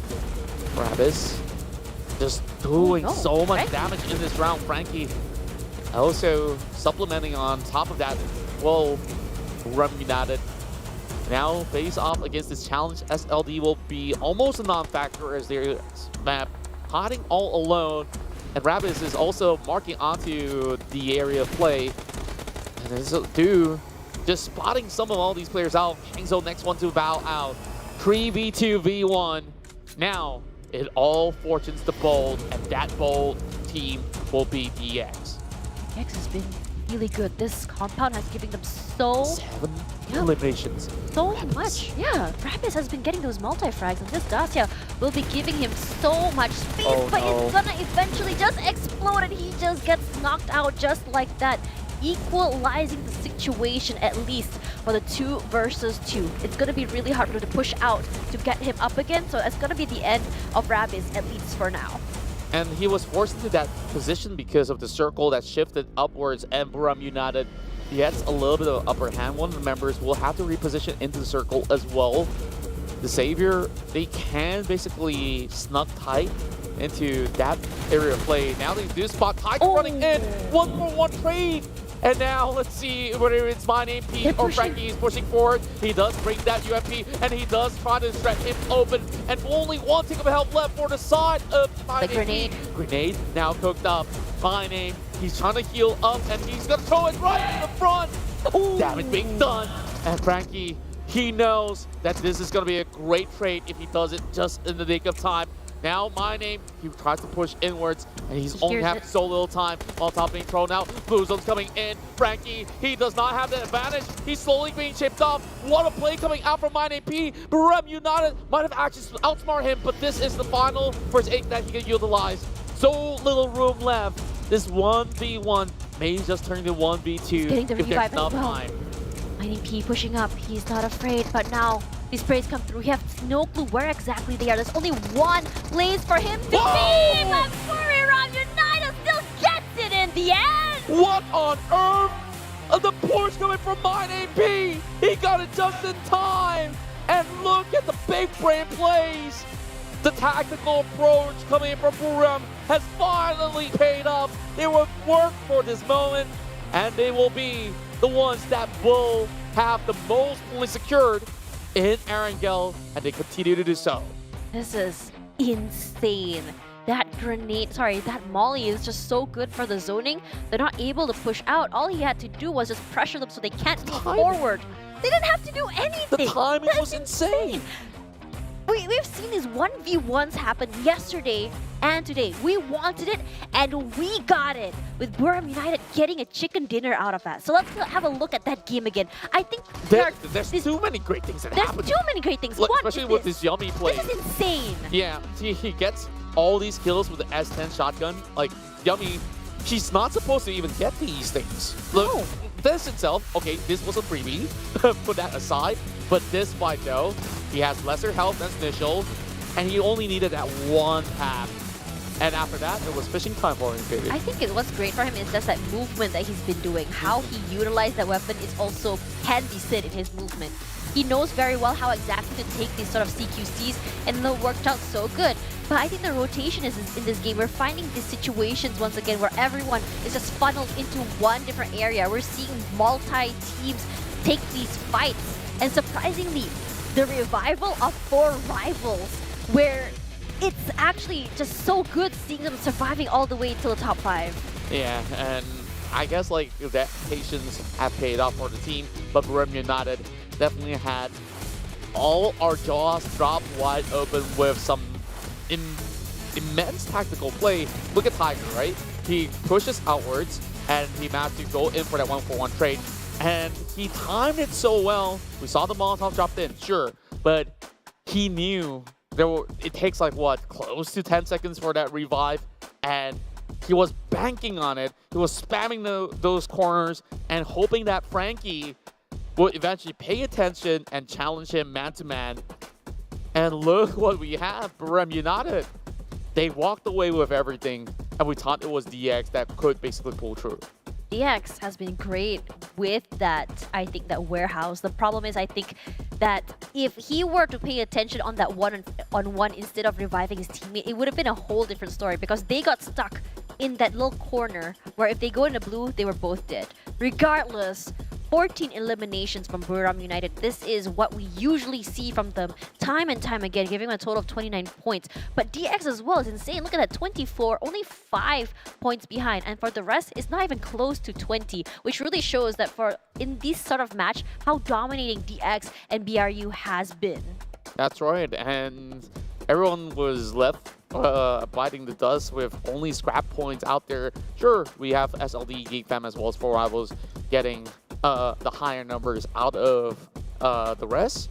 And of course, Rabis, we're seeing him going quite hard against everybody else that tries to climb over the top of the kill or even get anywhere close to the warehouse. Got multi-frags. He just stopped everybody on the tracks, and that's 7 elimination points, and that's basically what he needed to basically chase upon some of all these other MVPs that have been securing it too much. I think what's really great about Rabis is the point that he was able to secure 2 to 3 kills at one time. His sprays has been absolutely insane. His recovery as well in terms of the reload and getting those frags again has been really good. But Infinity still maintaining first place, and look how far they are away from DX now, who is now in second place. CM, FaZe, as well as AE now dropping down, but BRU, look at that, with just 1 chicken dinner and that insane amount of points, shooting up all the way to 6th place. But Geek Fam, I think that they're the masters of maintaining their position. For a long time, even though they're not getting high frags or high amount of chicken dinners, they're still maintaining that 7th place because they are still at least getting points each round. So, I mean, as we said, sikit-sikit lama-lama jadi bukit. Little by little does become a mountain, and that's exactly the mindset for Geek Fam, and they're only 1 point away from their objective, which is 100 points. That's right, and definitely by the end of this week, they will definitely have probably even 150 to be projected overall, and there is just more to look forward to other than these teams. But the past couple of matches we see that #1 spot has been contested so many times. It's been changing hands. It's been changing the hands. top 4, I feel. Yeah, and same could be said about the middle of the pack where there's a lot of shift overall. So let's take a look at the matchup in particular where we see Buriram United, they dropped right into the corners of Mansion as well as Prison. And for them to get towards that area of Pochinki, they were further away as compared to the other top 4 teams. But they moved into the far east side of Pochinki and cut their way in towards the northern end. And DX, they were basically dictating the tempo of this matchup because they have 2 split over the church, another 2 split into the warehouse, until they decided, okay, the warehouse is the best place to be. It's a bigger area to cover, which allows them that breathing space and movement as well. So it's not as easy to actually pinch a warehouse compared to just a normal compound. Now, if you see here, actually 4 Rivals had a really great advantage. They did take a little bit of a longer calculated, I say, rotation. But the idea in mind is that that terrain will give them a lot of value. They did get some eliminations from that, but weren't able to hold on to the end because we saw that pressure coming in from Buriram United as well as SLB toward them. Now, if you see how DX actually played this sort of split from them has been great because they get that cross. But for Buriram United, I think because the aggression and they were feeling really good after getting all those frags, we see My Name P not only playing this very, very aggressive stance, it's 300 IQ as well as timing put together, which really shows how intricate his micro play on his own can be compared to a macro play with his team. And this shows, and this is why he's on Buriram United. Yeah, and like, he just knows exactly what to do. And of course, he's got big advantage of play. You know what can give you big advantage of play? With the official smartphone partners Realme, they present to you the GT Neo 3 and Neo Speed Awakens. When you do get this phone in hand, I assure you, you get multiple chicken dinners because the dual chip gaming level flagship boasts its outstanding power efficiency, and it's all thanks to the MediaTek Dimensity 8100 5G chipset. And of course, they have 2 chipsets. It comes with a dedicated display chipset as well. It promises you guys seamless gaming and an immersive experience. So, but you know what else has immersive experience? What's that? Snacking while watching PMPL. Yeah! I love it. I know! I'm always thinking about food. So GrabFood has been my go-to app, and I'm really excited for you guys to try it out. So for new users, you guys can use the code PUBGM for 50% off. So go get it, scan this code right over here for you guys to take your snacks. You know why I changed my mind? For tonight, since it's Friday night, I would really like to get some boba. Boba is the best. And then you get yourself some fries and maybe a burger. So very good. So while you guys order, we're going to be taking a quick break. And when we come back, we're going to go to Erangel one more time. See you guys later!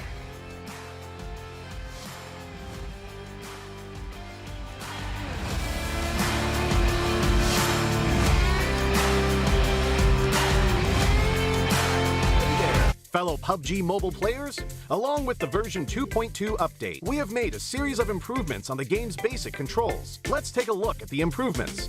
First, improvements to the controls and display. We have increased the display priority of the wheel when the throwing wheel is activated.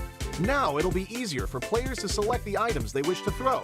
In this update, a countdown will be displayed whenever the play zone is going to shrink. This way, it will be made more aware of the next play zone, and players can plan their routes more effectively. We've improved the feedback effect of marked items. Whenever you tap and hold to mark an item successfully, the feedback will be more obvious when the player is aiming down sights. The markings within the scope have been optimized, so the sight is less obscured. When a player jumps, after respawning or deploying an emergency pickup, it's now possible to mark the battleground with light columns. After a team wins, the buttons for MVP likes and summon statue will be combined. Now players can send a like automatically whenever they summon a statue. On the results screen, we have added teammate numbers, so now players can use the number to identify each other and give likes to their favorite teammates. To make spectating more convenient for players, we have tweaked the button size on the spectating screen. This reduces the chance of tapping the button by mistake. I'm sure firearm balancing is a concerning issue for many players. In this update, we have significantly improved the burst shot of both the SKS and Mini 14 by greatly improving their handling. This will increase their stability fired consecutively and increase the damage dealt to enemies. Perhaps these two firearms will become your weapon of choice after the enhancements. For airdrop weapons, we have made some adjustments to the controls and damage dealt to better balance the airdrop weapons. In the new version, there are lots of new features worth checking out. When you acquire a firearm finish of your liking, you'll definitely want to admire it from time to time. In this update, we've added a firearm inspection feature. Players can now use this to admire their favorite firearm. During combat, players can tap the emote to enter first-person perspective to inspect the current active weapon. A friendly reminder, never inspect your firearm during combat, or you might overlook the enemies before you. Do keep in mind that this feature is currently only available for certain firearms, but it will be gradually rolled out to other firearms in later versions. The recommended layout feature is one of the many new features. When players customize the controls, it's now easier to apply a custom layout recommended by the system with one tap. We've also added a trunk system. Players can now make exchanges while riding vehicles. Use this feature to exchange supplies with teammates. But remember, the size of the trunk depends on the vehicle type. The visual presentation of profile cards have been improved. Players can now set their gender on their profile cards. On the results screen, we have streamlined the results process and improved on the layout, as well as the MVP results emote. On the new results screen, assists will be included in the stats. In future matches, you can try cooperating with your teammates. Even if you don't make the final strike, assists will help boost your results. We have added stationary targets to the training grounds. After firing, the damage dealt and bullet trajectory will be displayed. This helps to more closely recreate situations that players may face in matches. To make it easier for players to practice shooting, the most recently used firearms configuration will be applied by default when entering the training grounds the next time. These are the major improvements for the basic experience in version 2.2. If you want to learn more about this update's content, don't forget to follow the official PUBG mobile community. Winner, winner, chicken dinner. See you next time.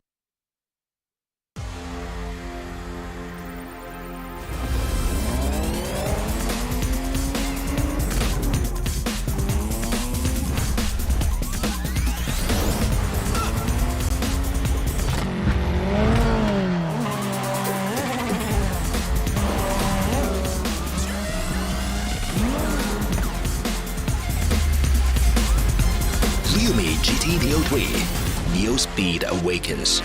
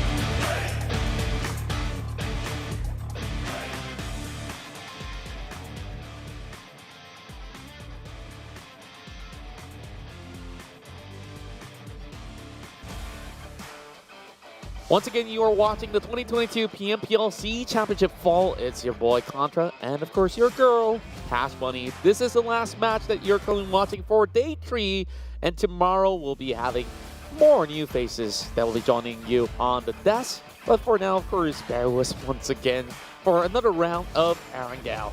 You know what? I can't believe it's already the last game of the night. It always feels so fun casting with you that time moves pretty fast. Ah, that's sweet.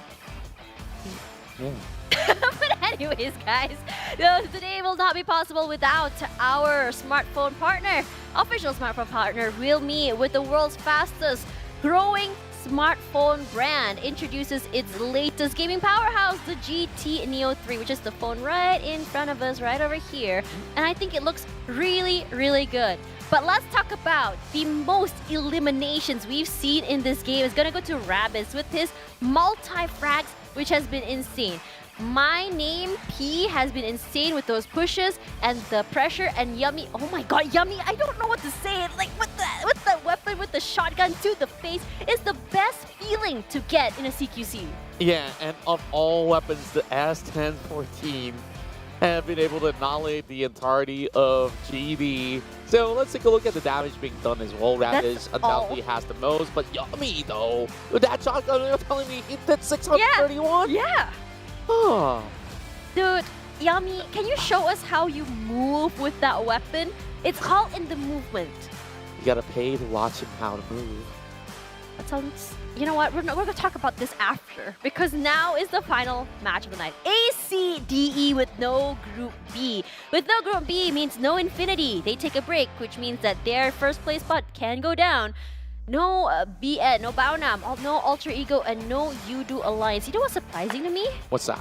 A bit quiet from Yoodo Alliance tonight. Yeah, Yoodo Alliance, I think like in Buriram matches, they were doing relatively well. They're all right. When it comes down to the rest of the match, like they weren't heavy contenders into the matchup. And therefore, I guess like early day stress for him to go in for a reset is something that's pretty important to prepare for the weekend. Is this Friday night has been pretty awesome with all of you guys out there. Well, make sure you support your favorite team once again.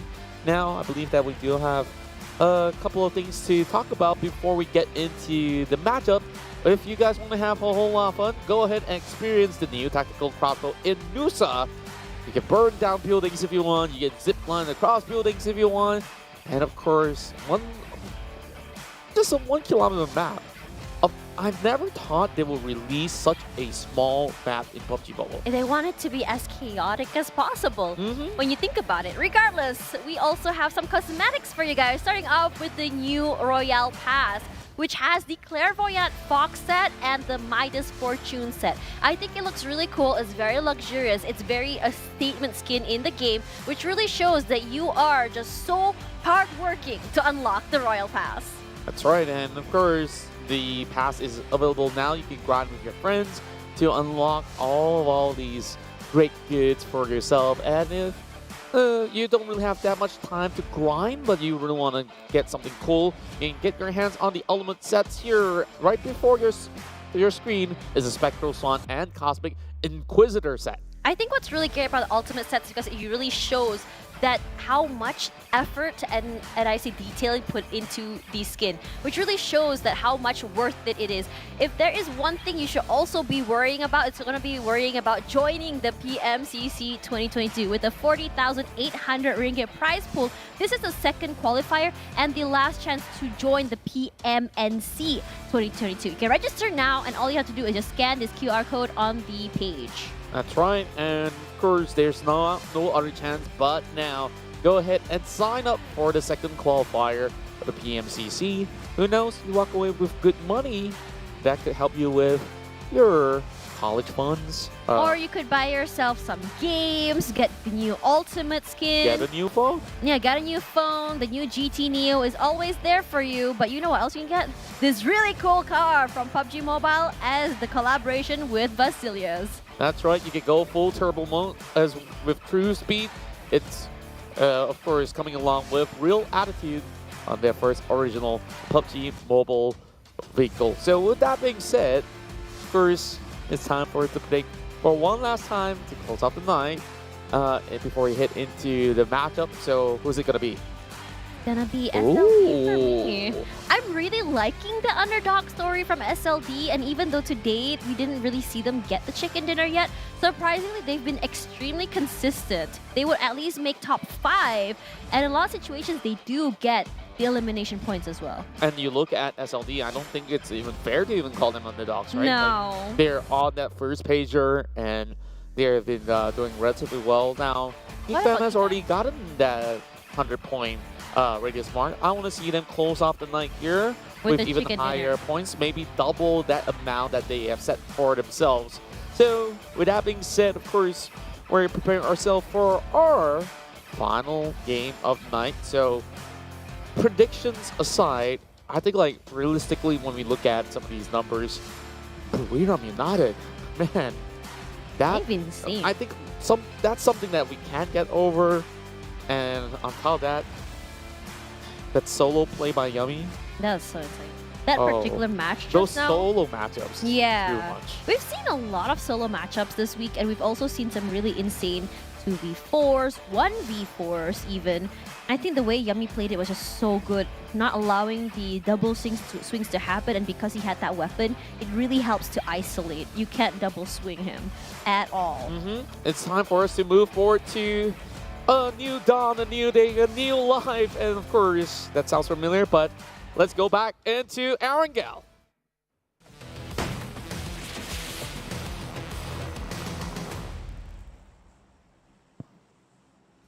And of course, with this being the final match of the evening, all the teams are set to play it all out. It will be, of course, one of the groups that will be taking an early rest for the evening. And that itself will see majority of all the other teams here. No way! I can't believe... No way! What's your reaction? I mean, you heard mine. I was onto my point. I'm sorry. Yeah. I'm shocked. I mean, we've seen this multiple times before. Not to work. Well, yeah. Yeah, so calm down, girl. Almost good.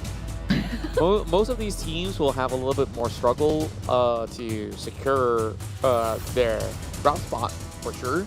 But to get those vehicles, yeah, they have to fight for it. So this is the only major issue that teams will have to adapt to. Geek Fam, they're going to the island for the first time. It's been so long since we've seen them go into SMB, and I think they are suspecting that the circle might be there. I wouldn't be surprised if it has. This southern flight path, recurring flight, I don't know why, but I feel like maybe the pilot has an ongoing love story with a lady who lives at SMB. Lady. Yes, but oh my god, the circle went to the opposite side.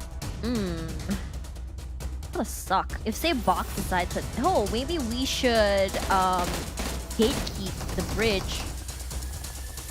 Would see a different story, but for now, BAC, 30s is just laughing like, haha, I got the car, guys. Not laughing for long though, because he's taking a lot of damage there, running away with his life. Thankfully, that gun is not good enough for these long range, and 30s will still be laughing though. Well, not much can be done out there for Ego Esports as they don't really have all too many items for them to work with. But Onstar almost crashes upon that player. And Ego Esports count their blessings as they will have Chua surviving. Found himself the Micro Uzi as well as the M16. As Bacon Time will move all the way up towards the north side of George once again. And that was also with tags landed upon them. Couldn't get themselves that freebie. Style been having a lot of damage to offer per round, usually securing close to at least 1 pointer per round. And then, of course, averaging that, you get 0.8. Not all the time they do have a good run whatsoever, but DX, Frankie, as well as what we've seen coming in from the main superstar of DX, have just put so many of all these hefty points back on the side of DX's favor. But it was BRU that has been the ones that have celebrated and become the talk of the town with that chicken dinner. One more point to get Geek Fam the 100 points. Well, at least for Friday. Perhaps since we have another 2 days, maybe another 100. Why not? Get a 200 by the end of the week. Honestly, 100 points in 2 days, achievable. Very, very achievable. But it is also very difficult as you look at the circumstances of the competition thus far. Most teams, rather than not, on a good day, they get about 35 points. Yeah. On a better day, they can secure 60 40? points. 60? Really? Wow. On the best day, say you get 3 chicken dinners, you count it out. I mean, the max that each team could get per round could be 4. You know, like 4 chicken dinners. I don't think that we've seen any thus far in the tournament. No, probably just like 2 in a day, perhaps. That's been the average. Like, I think the most we've seen recurringly. But we've seen in even prior competitions back in the days. Yeah. there was a day with teams like Bigatron Aliens or even Arquiotina to back 3 to 4 chicken dinners. Like, imagine every round you play, you win. Yeah. It's just, that time, I remember it was the peak moment for Luxy, Zuxy, Microboy, as well as Ryzen. Oh man, where I they won miss them. every single game. Of course, the roster have changed. They had a lot of things to deal with in order to get into their prime form yet again. This time, not making it into the Southeast Asia League is something that not only you do miss, but a lot of fans have missed.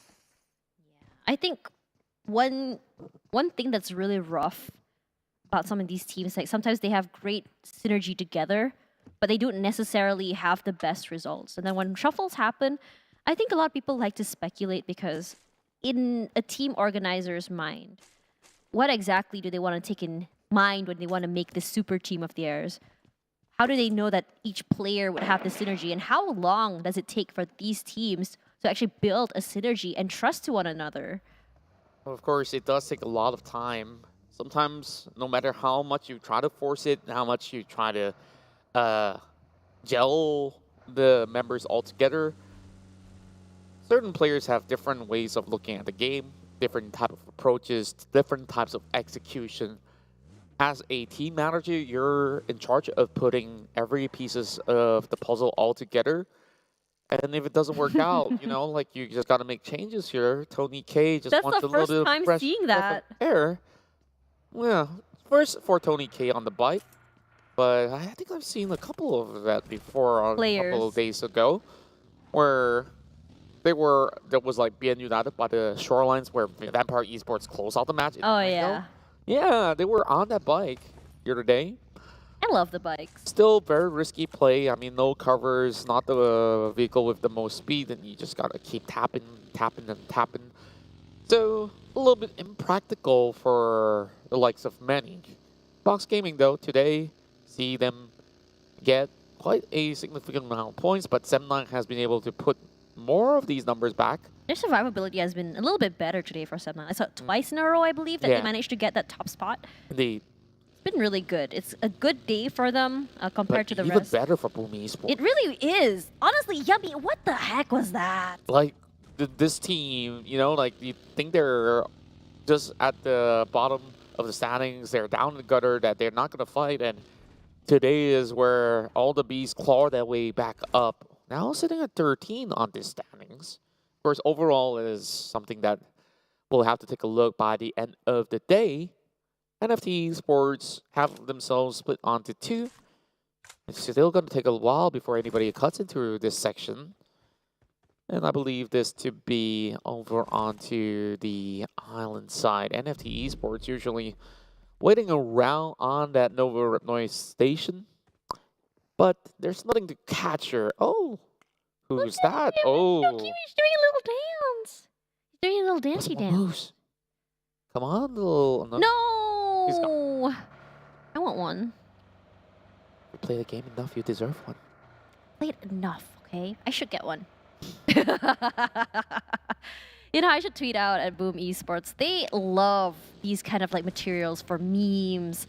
Their Twitter account is just hilarious. And I wouldn't be surprised if we were to see this clip later. And I'm wondering what... If you could put a caption for that play by Yummy just now, what you put? I don't know. I go as simple as Yum Yum. Yum Yum? Yeah. Oh yeah, that's good. But you know what else is Yum Yum? This damage coming in toward my name P. Who's shooting at them? Oh, there they are. It's Sem9. Wow. Seeing them proactively taking shots is making me really happy because it felt like before they were very passive, just waiting. I want them to make things happen, grab destiny in their hands, and make these plays come to them like we used to see. Yeah, and I would want to bring back to one of the battles that they had. Sem9 has been able to overrun Buriram United yesterday. Was over it on the prison where they just absolutely wiped out Buriram United in the early game. Well, that time you have to use the lose, so... Yeah, oh man. I wanted to say that, you know, the confidence is there for Sem9. It just needs a little bit more of a, I would say, a motivational talk, a pep talk. I feel like it's a little bit more than that. Like, what else do you give them? Refinement. Refinement? I mean, I can't give it to them. Like, there's nothing that we can do to give it to them, right? Like, they have to earn it. Yeah. So, more of the sort of approach where they're playing rather slowly as compared to what they do back in their local league, where they like to go into the middle, they like to go pick up fights, and we're not seeing any of that. It's a very big shift of their playstyle that they're used to, and I guess they're still adapting to those changes that they've decided. And it's not necessarily the worst of case. It's true. I wanted to say and add on to that. It's more of like adapting sometimes when you're playing the local league for so long. Switching up to it when you play with another country, another region, it's I would say it's a very, very tough way to change your mindset when you're so used to it. And I'm really liking the fact that finally Sem9 has found this kind of middle ground, trying to figure it out. And I have a feeling that every night for Sem9, they're re-watching their VODs, trying to figure out where exactly they went wrong, and if each approach they take is actually giving them value. And today, I think that them playing a little bit more proactive, taking the longer rotations without being a little bit too aggressive to take up space has been really great. I think like one point about it just now is that they still managed to get the circle, but they weren't able to win the gunfight. Now all they need is a little bit of firepower in terms of their team fights, and I think it'll be a lot better for them. Yeah, I mean, there's a lot that can be said, but well, they'll just have to prove themselves overall. I guess there is many things to factor in as well when we look at the usual lifestyle of some of all these players out there. Some of them have to fulfill live streaming hours, and some of them are still goes to school still. Yeah, some of them do. Actually, not everyone out there. Mampong definitely doesn't go to school anymore. He's a veteran. Yeah, and the point is that you look at Geek Fam, this team have sure focus. None of these guys need to spend all too much time on, you know, social media and such. They just have that sure focus. Your goal is to win. You do whatever it takes to win.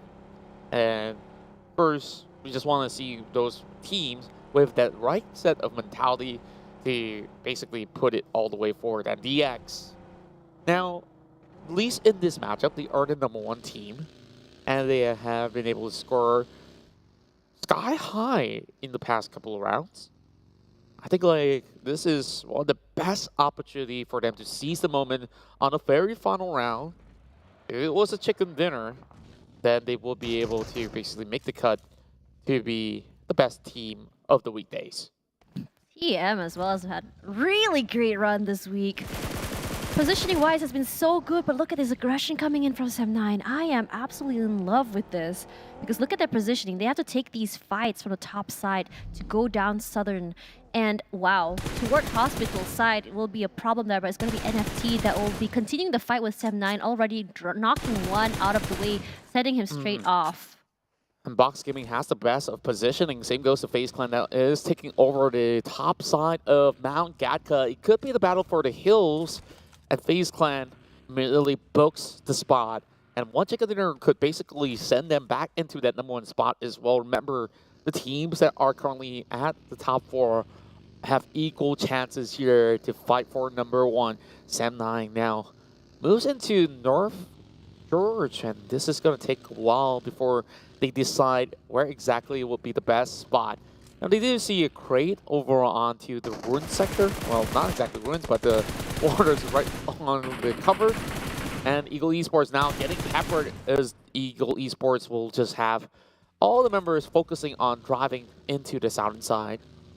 A little bit better for them to just rush there, but look at 4 rivals now taking up FaZe Clan. This is huge because this is the battle of the terrain. Now the question is whether or not 4 rivals can overcome this, because we know that they are a little bit struggling this week. And as for them, I think they're going to go a little bit backwards just to give some space. But I'm a little bit concerned. If they give up the top side here, means that they give up the high ground advantage. But at the same time, NFT peppering Buriram United as My Name P in trouble, stuck behind the tree. His teammates nowhere to be seen right now as Vaffel getting shot from the other side. That's his teammates finally here to give the support.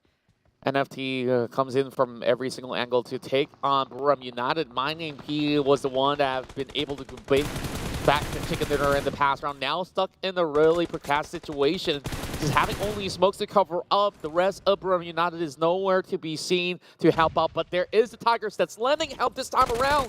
NFT slowly coming. Putra goes in for the push upwards. They're going into the blue zone as well. NFT will have Batman driving by. It's not going to be working all too well. Now it's down to Batman versus Lord Harm. Putra tries to actually get picked up. Instead, he does get the heal up. 2 versus 1. Sam9 will eventually get a little bit more of a room here for a breather. But Batman, though, he's pushing upwards. 2 versus 1. He's getting stretched slowly. And Sam9 not decisive enough. There is a little comfort ground coming from the buggy, but the last shot comes in from Putra. And that will seal the deal. Sam9, 4 points. I was so worried for Sam9 in that situation. But for now, 4 rivals as well as FaZe Clan is met with TEM. And now there's a sandwich for 4 rivals. They're getting shot at from 2 different areas here. You can see the movement from 4 rivals just to give some support for teammates. But now, Sozip is getting knocked out from the sideways, but Buriram, they find a member of Sam9 in return. This is not great because FaZe Clan is pushing forward. The aggression coming to Ventura is getting 1 already at the bottom side here. I don't know if he's aware. Right under him are 2 members of 4 rivals, but he's going to be pushing his attentions to the side of TM. But here's Impul. He tries to make something happen. Didn't quite make it as he does go down in return. There's still 1 more member.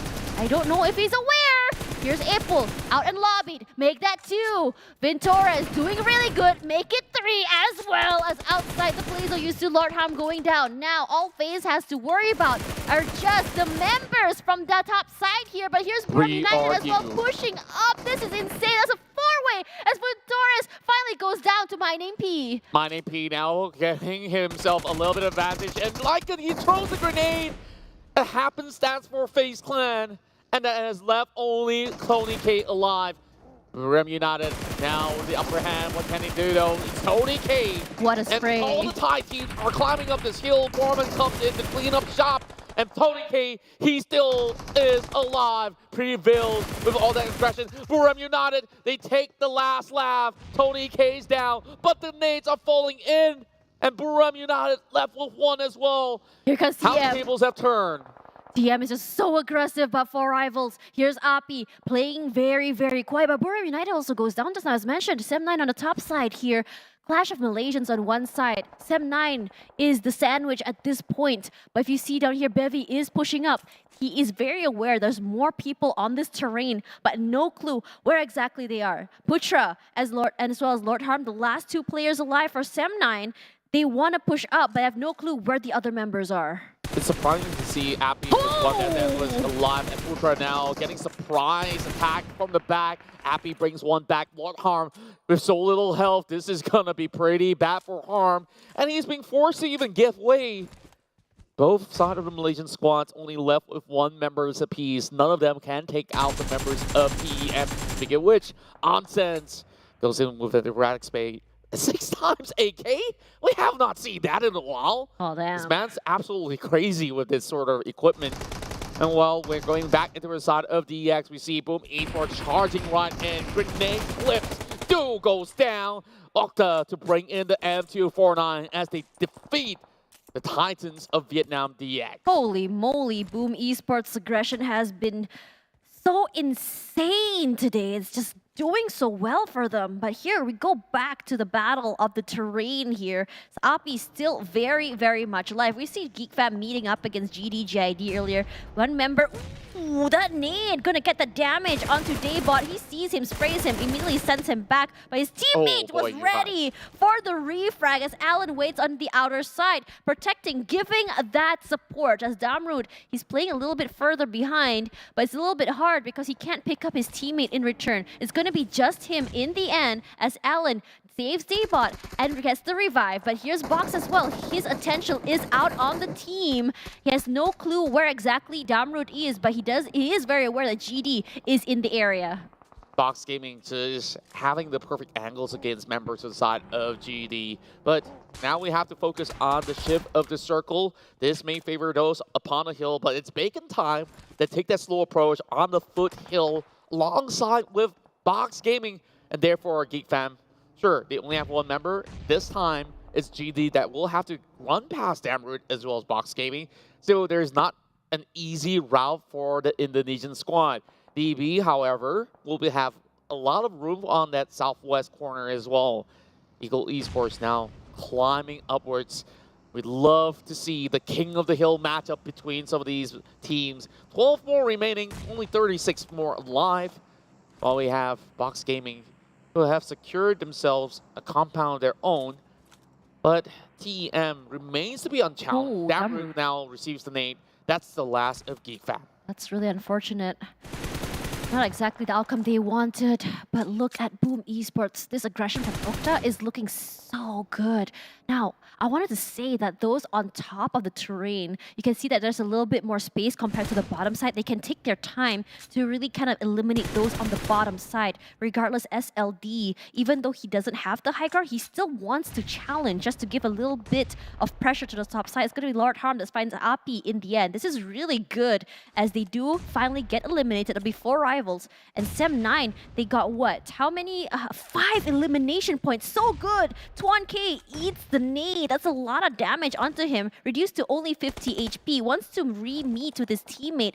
But Namshin trying to give that cover for his teammates. All this firepower from pressure from the top side from TEM is making it so hard for the reposition. Namshin and the rest of Eagle Esports, they get just faded all out. Sem9 was overwhelmed by all these numbers, and that's a huge nade coming in. 2 members of GD all bow out. Bensu with the micro Uzi, and the rest of Box Gaming have been predicting this movement. By the end of it all, GD has nowhere to run, but now even Box Gaming themselves are boxed right into this area. They box the only one left though, but Box Gaming, they claim quite a number of points, but they do have some snatched out by Boom. This is a very long, drawn-out fight on the top of the terrain. Here's Namshin trying to put that pressure onto TM, but they don't have the high ground. Hexas takes a lot of damage there from Vampires. Braze gets Fluke. Sharp. Great for them. 7 for Boom. Oh, that's so good. They want to come up on top. They don't want to end the week at the 16th spot.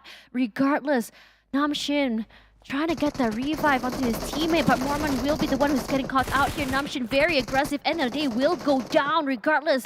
On Zenz, he's been doing so great today. Gets 1, make it 2. Wow. Can he get a 3? There's still 1 more at the bottom there, but GD does go down. He doesn't have the angles just yet. Twan's in the blue zone, wants to get the revive, and he's eating a lot of damage. This is so bad. He resets the revive as well. Oh my goodness, it's going to take quite a while.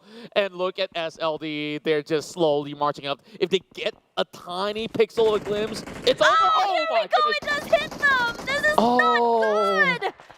Lucky enough, he managed to pick up his friend, and it's not over just yet for the side of Eagle Esports. TEM though, 9 points, and they remain to be at the top. They don't really have too much to worry about. SLD tries to suppress the rest of members of TEM.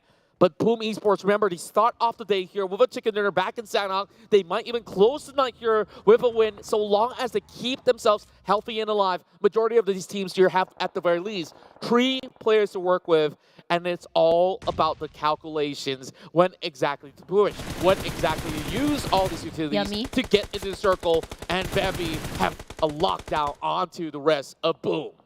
TM is playing it really smart. They're using this high ground advantage, but it's going to be Almstyle getting knocked out by Quant. Regardless, Mormon on the aggressive. He wants to get those picks, but Gosu finds Mormon, and you can see that Shirties also goes down. This is a slaughterhouse. How many players are trying to get down? But it's so hard as Break MVP takes 1 down here from the team of DBD. On Sense, trying to throw that smoke just to give Mormon a little bit of breathing space, trying to get that revive. But it looks like for BAC, they want to push up. But if he pushes up, it's very dangerous because right behind him is DBD. Yes, Isis can see them as well. SLD as well. Yen also wants to push up. Look at this damage coming through from Isis. He's pushing up. He's getting sandwiched from 2 different areas. But look at all these angles, though. There is Isis that can land a golden grenade. Same goes to DBD. Now there's the rest of SLD overwhelming the rest of DBD. And there's all about that smokes, but they can't really trade right back. That grenade clipped onto 2 of their members, 1 being knocked down. Octa still trading back against Boom. No! And oh my goodness, SLD, they're on fire. But literally so, they're having their health bar chipped off. Strong Zone he's not going to be able to do all too much. SLD held back, goes to now, cooks up a grenade, and DBD, they're just all being caged all the way up. Box Gaming with the final stand, drops those grenades. Boom, Esports tries to fend them off. DBD crashes off of the map. 5 more teams remaining in this map. Look at Boom pushing up. They're just driving around the corner, making time. They're going ring around the roses, and boom, they slowly falter. Look at the pickup here, but Gosu putting the pressure onto Boom. TM already with 10 elimination points. But Boom is going to be getting that reset box at 4th place for eliminations. Gosu is just leaving nothing at all for them to move forward. Some explosions do happen. They do still stay healthy. 3 members still left alive. For TM, the problem is right now they want to push down, but it's a little hard to push forward when the area over there is just so very open. And this is advantage over on the side of Boom. They are on the lower ground. There's going to be a little bit of a hassle for the rest of TM to go down without being spotted out by the rest of the squad. The only thing about this is that SLD kept on purging Boom Esports, so they can't really make a move just yet. Onsens about to prime that grenade right down below. And even so, this is not going to give all too much of a result until they do get those knocks, though. Boom Esports now pushing it back. Pressures on the side of SLD, and they find one. Octa! Truly smoke landed onto the members of SLD. Through to the way of the Indonesian play. The aggression comes through, but Gosu changes his mind, wants to go for TEM instead. But look at how much circle control or area control that Boom has currently. Slowly but surely, they are taking the top side, but not moving too forward up, so they get clipped up from the top side. Onsens, he hears the gunfire. He does not spot anyone just yet, but look at the explosions coming through. He takes some damage. Got one more. Yeah, he wants to push up. He still is very aggressive. Look at Yummy. Yummy is pushing forward as well. But Bevy, he finds one member of Boom. Immediately gonna hide behind the tree just to give himself a little bit of breathing space to be picked up. But look at the grenade elimination right now. Going toward Yummy is looking so good. One more. He primes it in. Does it hit is the question. But Bevy does find one more. Doesn't hit.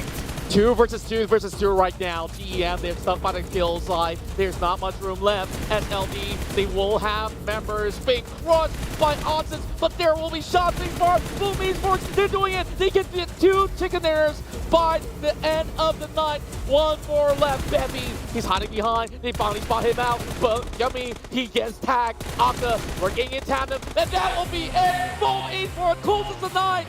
2 chickenaires in a day.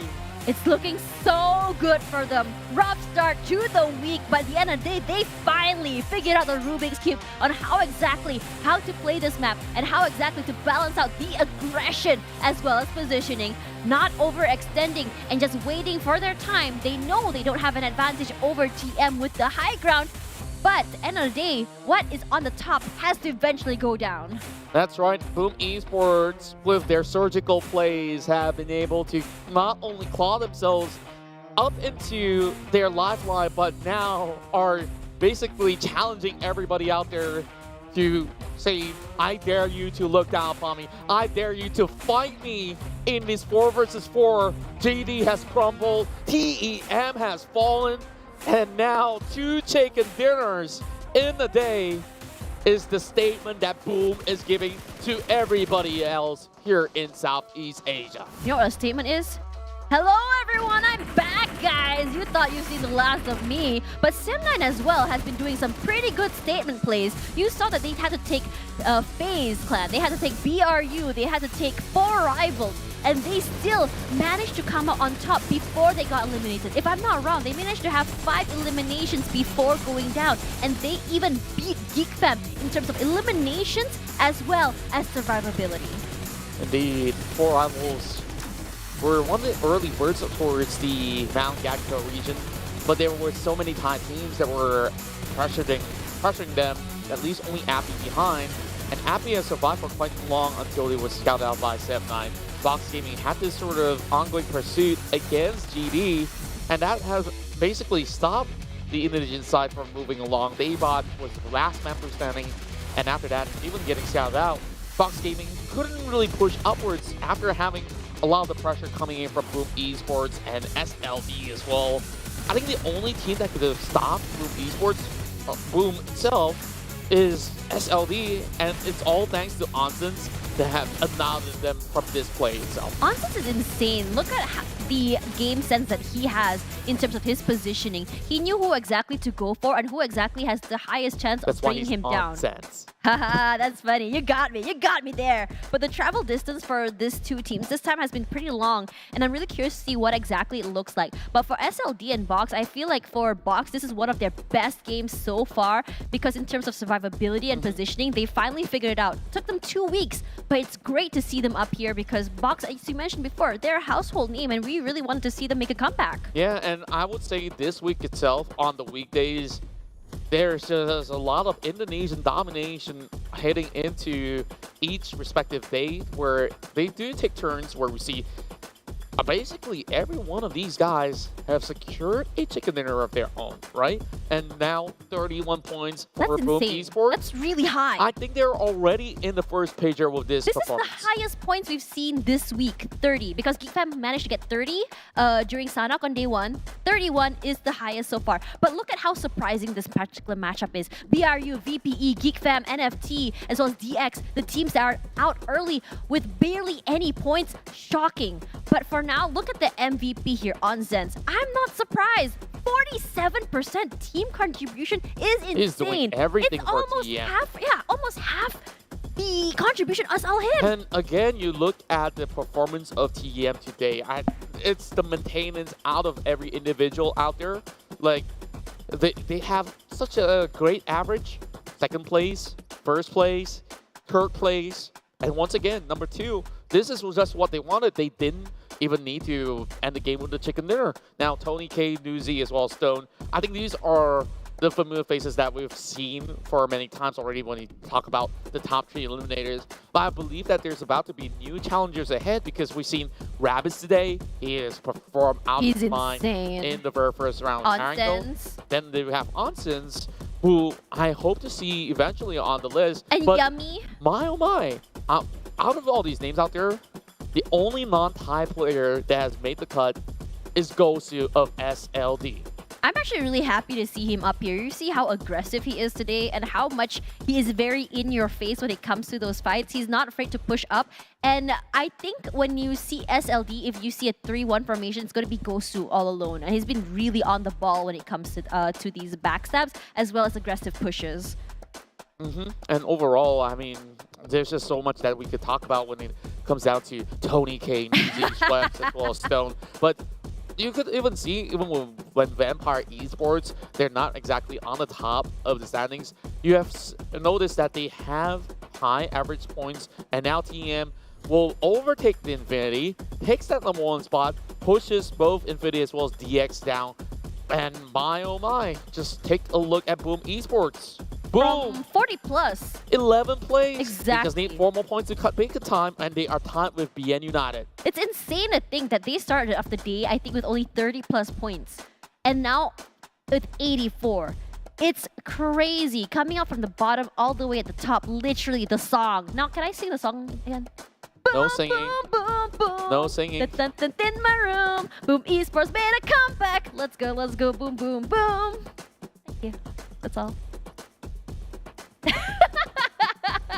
Yep. But for now, I think that it's great seeing this because NFT went down, 2E went down, Yoodo Alliance, Vampire, Bao Nam. It's actually so surprising. Even Geek Fam, I thought that they were the master of maintaining positions, even went down. This dramatic shift today has been absolutely insane, especially as you're not usually getting your usual central circle. Everything that you know will be tested. This is where you have to kind of figure out yourself how exactly I'm going to be tackling this very, very delicate and rough situations. Exactly, right? And I think that there's a lot of things that, of course, can be answered overall. And when we're seeking for answers, let's also talk to the teams out here. And first, please welcome on board one of the Malaysian teams that will be in the interview.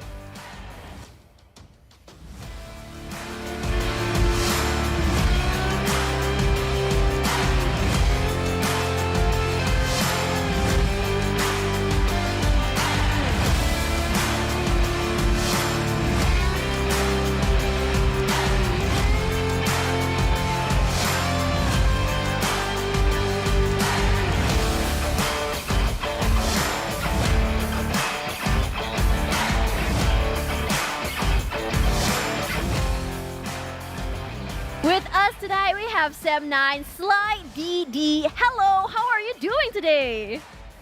Hello, I'm good. All right, let's talk about Sem9's performance today. They had a huge increase in performance. Can you just share with us what exactly went down in terms of their mental to bring us to where they are today? So basically, we're just trying to get our main target for this week should be top 8 because we are really down on our bonus point and we would like to make it to the grand final. So yeah. Yeah, and of course, we've so little time left as well. This is probably 1 week and a half left, of course, with the weekend included. Is there sort of an inspiration that you draw from certain teams? Because today we see Boom Esports, they were also down from the bottom. They got 2 chicken dinners and they managed to shoot back up. So is there also something that gives hope to, all the players from Sem9 that you guys have been able to witness? Yeah. So basically, today's Boom's performance should be an inspiration because getting at this kind of level of competition, like getting that 10 points per game is actually hard to get. So anything that is above 40 points per day is good. So just imagine getting like 50 plus, I think. I think Boom gain around 50 plus points for today. It should be an inspiration for us. So yeah. Yeah, and overall, of course, with so much pressure coming into the competition, is there something that you and the boys usually do just to, take your minds off from the tournament, maybe even for the slightest of moment, or to get ready for the tournament itself? Is there a usual thing that all the boys do together? Usually we're just hanging out together after the games or after the day because thinking about the games usually it's kind of depressing, to be honest, because the performance is not as expected. So we just kind of chilling out together, hanging out together, maybe sing some songs, open some YouTube videos, and just just karaoke. Yeah. Okay, so sometimes we do that too. Yeah. I wanted to ask you, for you guys right now, what do you think is the biggest obstacle that you guys are facing? For me, our biggest obstacle is we're kind of losing fights a lot, not a lot, basically all of our fights. So that is the main obstacle right now. We need to really try to step up in terms of our team fight because we need to start winning those fights if we want to get better. All right.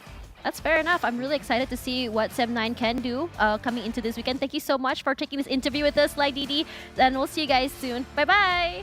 Thank you, SlideDD. First, good luck. And that was SlideDD. It's always a pleasure to speak to him, and he was being absolutely honest on all the things that might be a plague to Sem9, and also we did see them basically having a certain improvement hitting into this matchup. And if Boom Esports could have done it, there was to say that within the 2 days of this weekend itself, that they themselves could be able to seek similar glories as compared to some of the players of Sem9. So well, we're going to be looking at the rest of the recap of the matchup, where first we had Sem9 joining us, and they have already seen how Boom secured this matchup with such tenacity. And look at them go. They started off in Milta Power. That's usually this drop spot for Infinity. They cut into the forearm, and that's where they took up that battle and secured those 4-pointers out there. And my goodness, they have one of the furthest rotations out of all the teams. It's actually really insane how Boom Esports took this rotation.